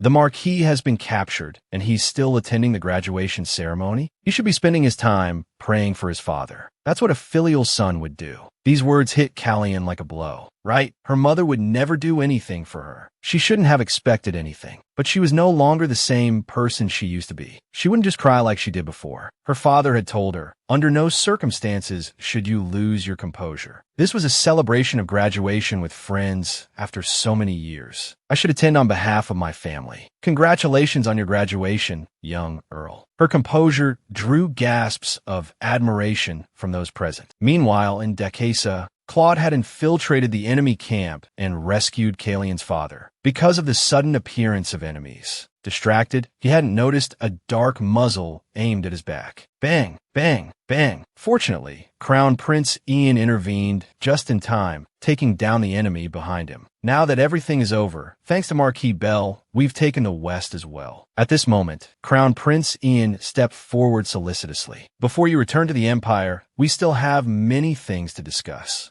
I haven't heard your reply yet, including regarding my proposal. Claude's face darkened instantly. He stepped forward and draped the Marquis's other arm over his shoulder. The Marquis needs treatment. We need to prepare for our return. We won't have time. The two men spoke back and forth, neither willing to give an inch. This was quite difficult for Marquis Bell, caught between them. The princess also heard about what happened at the graduation ceremony. The Marchioness was truly too much. Even the graduation ceremony wasn't spared. You handled it very well. Don't worry too much about it. At the dinner that evening, he avenged Callian. Callian handled it remarkably well. Word has even reached the palace. The slightest misstep could have harmed the Bell family. Please, Marchioness, take care of Callian. I'm also concerned about my fiancé's family. I hope you won't be displeased to hear this. Anata immediately understood the princess's veiled reprimand. Though resentful, she could only force a smile and agree. Besides this, the princess also gave Callian a grand gift. A beautiful room in the palace. This was so she could see Callian more often. After all, during the war, without Callian, she truly struggled to cope. To fill her brother's absence, Rashina was under immense pressure. Often, she was deeply worried by delayed war reports. During those difficult days, only when she was with Callian could she let her guard down. She was truly grateful for Callian's companionship. The two of them inadvertently drank too much. Callian suddenly heard Claude's voice. Turning around, there he was, standing before her. If this was a dream, she hoped she would never wake up. The man unbuttoned his girlfriend's blouse. What met his eyes was a body tightly bound with cloth strips. As the strips were slowly unraveled, the expression on the man's face froze. The next second, he abandoned his girlfriend and hurried away. The bewildered girlfriend wept in the bathtub as she showered. Just this morning, Callian had an embarrassing dream. In the dream, Claude came to find her and kissed her, but she, like a wild kitten, bit Claude's lip. Claude said she was a little wild animal. These words echoed in her mind, a constant refrain. How utterly embarrassing. But then again, it wasn't so strange to dream of Claude. He'd appeared in her dreams more than once. It was probably the excitement of finally being able to join the parade. That's why she had such a dream. An hour later, the parade officially began. Callian finally saw the Grand Duke, the man she had longed to see. The war was truly over. But then she noticed something odd. There was a real injury on the corner of Claude's lip. She'd heard that the Grand Duke and Prince Ian had arrived last night. Only her father had arrived this morning. Her brother's words struck her like a lightning bolt. It suddenly dawned on her. Last night hadn't been a dream. She wished the earth would swallow her whole. But then she realized something even more significant. Claude already knew her secret. He knew she was a woman. I hereby bestow upon Ahar, the Grand Duke who led the war to victory, the title of Archduke. Thank you for protecting my people, soldiers of the Empire. Our victory in this war is due to your noble sacrifices. Some have lost family. Some have lost their dreams. But your sacrifices will not be in vain. Because of your sacrifice, your families and the Empire can welcome true peace. Thank you all for coming home alive. The war was over. Loved ones returned. Everyone was embraced by their families. everyone except Callian. She was held back by Anata. Unable to receive her father's embrace, she felt a pang of sadness and confusion. Just then, Claude appeared and embraced her. His gentle voice reached her heart, becoming a deafening heartbeat that amplified and drowned out all other emotions.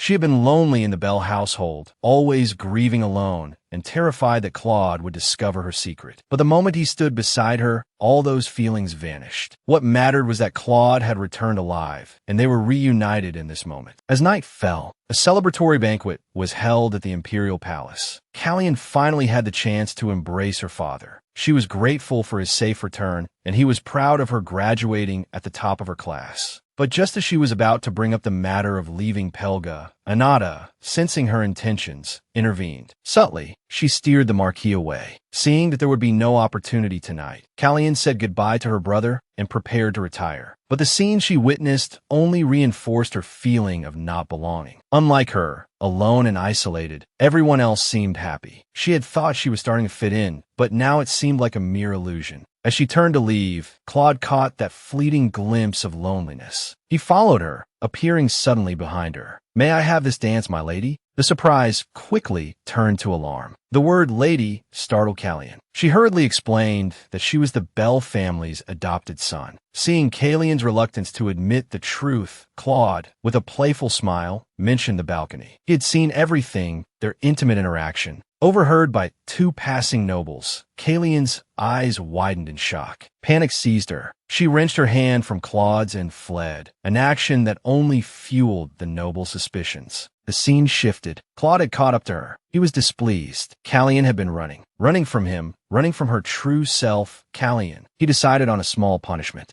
The kiss ended. He held her hand tightly, his eyes filled with deep emotion. "I don't want to play hide-and-seek with you anymore, Callian. I am Callian. Are you going to keep playing dumb?"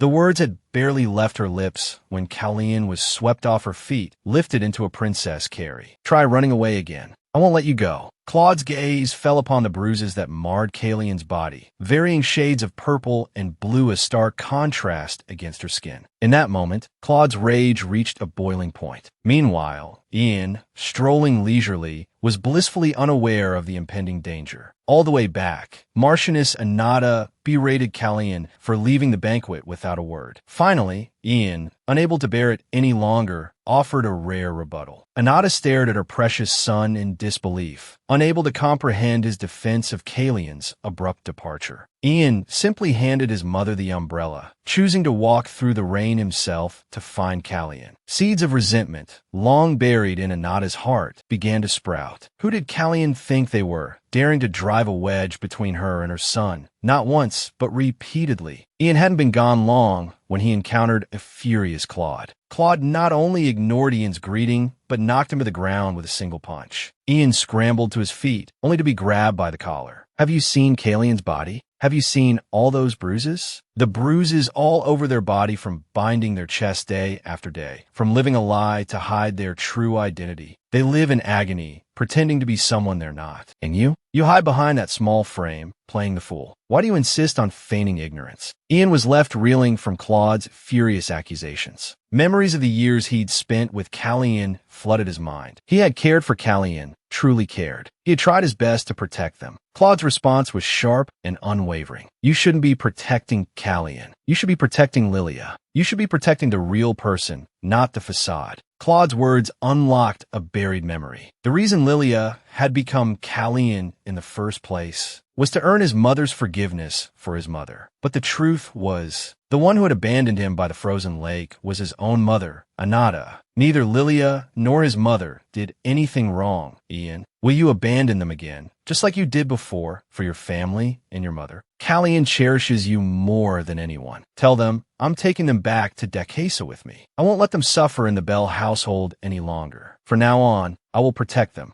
Meanwhile, Callian was in the bath, crying under the icy water. Claude must have seen the bruises, seen how ugly they were, and left. The thought made the tears flow harder. Suddenly, Claude's voice cut through the sobs. What are you doing? Why are you showering in cold water? Claude shed his shirt and draped it over Callian's shivering shoulders. You're freezing. What if you catch a cold? Callian finally broke down, sobbing uncontrollably. The words of explanation were on their lips, but they couldn't speak. Instead, they clung tightly to Claude's neck. When Callian finally calmed down, Claude spoke, his voice laced with worry. "Can you tell me why you did that?" Callian turned away, their voice thick with tears. "I'm just so ugly. Everything about me, these bruises, they just prove I'm neither male nor female. I wanted to wash them away. Then, maybe you wouldn't leave me." Claude looked at them, bewildered. "What are you talking about? Why would I leave you?" "But you saw them, the bruises you left," Callian whispered, their voice choked with emotion. "Because I'm ugly." Claude rested his forehead against Callian's. "Callian, if I had known you were thinking this, I never would have left you alone. And you're not ugly. Not at all." He leaned down and kissed Callian. "Then, why did you leave in such a hurry?" Callian asked, their voice barely a whisper. Claude hadn't realized Callian would interpret his actions that way. "I'm going crazy. Are you a fool? I've never been angry with you. Don't you really know that?" Callian choked up instantly. "I don't know. Just like you said, I'm stupid and foolish. If you don't tell me yourself, I really don't know anything." In the next second, her hand was caught. Claude pulled her hand, forcing her to meet his gaze. "I'm not angry. I'm worried about you." He couldn't bear to leave Callian like this. For the past 3 years of relentless war, he had clung to the memory of Callian whispering, "I love you," in his ear. He had waited 3 years for this moment. How could he possibly find her ugly? The next day, Claude woke up first, gazing contentedly at the breathtaking beauty beside him. He desperately wished that only he could behold such beauty. Overcome with emotion, he couldn't resist. Touching her gently, he thought, "No matter how I look at it, this doesn't resemble a man. How was I fooled?" His self-doubt was overheard by Callian, who had just woken up. "My acting is very good, isn't it, Your Grace?" Claude abruptly leaned closer, imperiously demanding that Callian say his name. Seeing Callian hesitate, his hand slipped unexpectedly beneath the covers. Callian's heart leaped, her face flushing crimson. Reluctantly, yet willingly, she breathed his name, Claude. Satisfied, he withdrew his hand. They were unexpectedly caught up in the moment when a rush of hurried footsteps grew closer and closer. A second later, the door burst open. It was the Crown Prince who had barged in. But before he could see anyone, a pillow struck him. Claude rose angrily, shielding Callian behind him, 1,000 furious thoughts racing through his mind. "If you have something to say, please come outside and say it." It turned out the Crown Prince knew he was there, because Rashina had given this room to Callian. He grinned, teasing Claude. "So, your long, unrequited love has finally ended. How should I tell Ian?" "No, seriously, what's the matter?" It turned out the Crown Prince was looking for Callian. The Marquis's villa had been attacked, and the diamonds that the Marquis Belle and Claude's father had brought back from the neutral territory were missing. But the Marchioness was accusing only Callian. Callian, having disappeared suddenly from last night's banquet, was suspected by the Marchioness, who had raised her, of stealing the diamonds. Witnesses claimed to have seen her near Lubeck, and because she had been secretly sending letters to Lubeck, she was suspected of colluding with Lubeck's faction. But she had been with Claude all night. If Claude went to the police station and testified, he could prove Callian's innocence. The problem was everyone saw Callian as a man. Having the Grand Duke, Claude, come forward would resolve the matter, but it would damage both their families' reputations. But Claude didn't care. He wouldn't stand by and watch his beloved be falsely accused. Seeing the Crown Prince and Claude arguing fiercely, Callian hurriedly intervened. She agreed with the Crown Prince. Claude didn't need to take the risk. If the witness was lying, there had to be a reason. They could hear the witness's testimony first. This time, she wanted to handle it herself. All Claude needed to do was trust her. Claude reluctantly agreed, on the condition that he accompany her. Meanwhile, the Belle Marquis's household was in chaos. "Gillen, it's impossible for Lillian to have overpowered so many of Mother's guards. You're being biased. She even injured the butler, Angoulême, severely. All the evidence points to Lillian. She was also secretly sending letters to Lubeck behind our backs." Gillen's eyes reddened. "Mother, don't you know why she was writing to Lubeck?" The Marquis, finally losing his patience, snapped, "Gillen, how dare you speak to your mother like that? Callian is our child. There's no doubt about that. Even for the sake of the family, we should protect her." Anata slapped her husband's hand away. Callian transferred the royal diamonds to Lubeck. That's the Empire's biggest headache. She must have given them to her mother. She must be expelled from the family and severely punished. Seeing his mother's growing hysteria, Gillen finally voiced the words he'd held back for so long. The Grand Duke won't stand idly by. He's deeply fond of Ian. He was with Ian last night, too. Marchioness Anata was struck dumb, as if by lightning. Yet, she remained stubbornly fixed in her beliefs. The investigation isn't conclusive yet. We should wait. Silence descended upon the room, leaving only father and son. Try to understand. He cherishes Callian as his own, but Ian has always been searching for his birth mother. That's why he's like this. We need to clear up your mother's misunderstanding first.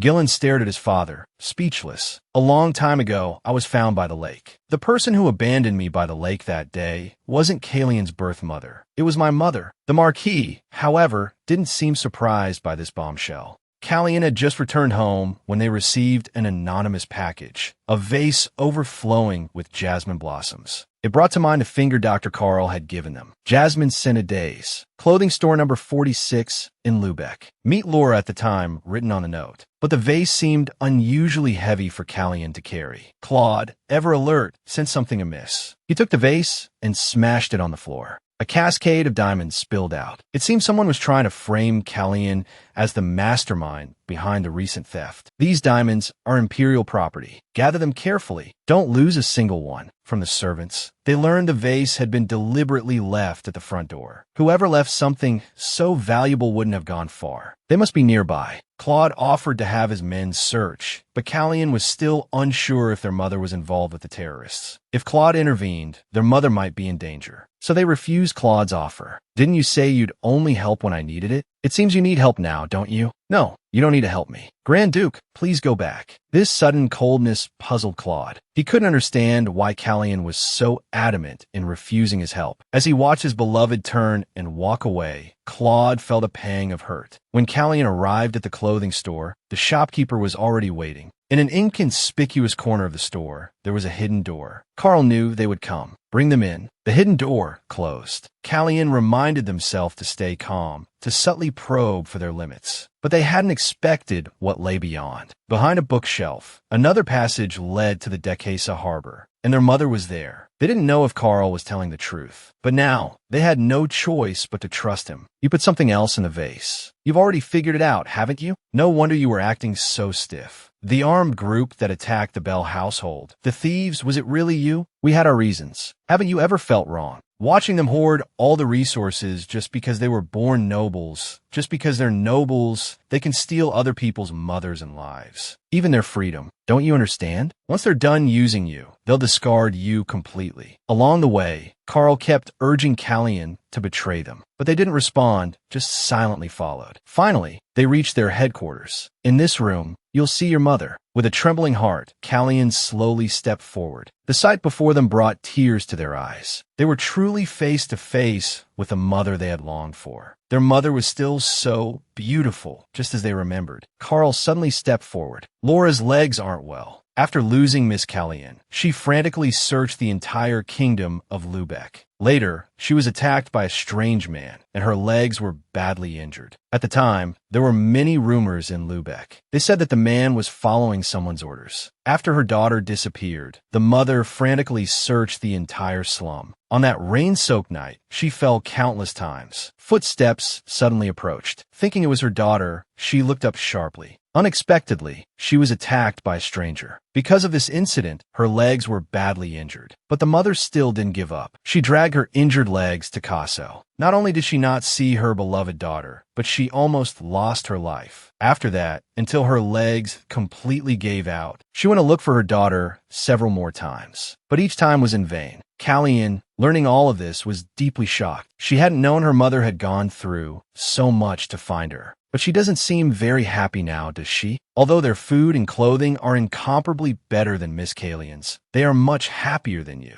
How can you say that? Because Laura was at least never betrayed. Haven't you noticed? The one who framed you as the diamond thief is the very person you've always called mother, Anata. Callian's face was filled with disbelief. There was no nurturing kindness at all. That woman was intent on ruining her. Of course, there must be other nobles helping her. But how long can they help you? Once you lose your value, they will abandon you immediately. But here, no one will mind your origins. You can live a happy life with Laura again, just like before. If you can bring some of the Marquis' property, it can also solve our poverty problem. Laura will be even happier then. Carl's words held a powerful allure. Callian didn't refuse on the spot. She would give him an answer the next time they met. However, what she didn't know was that this was all Carl's deception. This wasn't some headquarters like he claimed, but the place where Laura had been doing charity work and teaching. The man beside her was just a colleague. Entering that dark passage, Callian felt no joy. The first thing she thought of was her mother's radiant smile. Although she had always dreamed of living a happy life with her mother again. Even without her, her mother seemed happy now. She worried that her sudden appearance would shatter the smile her mother had finally regained. After what had happened, she couldn't stay in the Bell household any longer. If those three knew she was from Lübeck,